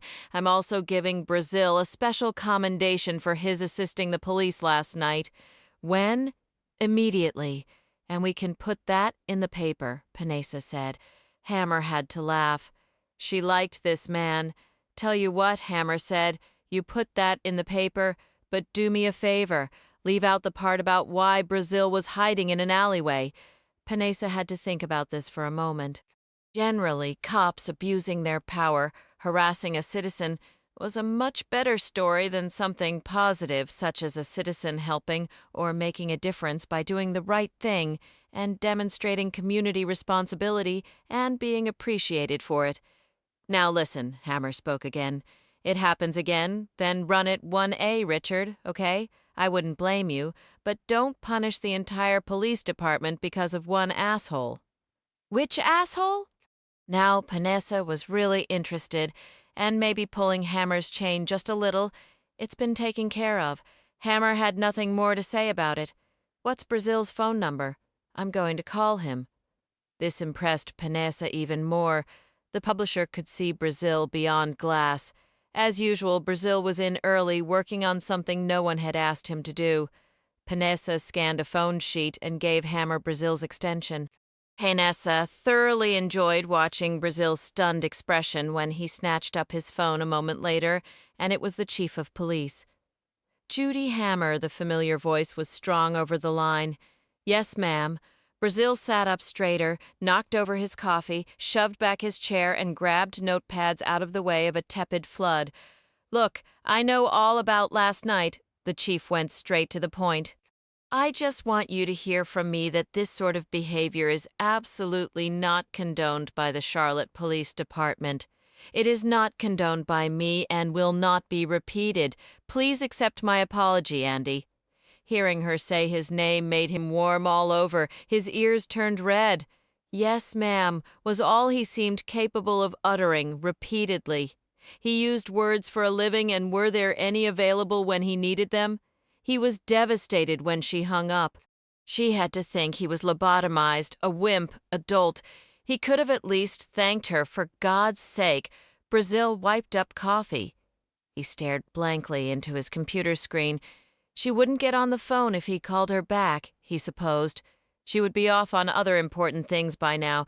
No way she'd waste any more time on him. Brazil was oblivious to the story he was writing about First Union Bank's minimal losses in a fraud case. Tommy Axel, not so far away, typically did not exist. W. Axel had been looking at Brazil all morning and was certain Brazil's feelings were stirring. The guy was blushing even as Axel stared. That definitely was a good sign. Axel could hardly concentrate on his Winona Judd review, which was unfortunate for her. What might have been a splashy story about her latest fabulous album was destined for mindless jargon that no doubt would cost her millions in sales. Axel had that power. He sighed, working up the courage to ask Brazil yet one more time to do dinner, a concert or a club with male strippers. Maybe he could get Brazil drunk, get him to smoke a little dope, jazz him up and show him what life was about. Brazil was in despair as he glanced again at the phone. Oh, what the hell? What happened to having guts? He grabbed the receiver, flipped through his Rolodex, and dialed. Chief Hammer's office, a man answered. Brazil cleared his throat. Andy Brazil with the Observer, he said in a remarkably steady voice. I wonder if I might have a word with her. And this is in regard to what? Brazil was not about to be scared off the case. It was too late. There was no place to run, really. I'm returning her phone call, he bravely said, as if it were perfectly normal for the chief to call him, and for him to get back to her. Captain Horgus was thrown off. What did Hammer do? Dial this reporter's number herself? Horgus hated it when she did that instead of placing all calls through him. Damn it, he couldn't keep track of that woman. She was out of control. Horgus punched the hold button without bothering to tell Brazil. 2 seconds later, Hammer's voice was on the line, shocking Brazil. I'm sorry to bother you, he quickly said to her. That's quite all right. What can I help you with? She replied. Oh, not a thing. I mean, this isn't about a story. I just wanted to thank you for what you did. Hammer was quiet. Since when did reporters thank her for anything? Brazil interpreted the silence wrongly. Oh, God, now she really thought he was stupid. Well, I won't take up your time. He was talking faster and faster, thoroughly decompensating. Well, it's just that it was a big thing to do, I thought so. When you didn't have to, someone in your position, I mean, most wouldn't. Hammer smiled, drumming her nails on a stack of paperwork. She needed a manicure. I'll see you around the department, she told him, and her heart was pricked as she hung up. She had 2 sons, and they hurt her on a regular basis. This did not prevent her from calling them every Sunday night, or setting up a college trust for the grandbabies and offering to send plane tickets whenever a visit was possible. Hammer's sons did not have her drive, and she secretly blamed this on the bad genetic wiring of their father, who was all egg white and no yolk. In truth, no bloody wonder it had always required so many tries for Hammer to get pregnant. As it turned out, Seth's sperm count could be done on one hand. Randy and Jude were single, with families. They were still finding themselves in Venice Beach and Greenwich Village. Randy wanted to be an actor. Jude played drums in a band. Both of them were waiters. Hammer adored them. Seth did not, and this was directly related to how seldom they came to town and why their mother ached in private. The chief was suddenly depressed. She felt as if she might be coming down with something. She buzzed Captain Horgus. "What do I have scheduled for lunch?" she asked. "Councilman Snyder," came the reply. "Cancel him and get West on the phone," she said. "Tell her to meet me in my office at noon." The Presto Grill was an acronym for Peppy Rapid Efficient Service Tops Overall, and was not in a good part of town. Every cop in the greater Charlotte-Mecklenburg area knew that Hammer and West ate breakfast at the Presto every Friday morning. This was monitored far more closely than the cops supposed either woman knew, for there wasn't an officer interested in survival who would take even the slimmest chance that something bad might happen to the chief or deputy chief on his beat. The small grill looked as it had in the 40s when it was built. It was on West Trade Street and surrounded by eroded parking lots just down from the Mount Moriah Primitive Baptist Church. Hammer preferred walking from headquarters when the weather was nice, as it was this day. West never walked when she could ride, but it was not her call. "Nice suit," Hammer said to West, who had opted to give her uniform a day off and was dressed in a red blouse and a bright blue pantsuit. "Why do you never wear skirts?" Hammer asked her. It was not a criticism, just curiosity. West had a very nice figure and slender legs. "I hate skirts," West said, breathing hard, for Hammer did not walk at a normal pace. "I think hose and high heels are a male conspiracy, like binding feet to cripple us, slow us down," she breathed. "Interesting," Hammer considered. David, one officer, Troy Saunders, spotted them first and was instantly palsied by indecision as he quickly turned off on Cedar Street, out of sight. Did he alert his buddies out here? He was reliving the nightmare of Hammer's surprise appearance at roll call and her severe warning about cops following people and harassing, spying, tailing, no matter the motive. Wouldn't it be harassment in the chief's eyes if he, Saunders, instigated her and West being spied upon or tailed during lunch? Christ. Saunders came to a dead halt in an all-right parking lot, his heart out of control. He checked his mirrors and scanned parked cars, deliberating. It wasn't worth the risk, he decided, especially since he had been right there and had heard every word Hammer had said to Good. The chief sure as hell could check roll call and know for a fact that Saunders had been sitting 3 chairs away from her. She'd be all over his ass for insubordination, for disobeying a direct order. He was certain that her eyes had burned through him when she'd said, "Next time, it will cost you." Saunders raised no one on his radio. He parked in the farthest corner of the pay lot and smoked S9 by 20 minutes past noon. The regulars had found their favorite stools lining the Formica counter inside the grill. Gin Rummy was the last to sit, the usual banana in his back pocket that he planned to save for later on in the day when he got hungry again while driving his red and white old Dixie taxicab. "You can fix me a hamburger?" Gin Rummy asked Spike at the grill. "Yeah, we can fix you a hamburger," Spike said, pushing the bacon press. "No, it's early. Man, it's not early." Spike scraped clean an area of the grill and slapped down a frozen hamburger patty. "When's the last time you looked at a clock, Rummy?"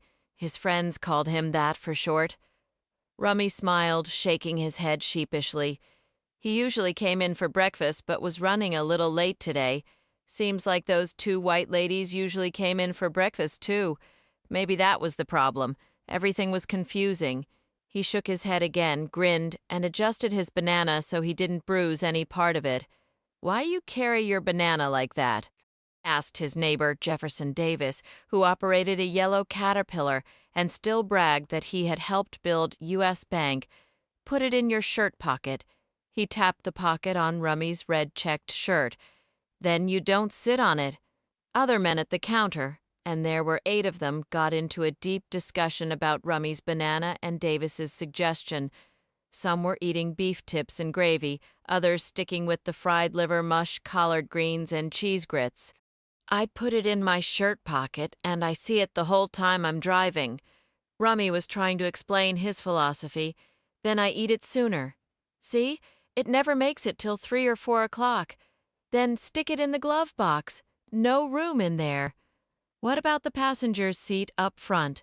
All your fares ride in back, right?" Spike set down the burger, all the way Thousand Island instead of mayo, double American cheese, and fried onions on the side. "Won't work. Sometimes bags go up front." Rummy neatly cut his lunch in half. "Or I pick up 4 fares at the bus station, and one of 'em gotta go up there. They see a banana on the seat, think I eat on the job. Well, you do, man. That's so, the truth. Tell it, brother. Not with no one in with me, I don't." Rummy shook his head, chewing the banana remaining in his back pocket where it belonged. Hammer did not recall the Presto being this loud. She eyed the men at the counter, halfway expecting them to get into a fight any minute. Seems one told another to stick something somewhere, and others were agreeing. She hadn't been in a good fight in a while if she didn't count arguments with Seth. Of course, she was no fool. She knew there were at least 20 patrol cars cruising the area, watching every bit of Cobb salad she speared with her fork. It was annoying, but she didn't blame her troops and in fact appreciated their attention and care. She found it touching, even though she knew the motive was their butts and not her well-being, really. "I probably should have confronted her in private," Hammer was saying. West wished Hammer had reprimanded Good in front of the entire police department, all 1,600 of them, or at a televised city council meeting. "You're being too hard on yourself," West diplomatically said as she finished her Reuben and fries. "I swear the food here really is the best," said Hammer. "Look at those hash browns. Everything from scratch." West watched Spike cooking, flinging, slamming away as men on their stools continued arguing about where to hide stolen goods or maybe drugs, the glove box under the seat on their persons. West couldn't believe how brazen criminals were these days. While it was true that she and her chief were both in plain clothes, everyone knew who they were, and West's portable radio was upright on the table, chattering away. Did these dudes care? Were they even remotely intimidated by the law? Tell you what, one of them railed on, jabbing a finger at the one with the red-checked shirt. "You want to know what to do with it? I'm here to tell you, eat it, quick, before anybody sees. Then what's anybody going to say about it, huh?" "Can't say nothing. Not one thing. You got that right. Sitting on it ain't the answer, Rummy." Spike spoke his mind. "Besides, it's not like you can't get the same thing here, high quality, imported, good price, fresh every morning." He folded a ham and cheese omelet. "But, oh no, every stinking day you come in with the same damn thing stuffed in your pocket. Like what? Maybe you think you're impressing the women or something, make 'em think you're happy to see 'em." Everyone laughed except West, head of investigations for the city. She was going to get some of her guys on this right away and bust this ring wide open, trace it back to Colombia, get the DEA in on it, if need be. Drugs, she mouthed to her boss. Hammer was preoccupied and still so angry at Good that Hammer's blood felt hot as it raced around her body. How dare that lame brain, over-promoted bitch jeopardize the reputation of the entire police department and of women everywhere? Hammer could not remember the last time she was this furious. West was enraged, too. Hammer could tell and found this somewhat soothing. Not many people understood what it was like to have Hammer's responsibility and stress, and West had integrity, damn it. She knew how wrong it was to abuse power. Can you believe it? West asked her, angrily crumpling her napkin as she glared at the drug dealer in his red-checked shirt, with a banana in his back pocket. "Can you believe people?" Hammer shook her head, about to boil over. "No," she said. "I never ceased to be amazed." Both of them got quiet as the call came over the radio. "Any unit in the area, 600 block West Trade, robbery in progress, armed white male on a bus, robbing passengers." Hammer and West were on their feet and running out the door to the Greyhound bus terminal next door. David 1 units were responding, but it seemed not one car was within blocks. This baffled Hammer as she ran with some difficulty in high-heeled Ferragamos. West was slightly behind her. They ran around the station to a lane on the side where a 47-passenger bus filled to capacity was idling, with doors open wide. "We'll get on pretending to be passengers," West whispered as they slowed their pace. Hammer nodded, knowing exactly how this would go down. "I'll go first," she said. This was not quite what West had in mind, but the last thing she intended to do now or ever was imply that. Hammer had forgotten how to be a cop. Hammer's black pumps were loud on metal steps as she smiled, climbing aboard, oblivious and on her way somewhere. People were terrorized in their seats as the sinister young white male made his way down the aisle, collecting wallets, cash, jewelry, and dropping them in a plastic trash bag. "Excuse me," Hammer politely said to anyone listening. Magic the man whipped around and fixed on the fine lady in her fine black suit as she spotted his gun. Her smile faded and she froze, as did another lady right behind her. This was getting better. These bitches looked rich. "Is this the bus for Kannapolis?" The older bitch in black stammered. "This is the bus for you giving me your money." Magic jabbed the .22 pistol her way. "Yes, sir. I don't want a problem," the lady in black said. Magic thought she seemed confused, as if she might pass out or pee in her pants.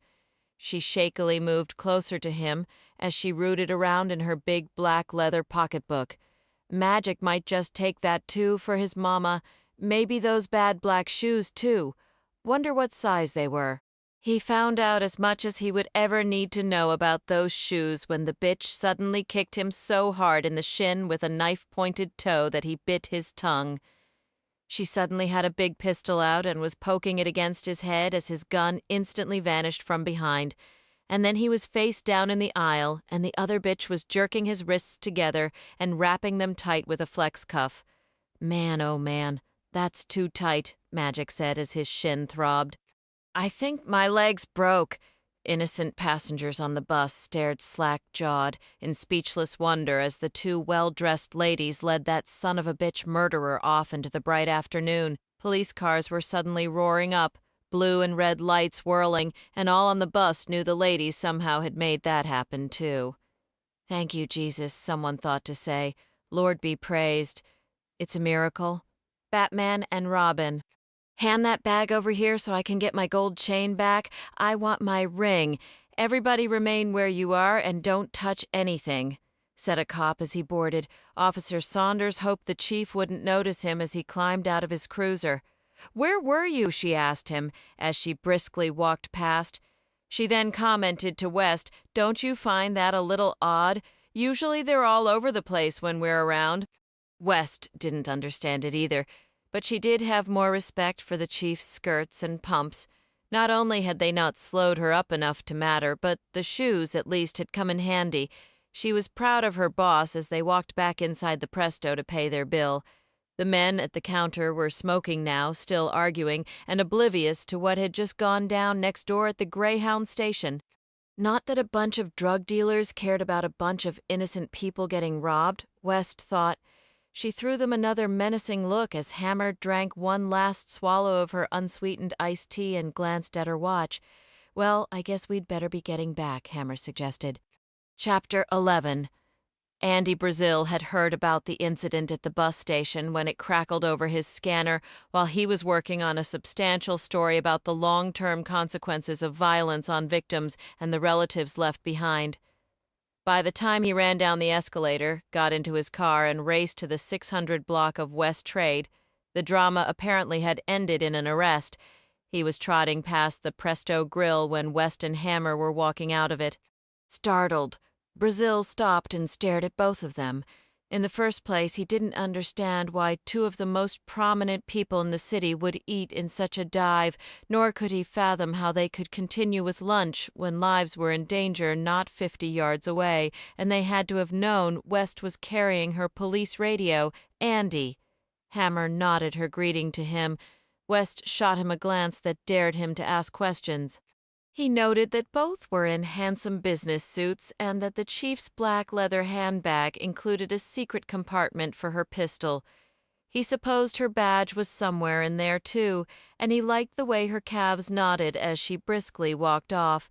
He wondered what West's legs looked like as he hurried on to the bus station. Cops were busy taking statements, and this was no small chore. Brazil counted 43 passengers, not including the driver, who proved to be a pretty great interview. Anthony B. Burgess had been a professional bus driver for 22 years and had seen it all. He had been mugged, robbed, hijacked, and stabbed. He'd been shot at the Twilight Motel in Shreveport when he picked up a she who was a shim by mistake. He told all this to Brazil and more because the blonde dude was nice as hell and discerning enough to recognize a raconteur when he met one. Had no idea they was cops, Burgess said again, scratching under his cap. That one never would have entered my mind. They come on board all in black and red and blue, like Batman and Robin, and next thing Batman's kicked the fool out of the little bastard and's about to blow his fucking brains all over my bus while Robin cuffs him. Holy smoke. He shook his head as if he'd seen a vision. And that's the police chief. That's what I heard. Can you believe it? By 5 p.m., the story was in the bag and destined for 1A above the fold. Brazil had already seen the headline in the composing room. Police chief and deputy foil abduction of bus batman and Robin in heels. West got a preview a little later when Brazil, in uniform, hopped in her car for another night out on the town. He was full of himself and thought this story was his best yet. He was thrilled over what Hammer and West had pulled off, almost wanted their autographs or a poster of the two of them to hang in his room. Jesus fucking Christ, West exclaimed again as they sped along South Boulevard, not going anywhere in particular. You didn't have to put in the Batman shit. Yes, I did, Brazil insisted, his mood sinking like the sun as his world got dark and stormy. It was a quote. It's not like I made it up. Fuck. West would be the laughingstock of the entire department tomorrow. Goddamn son of a bitch. She lit a cigarette, imagining Good laughing. This is an ego thing. Brazil didn't like his work criticized and could take but just so much of it. You're just pissed because you don't like being a sidekick Robin instead of Batman because it reminds you of your real situation. You aren't Batman. She is. West gave him a look that was heat-seeking like a missile. He would not survive this night and probably should have remained silent. I'm just being honest, he added. That's all. Oh, yeah, she launched another look. Well, let me tell you honest for a minute. I don't give a flying fuck what someone quotes to you, okay. You know what quotes like that are called in the real world? They're called bullshit. They're called perjury, hearsay, impeaching a witness, slander, disfucking respect. How do you spell that last one? I guess it's hyphenated? Brazil was trying not to laugh and pretending to take notes as West gestured with her cigarette and got increasingly ridiculous. Point is, just because someone says something, Sherlock, doesn't mean it's gospel, worth repeating, worth printing. Got it? He nodded with mock seriousness. And I don't wear high heels and don't want anybody thinking I do, she added. How come? He asked. How come what? You don't want people thinking it? He said. I don't want people thinking about me, period. How come you don't ever wear high heels or skirts? He wasn't going to let her duck him. Not any of your goddamn business, she tossed the cigarette butt out her window. The police radio took charge, broadcasting an address on Wilkinson Boulevard that anyone who knew anything would recognize as the Paper Doll Lounge. The striptease joint had been in Charlotte longer than sex, staffed by women with nothing on but a G-string and tormenting men with jeans full of dollar bills. This night, derelicts were swigging from quart bottles of beer, brilliantly disguised by brown paper bags. Not far away, a damaged young man joyfully rooted around inside a dumpster. She wasn't much older than me. Brazil was telling West about the young hooker he'd noticed the other night. Most of her front teeth gone, long dirty hair, tattoos, but I bet she was pretty once. I wish I could talk to her and find out what happened to turn her into something like that. People repeat their histories, find other people to abuse them, West said, strangely impatient with his interest in a hooker who might have been pretty once. They got out of the car. West approached a drunk in a Chick-fil-A cap. He was swaying, clutching his bottle of Colt 45. "We're having a lot of fun tonight," West said to him. The man was staggering but jolly. "Cap'n," he slurred, "you're lookin' mighty fine. Who dat wid ya?" "You can pour it out or go to jail," West said. "Yes, ma'am. That's an easy 'cision. No question 'bout it." He emptied beer on the parking lot, almost falling headlong into it and splashing Brazil's uniform trousers and impeccable boots. Brazil was a good sport. He jumped back a little late, wondering where the nearest men's room was, and certain West would take him there straight away. She scattered the drunks, emptying their lives on pavement while they watched and counted their change in their minds, calculating how quickly they could get back to Ray's Cash Amp, Carry the Texaco Food Mart, or Snooki's. Brazil followed West back to their car. They climbed in and fastened their seat belts. Brazil was embarrassed by the sour smell seeping up from his lower legs. This part of the job he could do without. Drunks disturbed him in a deep way, and he felt anger as he watched the men through his window. They were staggering off and would be drinking something else before West and Brazil were even a mile down the road. That was the way people like that were, addicted, wasted, no good on this earth, and hurting everyone. "How can anybody sink that low?" he muttered, staring out and ready to leave. "Any of us could," West said. "That's what's scary, one beer at a time. Any one of us." There had been times in her life when she had found herself on that same road, night after night, drinking herself to sleep, not remembering the last thing she thought or read, and sometimes waking up with lights still on. The impaired young man was joyfully ambling over to their car, and West wondered what trick in reality placed some people where she was sitting and consigned others to parking lots and dumpsters. It wasn't always a choice. It hadn't been for this one, who was known by the police and was a permanent resident of the street. His mother tried to abort him and didn't quite pull it off. West quietly told Brazil, "Or that's the story." She hummed open Brazil's window. "He's been out here forever." She leaned across the front seat and called out, "How goes it?" He couldn't speak any language that Brazil might recognize. He was gesturing wildly, making strange sounds that shot fear through Brazil.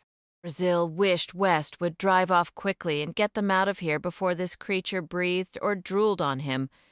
God, the guy smelled like dirty beer bottles and garbage, and Brazil pulled back from the window, leaning against West's shoulder. "You stink," West said to him under her breath as she smiled at their visitor. "It's not me," Brazil said. "Yes, it is," to their visitor, she added.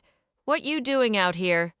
He gestured, getting more excited as he told the nice police lady everything he'd been up to, while she smiled and clearly enjoyed hearing about it. Her partner needed to lighten up a little boy, as he had always been called new when cops were brand new. Boy could tell by how tense they got by the look on their faces, and this always invited Boy to have a little fun with them. He stared at Brazil and gave him his gummy, gaping grin, as if he were some exotic creature new to the planet.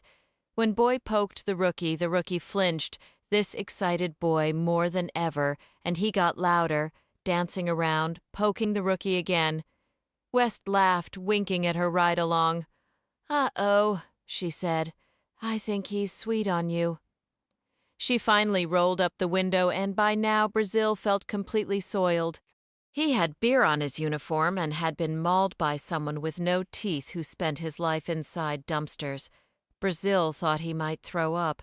He was indignant and hurt as West laughed and drove off, lighting a cigarette. Not only had she not prevented his degradation, she had made it happen and was savoring it. He fumed in silence as West headed out on West Boulevard toward the airport. She cut over on the Billy Graham Parkway, wondering what it would be like to have a major highway named after her. She wasn't sure she would appreciate cars and trucks rolling over her day and night, leaving ratty recaps and skid marks, while drivers made obscene comments to other drivers and gave them the finger and pulled out guns. There was nothing Christian about a road, the more West thought about it, unless it was used in biblical analogies such as the road to hell and what it was paved with. The more she contemplated all this as she drove, the sorrier she felt for the Reverend Billy Graham, who had been born in Charlotte, in a house that against his will had been appropriated by a nearby religious theme park. Brazil had no idea where they were going, except it was not where the action was, and it was apparent West had no intention of taking him someplace where he could clean up. He was riveted to the scanner and things were popping in Charlie 2 on Central Avenue, so why were they heading in the opposite direction on this parkway? He remembered his mother watching Billy Graham on TV all the time, no matter what else was on or what Brazil might want to see. He wondered how hard it might be to get a quote from the famous evangelist, maybe inquire about the Reverend Graham's views on crime one of these days. "Where are we going?" Brazil asked, as they turned off on Boyer toward Wilkinson Boulevard again. This was definitely the sinful strip, but West did not stay on it long. She sped past Greenbrier Industrial Park and turned left on Allegheny Street, heading into Westerly Hills, a nothing neighborhood near Harding High School. Brazil's mood got worse. He suspected West was up to her old tricks, and it not only reminded him that she really did not want to be out here with him, but hinted rather strongly that he had no business on police calls and would not be on many if she had her way about it. Any unit in the area of the 2500 block of Westerly Hills Drive, the scanner shattered West's peace of mind. Suspicious subjects in the church parking lot. "Shit," West said, speeding up. What lousy luck. They were in Westerly Hills on Westerly Hills Drive, the Jesus Christ is Lord Glorious United Church of the Living God right in front of them. The small white frame church was Pentecostal and deserted this night. Not one car in the parking lot when West turned in. But there definitely were subjects loitering, half a dozen young males with their mother, who was full of herself and feisty in a wheelchair. All stared hatefully at the cop car. Not real sure what to make of the situation, West ordered Brazil to stay put as both their doors opened and both climbed out. "We got a call of," West started to say to Mama. Just passing through, her oldest son, Rudolph, volunteered. Mama gave Rudolph a killing look, holding his eyes. "You don't got to answer to no one," she snapped at him. "You hear me? Not to no one." Rudolph looked down, his pants about to fall off and red boxer shorts showing. He was tired of being dissed by his mama and hassled by the police. What had he done? Nothing. Just walking home from the Easy Mart because she needed cigarettes, all of them going with her, taking a nice walk and cutting through the church parking lot. What was so wrong with that? "We didn't do nothing." Rudolph folded his arms and said to the cops. Brazil knew a fight was coming, just like he could smell a storm before the front moved in. His body tensed as he scanned the small, violent crowd standing restlessly in the dark. Mama wheeled closer to West. Mama had something on her mind she'd been wanting to deliver for a long time, and now was as good an opportunity as any. All her children would hear, and these two police didn't look like they would hurt anybody unnecessarily. "We just got here," Mama said to West. "We were just coming home, walking like anybody else. I'm tired of you people prosecuting us. Nobody is." West tried again. "Oh, yes. Oh, yes. Your mama got louder and angrier. This is a free country. We was white. You think anybody would have called the police?" "You have a good point," West reasonably replied. Mama was amazed. Her children were baffled. For a white lady cop to admit such a thing was unheard of and miraculous. "So you're agreeing that you were called because we're black?" Mama wanted to make sure. That would be my guess, and it absolutely isn't fair. "But I didn't know you were black when the call came over the radio," West went on in the same calm but sure tone. "We didn't respond because we thought you were black, white, Asian, or anything.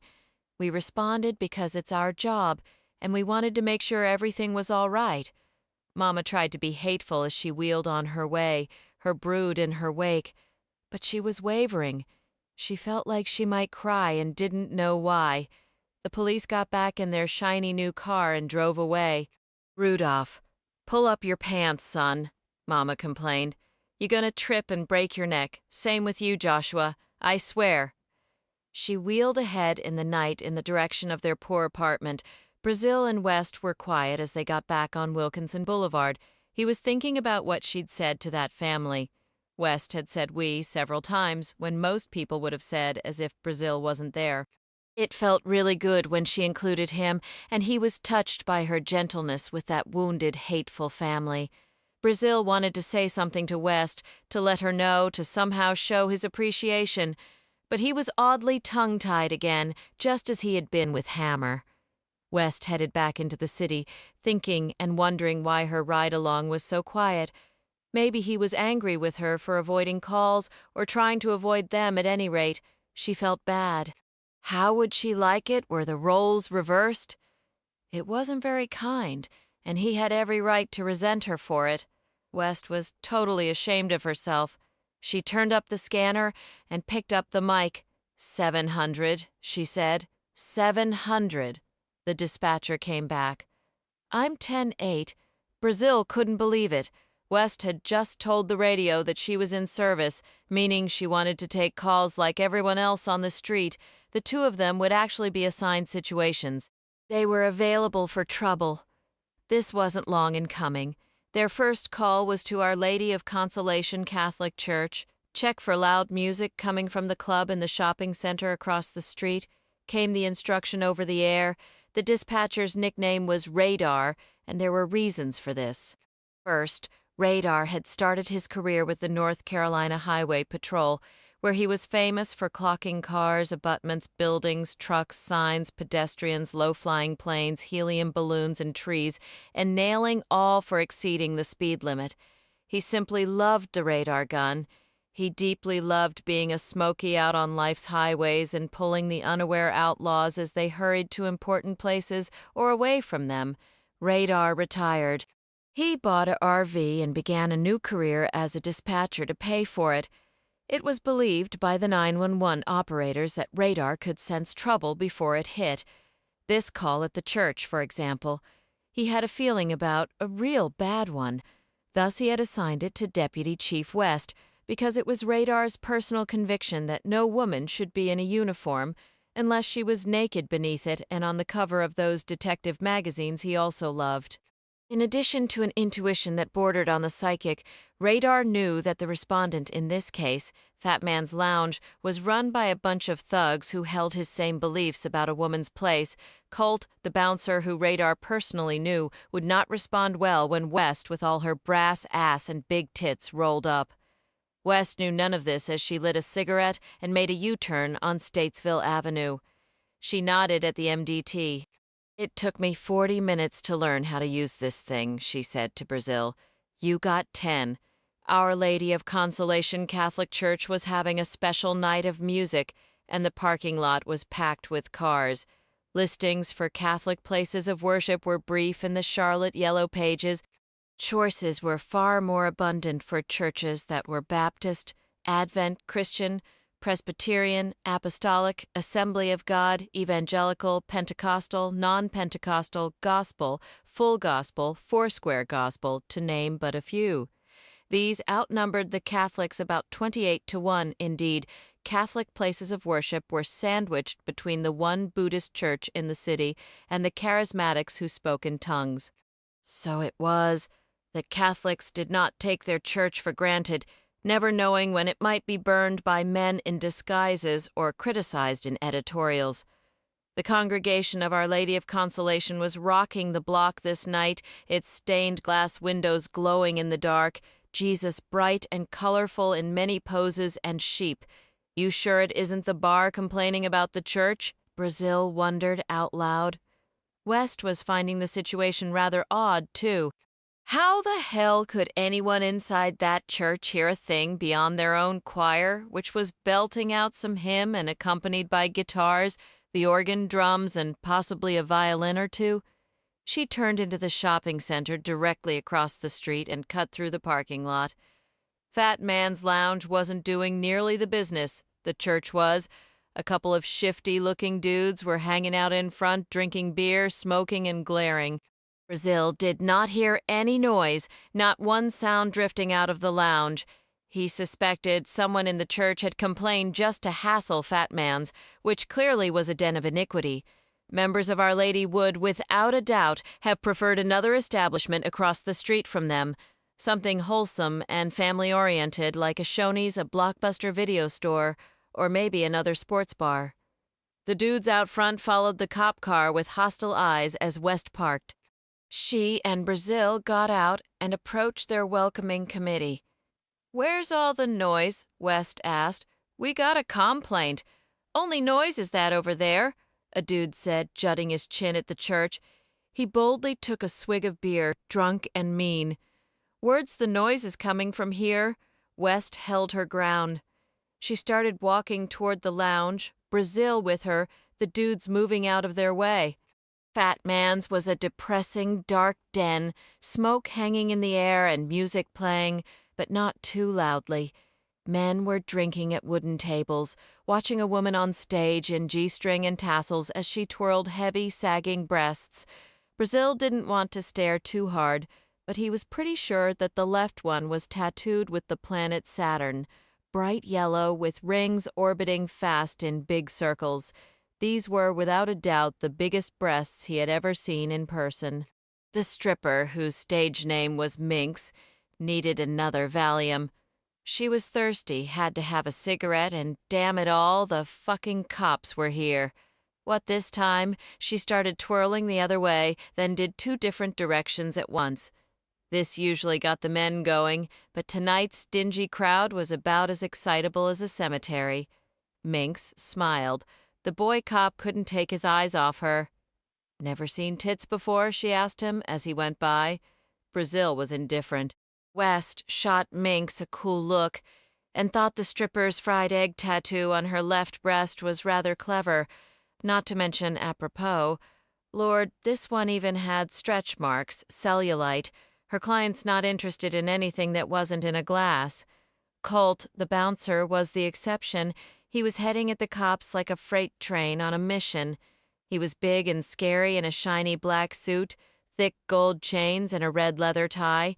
He looked like he might hurt them, starting with Brazil. "We got a complaint of loud music," West said to Colt. "You hear it?" Colt lifted his heavy jaw, veins like ropes in his powerful neck. He was full of hate toward these white cops, especially the bitch.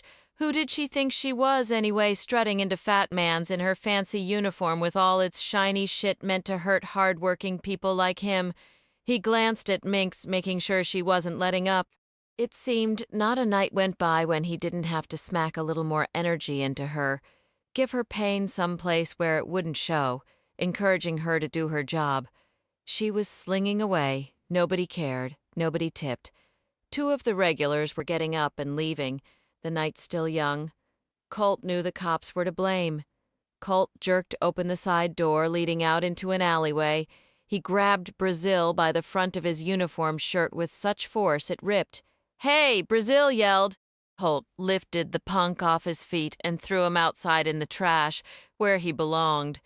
Garbage cans clattered against pavement, bottles clanging. It was just a good thing Brazil was dirty. Anyway, he got to his feet in time to see West whipping out her handcuffs. Colt had her by her uniform shirt, intending to pitch her too as the little shit yelled "Mayday, Mayday" into his police radio. Colt gagged, and for a blinding shard of insight thought someone had shoved a pool cue into the hollow of his massive neck. It seeped into his fading consciousness that the bitch was drilling her index finger into that soft hollow over his windpipe. He couldn't breathe. His tongue protruded as she drilled, and he gagged, gasping for air, his eyes bugging as he dropped to his knees, a gun barrel now staring at his nose. Colt's ears were ringing, blood roaring as the bitch screamed like she was going to eat him tartare. "You move, I'll blow your brains out, motherfucker." Minx gyrated. Patrons drank. Backup cops burst through the front door, far away across the dark, smoky room. West had a knee on Colt's beefy back and was busy snapping cuffs on his wrists, tight behind him. Brazil looked on in awe. Cops hauled Colt and the drunk dudes to jail. Minx saw her chance and walked off her runway, plucking lousy folded dollar bills out of her garter, wrapping up in a sweatshirt and lighting a cigarette. Out of here for good this time. Why did I let you get me into this? West was saying as she unlocked their car. I don't do this anymore for a reason. She climbed in, yanking the seatbelt across her chest, cranking the engine. Both of them were excited and trying not to show it. Brazil held together his ruined uniform shirt, which was missing half its buttons. West noted that he had a very well-developed chest to go with those shoulders and arms and legs. She instantly stopped transmitting any and all signals, such as body language or glances or words or heat. Where was all this coming from, anyway? Outer space, not from her. No, sir. She opened the glove box and rummaged until she found the tiny stapler she was sure was in there somewhere. Hold still, she said to him, as if it were an order. She leaned close because there was no other way to correct the situation, and gathered his shirt together and began stapling. Brazil's heart picked up speed. He could smell her hair, his own seeming to stand on end. He did not move. He was terrified to even breathe as her fingers brushed against him. He knew she could tell what he was feeling, and if he as much as twitched and inadvertently touched her somewhere, she would never believe it was an accident. She'd think he was just one more prick out there who couldn't keep it in his pants. She'd never see him as a person, as a sensitive human being. He'd be reduced to this thing, this guy thing. If she leaned half an inch closer to the right, he would die right there, on her front seat. "When was the last time you had to do something like that?" he managed to ask. West covered her repair job with his clip-on tie. The more she tried not to connect with his person, the clumsier her fingers got, fumbling and touching. She nervously tried to put the stapler away and dropped it. "I use it for reports." She groped under the seat. "Don't think I've ever used it on someone's shirt." She slammed shut the glove box on the third try. "No," Brazil said, clearing his throat again. "I mean, what you did in there, that guy must weigh 250 pounds, and you decked him all by yourself." West shoved the car in gear. "You could," she said. "All you need is training. Maybe you—" She held up a hand as if halting traffic. "No, I'm not a goddamn one-person police academy." She tapped the MDT. "Clear us out of here, partner." Brazil was tentative as he placed his fingers on the keyboard. He started typing. The system beeped as if it liked him. "God, this is so cool," he said. "Small minds," West commented. "Unit 700, radar," the dispatcher said. "Missing person at 556 Midland." "Shit, not again." West grabbed the mic and tossed it to her partner. "Let's see what they're teaching volunteers these days." 700, he said on the air for all to hear. "We're 10-18 556 Midland." Chapter 12. Missing person reports were so much paperwork. It was unbelievable. Such investigations were almost always fruitless, for either the person really wasn't missing, or he was and dead. Radar's preference was that West had gotten her butt kicked at Fat Man's. At least Radar could ensure that she would be filling out forms the rest of her life, and Midland was government-subsidized housing. Definitely not a nice place for a female or her reporter ride along. Llewellyn Whitaker lived in a one-bedroom unit. Her number 556, like all others in Midland Court, was painted in huge numbers over the door. The city had done this free of charge so the cops could find places fast when out at night with searchlights sweeping and canine dogs panting. Llewellyn Whitaker had just moved here from Mint Hill, where she had worked as a checkout clerk in Walmart until she hit her 8th month of pregnancy and got tired of Gerald coming around. How many times did she have to tell him no? In 90. She paced, wringing her hands, her 4-year-old daughter, Tangine, watching from the bed, which was close to the front door. Boxes were still stacked against a wall, although there were not many, since the Whitaker family traveled light. Llewellyn prayed every hour that Gerald would not find out where she had moved. He would show up. Oh, yes. She paced some more. Where the hell were the police? They think this was the layaway plan? Can't do it now. Pick it up later. Oh, yes, he would find her, because of that bad seed child of hers.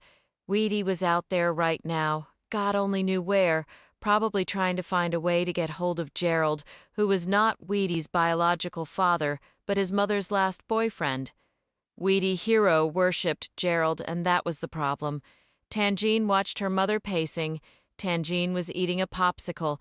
Gerald was nothing more than a low-life drug man who bought and sold the big stuff, and did it, too. Cane, crack, diesel, smoke, all that shit. He walked around in his big warm-up suit and feelers like he was in the NBA and had a diamond earring, too, and a 4x4 black with red and yellow detailing. He'd drive up and Weedy would start in walking, bad-mouthing, cool-talking, just like Gerald. Next thing, Weedy would start cussing Llewellyn and even slapping her around or smoking marijuana, just like Gerald. She heard feet on the steps and called out to make sure. Police, a woman's voice sounded.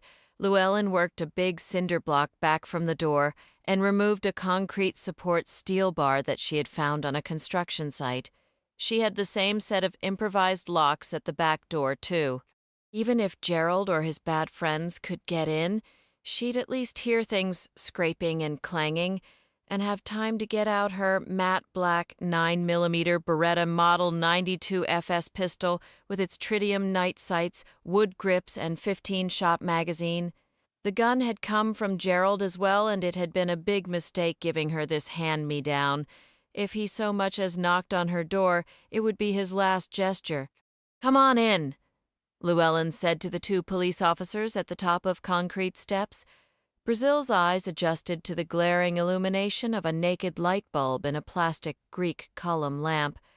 A small TV was on, the Braves playing the Dodgers. There was a boom box in a corner, walls bare, the bed unmade, and right there in the living room, a little girl sitting on it. She had braids and sad eyes. It was hot as hell in here, and Brazil started sweating. So did West. She had attached an endless form on top of her metal clipboard and was prepared to do a lot of writing. Llewellyn began by telling the police lady all about Weedy, including that he was adopted and jealous as hell of Tangine and the unborn baby, yet unnamed. "He called you after he missed the bus," West repeated as she wrote. "Wanted me to come get him, and I told him I had no way," Llewellyn said. "Last time I was pregnant, he jumped on me and I lost the baby. He was 15 then. Always been hateful because he's adopted, like I told you. Trouble from day one. You got a recent picture of him?" West asked. "Packed up." "Don't know if I can get to it." Mother described Weedy as small, bad skin, wearing Adidas, baggy jeans hanging off, teal-green Hornets t-shirt and baseball cap, and a fade haircut. He could be anywhere, but Llewellyn worried that he was running with bad kids and into drugs. Brazil felt sorry for Tangine, who seemed unimportant in the grand scheme of things as she climbed down from the bed, fascinated by this blond man in his fancy uniform with all its shiny leather. He got out his mag light and started bouncing the beam around on the floor, playing with her like she was a cat. Tangine didn't know what to make of this and got scared. She was screaming and did not intend to stop by the time the police left. Mother watched Brazil and West feel their way down the steps in the complete dark. "Way to go, West," said to her partner as Tangine wailed and shrieked. Brazil missed a step and landed on his ass. "I'd put a light on if I had one," Llewellyn said from the doorway. The next 2 hours were spent in the records room. West continued to fill out forms, having no idea that there were so many of them these days. It was astonishing, and she was unfamiliar with anyone back here tonight. And all were rude and not inclined to respect West's rank. Were she paranoid? She might have suspected a conspiracy, as if someone had instructed the clerks to give the deputy chief a bad dose, to stick her but good. Mostly, West got their backs as they typed and sipped their Frescas and Diet Cokes. West could have asserted herself but didn't.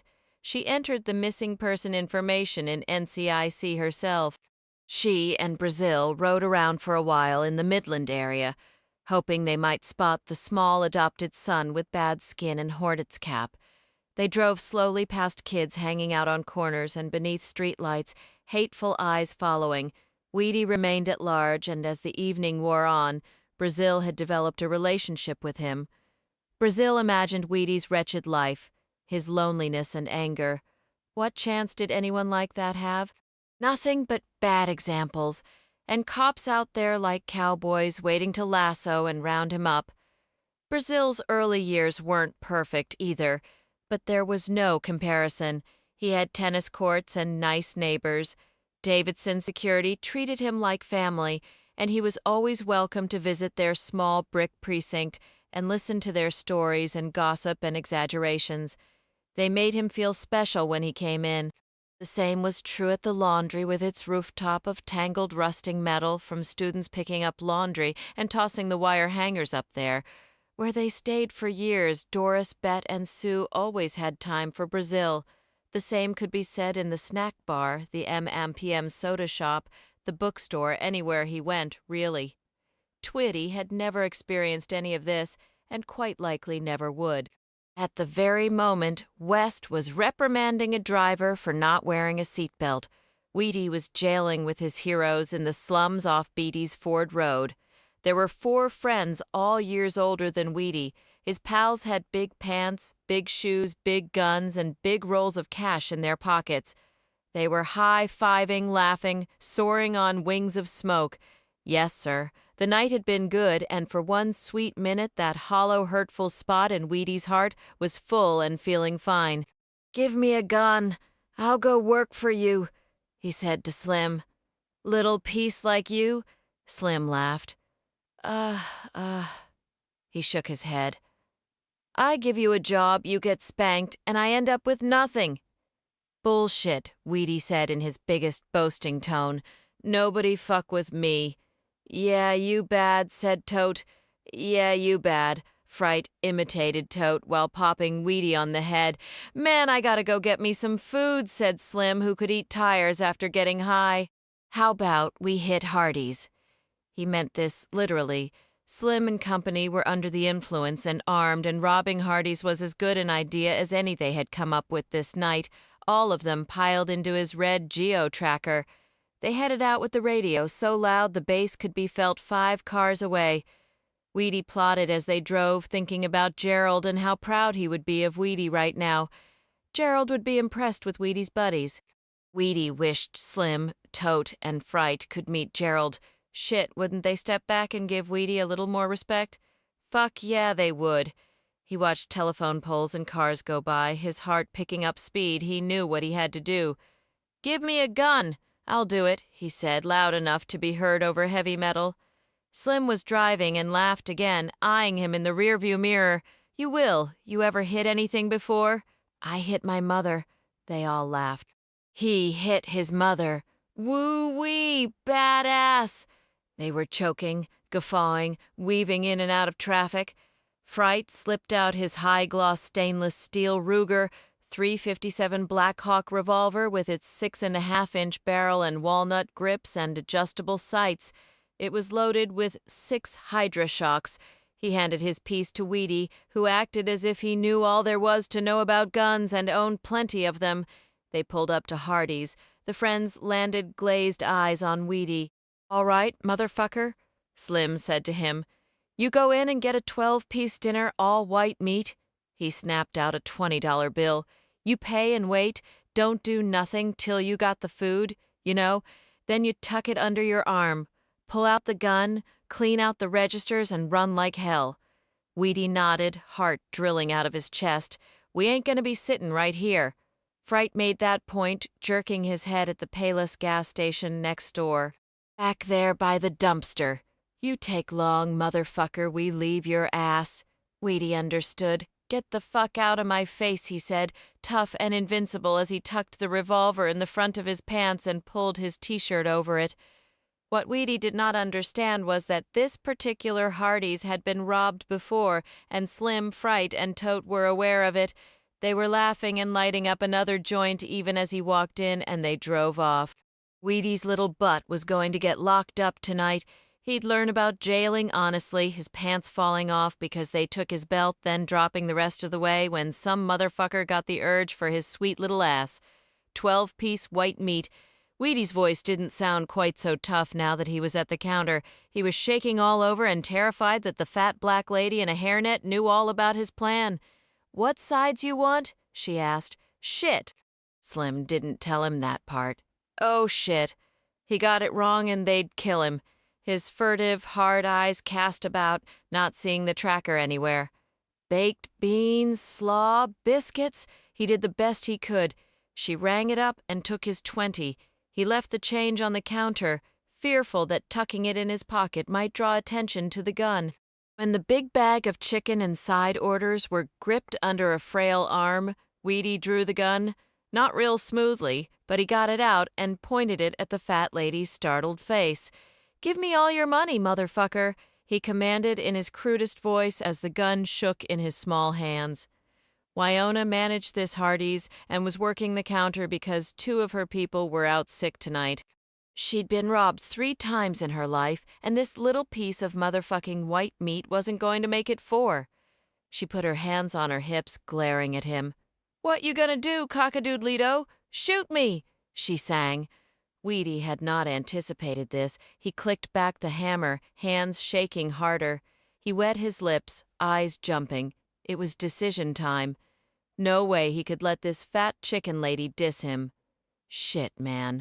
He walked out of here without the money, and that was the end of his career. He wasn't even sure he'd gotten the sides right. Oh, shit. He was in trouble. He closed his eyes and pulled the trigger. The explosion was incredible, and the revolver jumped in his hands. The bullet smashed through large fries $1.99 on the lit-up sign over Wyona's head. She grabbed the big .357 Magnum away from him, and he ran like hell. V9 Wyona was a firm believer in community intervention. She chased Wheaty out the door. She thundered after him through the parking lot, across the way to the Payless, and behind it where a red tracker was parked, filled with teenagers smoking weed. They locked the doors. Wheaty tugged a handle, to no avail, yelling as the huge woman grabbed the back of his pants, yanking them down to his leather Adidas. He fell to the pavement in a tangle of red denim as she pointed the revolver through glass at the driver's head. Wee Slim knew a determined look when he saw it. This bitch was going to shoot him if he so much as blinked. He slowly lifted his hands from the steering wheel and held them up. "Don't shoot," he begged. "Oh, please don't shoot. Get on your car phone and call 911 right now," Wyona screamed. He did. "Tell them where you are and what you done, and that if they don't get here in exactly 2 minutes, I'm blowing your motherfucking head off," she screamed, her foot firmly planted on Wheaty, who was supine and shaking on the pavement, face down, hands covering his head. "We just robbed Hardee's and are behind the Payless on Central Avenue." Slim yelled into the phone, "Please get here quick. Vavai Selma," the 911 operator who got the call, wasn't certain what this was about. But she gave it a priority 1 because her instinct prodded her in a tragedy about to occur direction. Radar, meanwhile, had not finished with West this night. He passed the emergency along to her. "God damn it," West said as she drove past Piedmont Open Middle School. She was trying to avoid other problems and did not wish to hear her unit number 1 more time, ever. Brazil couldn't grab the mic fast enough. 700, he said. "Unknown trouble, 4000 block of Central Avenue," Radar said with a smile. West floored it, flying down 10th Street, cutting over to the 1000 block of Central, flying past the Veterans Park and Saigon Square. Other units backed her up, for by now it had occurred to every cop on the street that their deputy chief was handling a lot of dangerous calls unassisted by anyone. When she rolled into the Payless, 6 cars with lights flashing were behind her. This was uncommon, but West didn't question it and was grateful. She and Brazil got out. Wyona lowered the gun, now that help was here. "They tried to rob me," she said to Brazil. "Who did?" West asked. "The piece of white shit under my foot," she said to Brazil. West noted the fade haircut, the bad skin, the Hornets cap and shirt. The boy's pants were knotted around his basketball shoes, and he had on yellow boxer shorts. Next to him was a big bag of chicken and side orders. He come in, ordered 12-piece all white meat, then pulled out this thing. Wyona handed the gun to Brazil because he was the man, and Wyona had never dealt with woman police and wasn't about to start now. I chased him out here to where these sons of bitches are. She gestured furiously at Slim, Fright, and Tote as they cowered inside the tracker. West took the gun from Brazil. She looked back at the 6 other officers standing nearby and observing. "Let's lock 'em up," she said to the troops. To Wyona, she added, "Thanks." The boys were rounded up and cuffed. Now that they were official felons again and not about to be killed, their bravery returned. They stared hatefully at the police and spat in the car. West gave Brazil a pointed look. He typed on the MDT, clearing them from the scene. "Why do they hate us so much?" he said. "People tend to treat others the way they've been treated," she answered. "Take cops. A lot of them are the same way." They rode in silence for a while, passing other poor landscapes, the aspiring, sparkling city around them. "What about you?" Brazil asked. "How come you don't hate?" T had a good childhood. This made him angry. "Well, I didn't, and I don't hate everyone," he said. "So don't ask me to feel sorry for them. What can I tell you?" She got out a cigarette. "It goes back to Eden, the Civil War, the Cold War, Bosnia, the 6 days it took God to make all this. You gotta quit smoking," he said, and he remembered her fingers touching him as she fixed his shirt. Chapter 13. Brazil had a lot to think about. He wrote his stories fast and shipped them out within seconds of various deadlines for various editions. He was strangely unsettled and not remotely tired. He did not want to go home and had fallen into a funk the instant West had let him out at his car in the parking deck. He left the newsroom at midnight and took the escalator down to the 2nd floor. The press room was going full tilt. Yellow Farag conveyors flying by 70,000 papers per hour. Brazil opened the door, his ears overwhelmed by the roar inside. People wearing hearing protectors and ink-stained aprons nodded at him, yet to understand his odd peregrinations through their violent, dirty world. He walked in and stared at miles of speeding newsprint, at folding machines rat-a-tat-a-tatting and belt ribbon conveyors streaking papers through the counting machines. The hard-working people in this seldom thought-of place had never known a reporter to care a hoot about how his clever words and big-shot bylines ended up in the hands of citizens every day. Brazil was inexplicably drawn to the power of these huge, frightening machines. He was awed to see his front page racing by in a blur, thousands and thousands of times. It was humbling and hard to believe that so many people out there were interested in how he saw the world and what he had to say.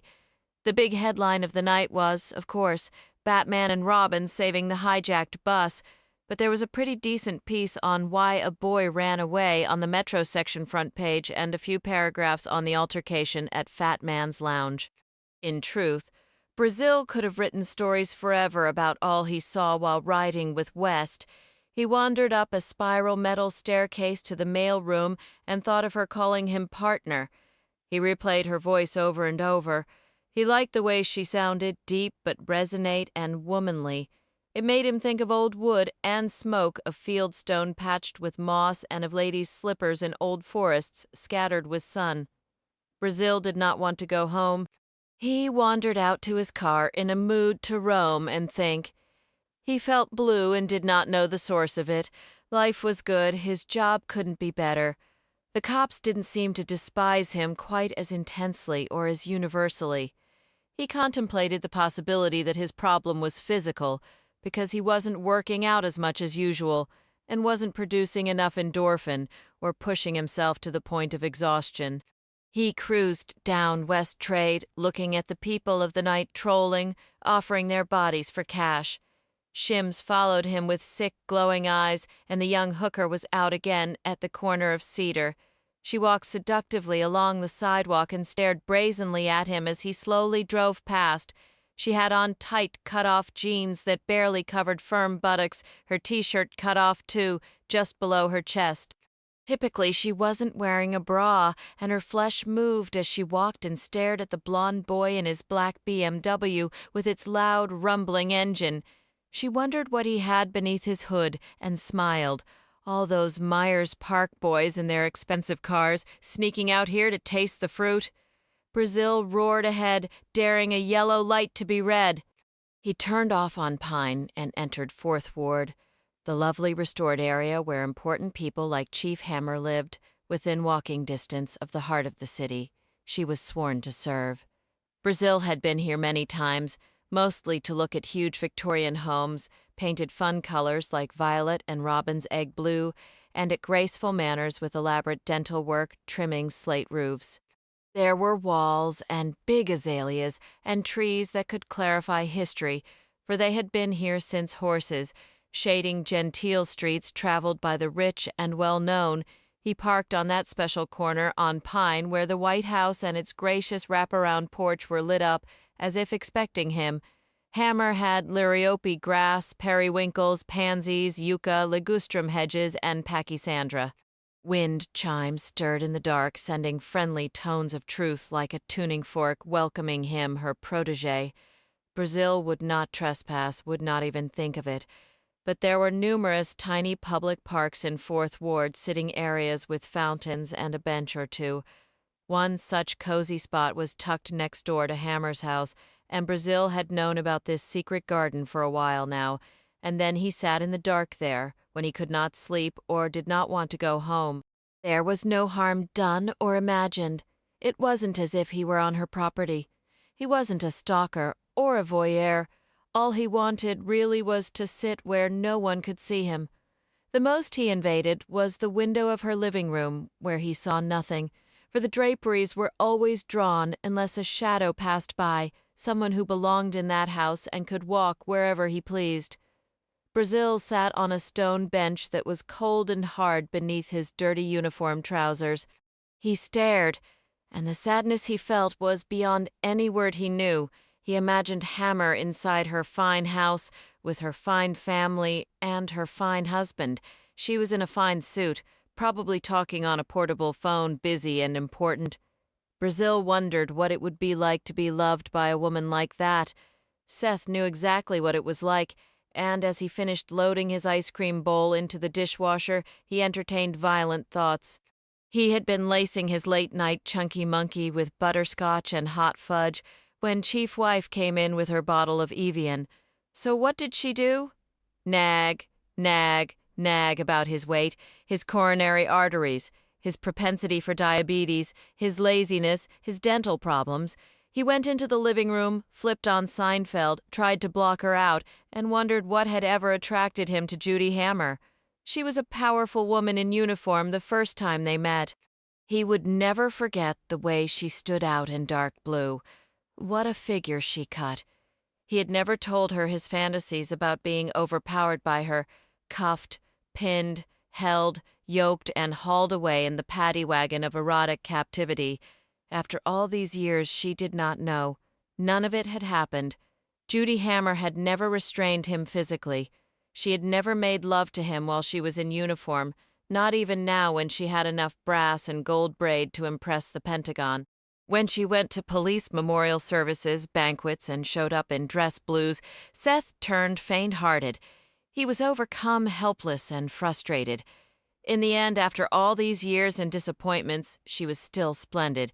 If only she didn't make him feel so worthless and ugly, if only she hadn't driven him to this, forced him into it, caused it, and willed abject ruination upon his life. It was her fault that he was fat and a failure.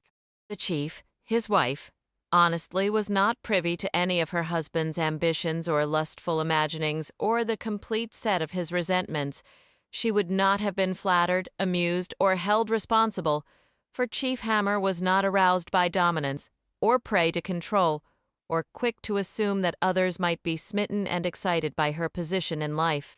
It would never occur to her that Seth was eating ice cream with butterscotch, hot fudge sauce, and maraschino cherries at this unhealthy hour because he really wished to be shackled to the bedposts or to be searched inappropriately and for a long time. He wanted her to arrest him for animal desire and throw away the key. He wanted her to languish and doubt herself and all she had done. What did not interest him in the least was to be sentenced to the solitary confinement their marriage had become. Chief Hammer was not in uniform or even on the portable phone. She was in a long, thick terry cloth robe and suffering from insomnia, and this was not unusual. She rarely slept much because her mind kept its own hours, the hell with her body. She was sitting in the living room, The Tonight Show droning on as she read the Wall Street Journal, various memos, another long letter from her ancient mother, and a few salient pages from Marianne Williamson's A Return to Love. Hammer did her best to block out Seth making noise in the kitchen. His failure in his passage through the world felt like hers. No matter what she told herself or the therapist she left in Atlanta and Chicago, profound personal failure was what she felt every hour of every day. She had done something very wrong, otherwise Seth would not be committing suicide with a fork, a spoon, or chocolate sauce. When she looked back, she realized that the woman who had married him was another entity. She, Chief Hammer, was a reincarnation of that earlier lost manifestation. She did not need a man. She did not need Seth. Everyone knew it, including him. It was a simple fact that the best cops, Marines, airmen, National Guards, firefighters, and military people in general who were women did not need men personally. Hammer had commanded many such independents. She would pick them without question, as long as they weren't so much like the men they did not need that they had completely adopted bad male habits, such as getting into fights rather than not, or being clingy and demanding and domineering. What Hammer had concluded after all these years was that she had an overweight, neurotic, non-working wife who did nothing but bitch. Judy Hammer was ready for change. Thus it was that she made a tactical error this very early morning. In her long, clean robe, she decided to go out on her wraparound porch and sit on the swing, sipping Chardonnay alone with her thoughts for a spell. VFT Brazil was mesmerized when she emerged, a vision, a god glowing in lamplight, all in white and shimmering. His heart rolled forward at such a pitch he could not catch up with it. He sat very still on the cold cement bench, terrified she would see him. He watched every small thing she did, the way she pushed forward and let go, the bend of her wrist as she lifted the tapered glass, her head leaning back against the swing. He saw the slope of her neck as she rocked, with eyes shut. What did she think? Was she a person just like him, with those darker shades, those lonely, cold corners of existence that no one knew? She swung slowly, and alone, his chest ached. He was drawn to this woman and had no clear idea why. It must be hero worship. If he had a chance to touch her, he really wouldn't know what to do. But he did want to as he stared in the night at her. She was pretty even at her age. Not delicate, but fascinating, powerful, compelling, like a collector's car, an older BMW in mint condition with chrome instead of plastic. She had character and substance, and Brazil was certain that her husband was quite the contender, a Fortune 500 man, a lawyer, a surgeon, someone capable of holding an interesting conversation with his wife during their brief, busy interfaces together. Chief Hammer pushed the swing again and sipped her wine. She would never be completely devoid of street sense, no matter her station in life. She goddamn knew when she was being watched.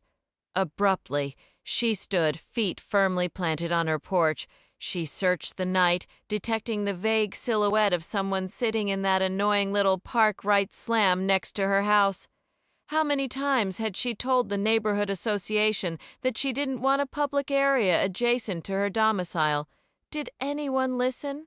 To Brazil's horror, she walked down porch steps and stood amidst Pachysandra, staring right at him. "Who's there?" she demanded. Brazil could not speak. Not a fire or a Mayday could have pried a word loose from his useless tongue. "Who's sitting there?" she went on, irritable and tired. "It's almost 2 o'clock in the morning. Normal people are home by now, so either you're not normal or you're interested in my house. Police live in this house. They have guns and shoot to kill. And you still want to rob us?" Brazil wondered what would happen if he ran as fast as he could. When he was a little boy, he believed that if he sprinted full speed, he would disappear, become invisible, or turn to butter like in Little Black Sambo. It wasn't so. Brazil was a sculpture on his bench, watching Chief Judy Hammer step closer. A part of him wanted her to know he was there so he could get it over with, confess his intensity, have her blow him off, laugh, dismiss him from her police department, and be done with him, as he deserved. "I'm going to ask one more time," she warned. It occurred to him that she might have a gun on her person, perhaps in a pocket. Jesus Christ, how could any of this happen? He had meant no harm driving here after work. All he'd wanted was to sit, think, and contemplate his raison d'etre and how he felt about it. "Don't shoot," he said, slowly bringing himself to his feet and holding his hands up in surrender. Hammer knew for a fact she had a wacko in her midst. Don't shoot? What the hell was this? Clearly this was someone who knew who she was. Why else would the person assume she might be armed and wouldn't hesitate to shoot? Hammer had always nurtured the unspoken fear that in the end she would be taken out by a Looney Tune with a mission. Assassinated. "Go ahead and try," was her motto. She followed the brick walk through more Pachysandra as Brazil's panic level crested. He cast his eyes toward his car on the street, realizing that by the time he raced to it, got in, and drove off, she would have his plate number. He decided to relax and feign innocence. He sat back down as she, in her white robe, floated closer. "Why are you here?" she asked, hovering mere feet from him now. "I didn't mean to be disturbing anyone," he apologized. Hammer hesitated, not getting quite what she had expected. "It's almost 2 o'clock in the morning," she repeated. "Actually, it's a little later than that," Brazil said, chin in hand, face in shadows. "Love this place, don't you? So peaceful, great for thinking, meditating, getting into your spiritual space." Hammer was entertaining second thoughts about this one. She sat down on the bench next to him. "Who are you?" she asked, and the indirect light was an artist lovingly painting her face as she studied him. "Nobody special," Brazil said. Oh, yes, he was. She thought of her own horrible life, of the husband in there where she lived. This one on the bench next to her understood. He appreciated her for who and what she was. He respected her power and wanted her as a woman at the same time. He was deeply interested in her thoughts, her ideas, her memories of childhood. Brazil traced her neck deep down into her plush, white terry cloth robe, slowing down, taking his time. He kissed her, tentatively, until he was sure she was kissing him back. Then he worked on her lower lip until their tongues became acquainted and were friends. When he woke up inside his locked bedroom, he wasn't finished yet and in agony. It was awful, please, Lord, why couldn't it be true? But it decidedly was not. It was a fact that he had sat in the tiny park staring at Hammer's house, and she had come out to drift on her swing. It was not a fact that any of the rest of it had occurred, except in fractured dreams. She did not know that he was there in the dark, hearing her North Carolina flag snap in the wind over her porch. She did not care. He had never touched his lips to hers. He had never caressed soft skin and never would. He was terribly ashamed. He was frustrated and confused. She was probably 30 years older than Brazil. This was sick. Something must be terribly wrong with him. Brazil played the messages on his answering machine when he came home at 2:45 in the morning. There were 4, all of them hang-ups. This only worsened his mood. He could not help but think that the pervert was after him because he too was some sort of deviant. There had to be reason a sick person would be drawn to him. Brazil was angry as he yanked on running clothes at dawn. He grabbed a tennis racket, the hopper of balls, and trotted out the door. The morning was wet with dew, the sun already making its potent presence known. Magnolias were dense and heavy with waxy white blossoms that smelled like lemon as he passed beneath them. He cut through the Davidson campus, sprinting along the small road winding behind Jackson Court, heading to the track. He ran 6 fast miles and furiously served tennis balls. He worked out with weights in the gym, sprinted several laps, and did push-ups and sit-ups until his body's natural opiates kicked in. Twell Hammer was preoccupied with her ruined morning. This was what she got for altering her routine and having lunch with West, who clearly could not keep out of trouble. Hammer had worn her uniform this day, which in itself was exceedingly unusual. She had not found it necessary to argue court dates with the district attorney in 15 years and wanted no problem here. She believed in the power of personal confrontations and determined that the DA was about to have one. By 9 a.m., Hammer was inside the big granite criminal court building, waiting in the reception area of the city's top prosecutor. Nancy Gorelick had been reelected so many times. She ran unopposed, and most of the population would not have bothered to go to the polls were there not other officials to vote for or against. She and Hammer were not personal friends. The DA certainly knew very well who the chief was, and in fact had read about Hammer's heroics in the morning paper, Batman and Robin. Oh, please, Gorelick was a ruthless Republican who believed in hanging first and sorting out later. She was tired of people who thought special excuses should be made for them, and there was no doubt in her mind about the reason for Hammer's impromptu visit. Gorelick made Hammer wait long enough. By the time the DA buzzed her secretary to say that the chief could be shown in, Hammer was pacing the reception area, looking at her watch, and getting more irritated by the seacon. The secretary opened a dark wooden door, and Hammer strode past her. "Good morning, Nancy," the chief said. "Thank you." The DA nodded with a smile, hands folded on top of her neat desk. "What can I do for you, Judy? You know about the incident at the Greyhound bus station yesterday." "The whole world knows," said Gorelick. Hammer pulled a chair around to the side of the desk, refusing to sit directly across from Gorelick with a big block of wood between them. There was little more valuable than office psychology, and Hammer was master at it. Right now, the DA's setup was blatantly overpowering and unwelcoming. Gorelick was leaning forward with hands on the blotter, assuming a posture of superiority and dominance. She was visibly bothered that Hammer had rearranged the order and was now facing the DA with nothing between them but crossed legs. "The Johnny Martino case," Gorelick said. "Yes," Hammer said, "also known as Magic the Man. 33 Class D felony charges of robbery with a dangerous weapon," Gorelick went on. "He'll plea bargain. We'll sock him with maybe 10, get him to agree to consolidate sentencing under 5 counts since he's a prior record level 2. He's going to be out of circulation for so long, he'll turn into a skeleton. When do you anticipate setting the court date?" Nancy Hammer wasn't impressed, and frankly believed not a word. This guy would get the minimum. They all did. "I've already set it." The DA picked up her big black date book and flipped pages. "Set for Superior Court, July 22nd. Hammer wanted to kill her. I'm on vacation that entire week in Paris. It's been set for a year. I'm taking my sons and their families, and I've already bought the tickets, Nancy. That's why I came by this morning. Both of us are busy professionals with crushing schedules and responsibilities. You know perfectly well, Nancy, that police chiefs normally do not make arrests and end up in court. When was the last time that you heard of such a thing? I'm asking you to work with me on this."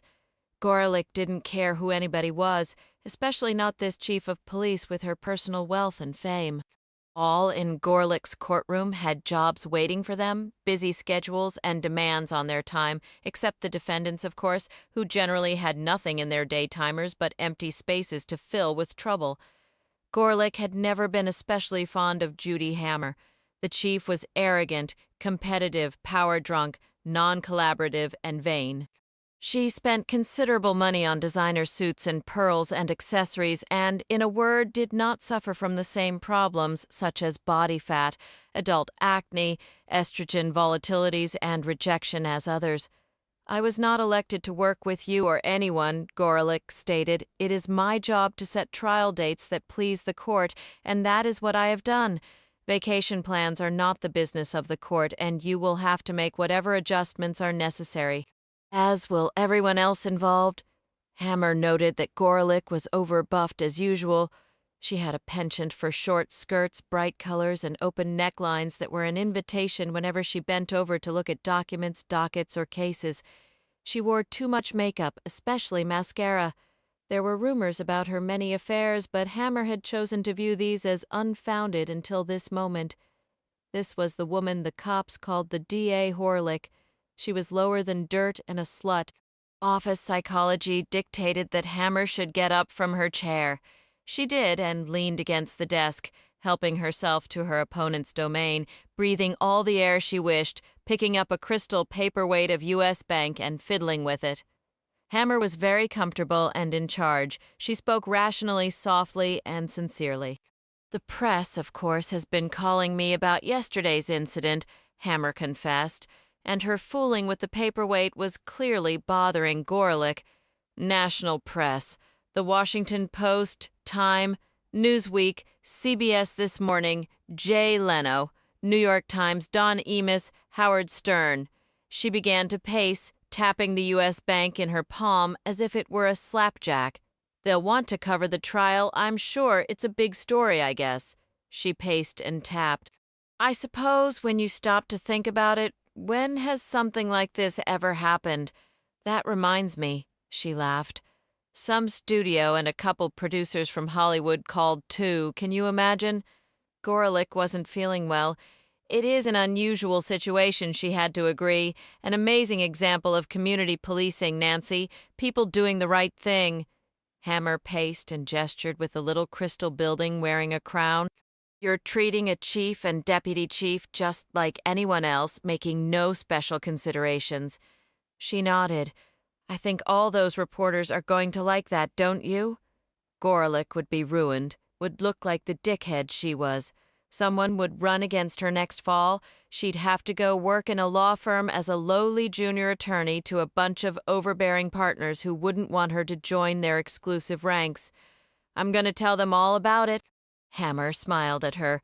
"Right now, I guess the best thing would be a press conference." The court date was moved ahead a week and landed on a day convenient for all, except Johnny Martino, a.k.a. Magic the Man, who was sitting in his jail cell, dejected in a blaze orange jumpsuit with "Dept of Corps" stenciled in on the back. Everybody in the Corps wore one, and now and then, when he gave much thought to the matter, he wondered what the hell the Corps was. As in Marine Corps, Peace Corps, CO Railroad, maybe? His old man worked for Amtrak, cleaning up cars after all those passengers got off. No way young Martino was ever doing shit work like that. No fucking way. He couldn't believe how bad his leg hurt from where that bitch kicked him. The guns people carried these days, women especially, both of them pointing 40 fucking caliber semi-automatics at his head. Now where the hell did that come from? Fucking Mars? These ladies beamed down or something? He was still stunned and had sat up on his narrow bunk this morning thinking yesterday on the bus didn't happen. Then he focused on the steel toilet bowl that he had not bothered to flush last night. His shin was throbbing so bad and had a lump on it the size of an orange, the skin broken in the middle like a navel, where that pointy metal toe had connected. Now that he explored the situation a little further, he should have been suspicious of two rich ladies like that getting on the Greyhound. No way people like them take the bus. Some of the guys were talking and laughing up and down the cells, going on and on about him getting his ass kicked by some old woman with a big pocketbook, everybody making fun of Martino. He got out a cigarette and thought about suing. He thought about getting another tattoo, might as well while he was here. Brazil's day was not going especially well either. He and Packer were editing another self-initiated, rather large piece Brazil was doing on mothers alone in a world without men. Brazil continued to come across typos, spaces, blank lines that he knew he had not caused. Someone had been breaking into his computer basket and going through his files. He was explaining this to his Metro editor, Packer, as they rolled through paragraphs, inspecting the violation. "See?" Brazil was hotly saying, and he was in uniform, ready for yet another night on the street. "It's weird. The last couple days, I keep finding stuff like this. You sure you're not doing it? You do tend to go through your stories a lot," Packer said. What the editor had observed about Brazil's remarkable productivity had now reached the level of not humanly possible. This kid dressed like a cop frightened Packer. Packer didn't even much want to sit next to Brazil anymore. Brazil wasn't normal. He was getting commendations from the police and averaging 3 bylines every morning, even on days when he supposedly was off. Not to mention, his work was unbelievably good for someone so inexperienced who had never been to journalism school. Packer suspected that Brazil would win a Pulitzer by the time he was 30, possibly sooner. For that reason, Packer intended to remain Brazil's editor, even if the job was exhausting, intense, and unnerving, and caused Packer to hate life more with each passing day. This morning was a typical example. The alarm had buzzed at 6, and Packer did not want to get up, but he did. Mildred, his wife, was her typical cheery self, cooking oatmeal in the kitchen, while Doofus, her purebred Boston Terrier puppy, skittered around sideways and walleyed, and looking for something else to chew or pee or poop on. Packer was tucking in his shirt all the way around as he entered this domestic scene, trying to wake up and wondering if his wife was losing what marbles she had left. "Mildred," he said, "it's summer. Oatmeal is not a good hot weather food." "Of course it is." She happily stirred. "Good for your high blood pressure." Doofus jumped and fussed at Packer, dancing around his feet, trying to climb him, grabbing cuffs and snaggly teeth. Packer never touched his wife's puppy if he could help it, and had refused any input into its development beyond naming it, over objections from Mildred, who had made it a condition of their marriage that she would never be without one of these ugly little dogs from her childhood. Doofus did not see very well. From his perspective, Packer was a very big and unfriendly tree, a utility pole, some other edifice, maybe a fence. Whenever Packer came within scent, Doofus was airborne and in grass and squatting and relieving other basic functions that meant nothing to Doofus. He untied both of Packer's shoelaces. Packer made his way across the newsroom as if he saw no color in the world, only gray. He was tucking in his shirt, heading to the men's room, feeling like he had to go and knowing nothing would happen again, and reminded that next Wednesday at 2 p.m. he had an appointment with his urologist. VFT Brazil was running down the escalator, deciding to take matters into his own hands. He pushed through several sets of doors, finally entering the rarefied, air-conditioned space where Brenda Bond ruled the world from an ergonomically correct green fabric chair with rollers. Her feet were on an adjustable footrest, her valuable hands poised over a contoured keyboard designed to prevent carpal tunnel syndrome. Bond was surrounded by IBM and Hewlett-Packard mainframes, multiplexer, modems, cabinets containing huge tape reels, decoders, and a satellite feed from the Associated Press. It was her cockpit, and he had come. She could not believe that Brazil was standing before her, had sought her out, and wanted to be with her and no one but her, this very second in time and space. Her face got hot as she looked him up and down. God Almighty was he built, and he knew it and was already showing his contempt for her. "I think someone's getting into my basket and going through my files," Brazil announced.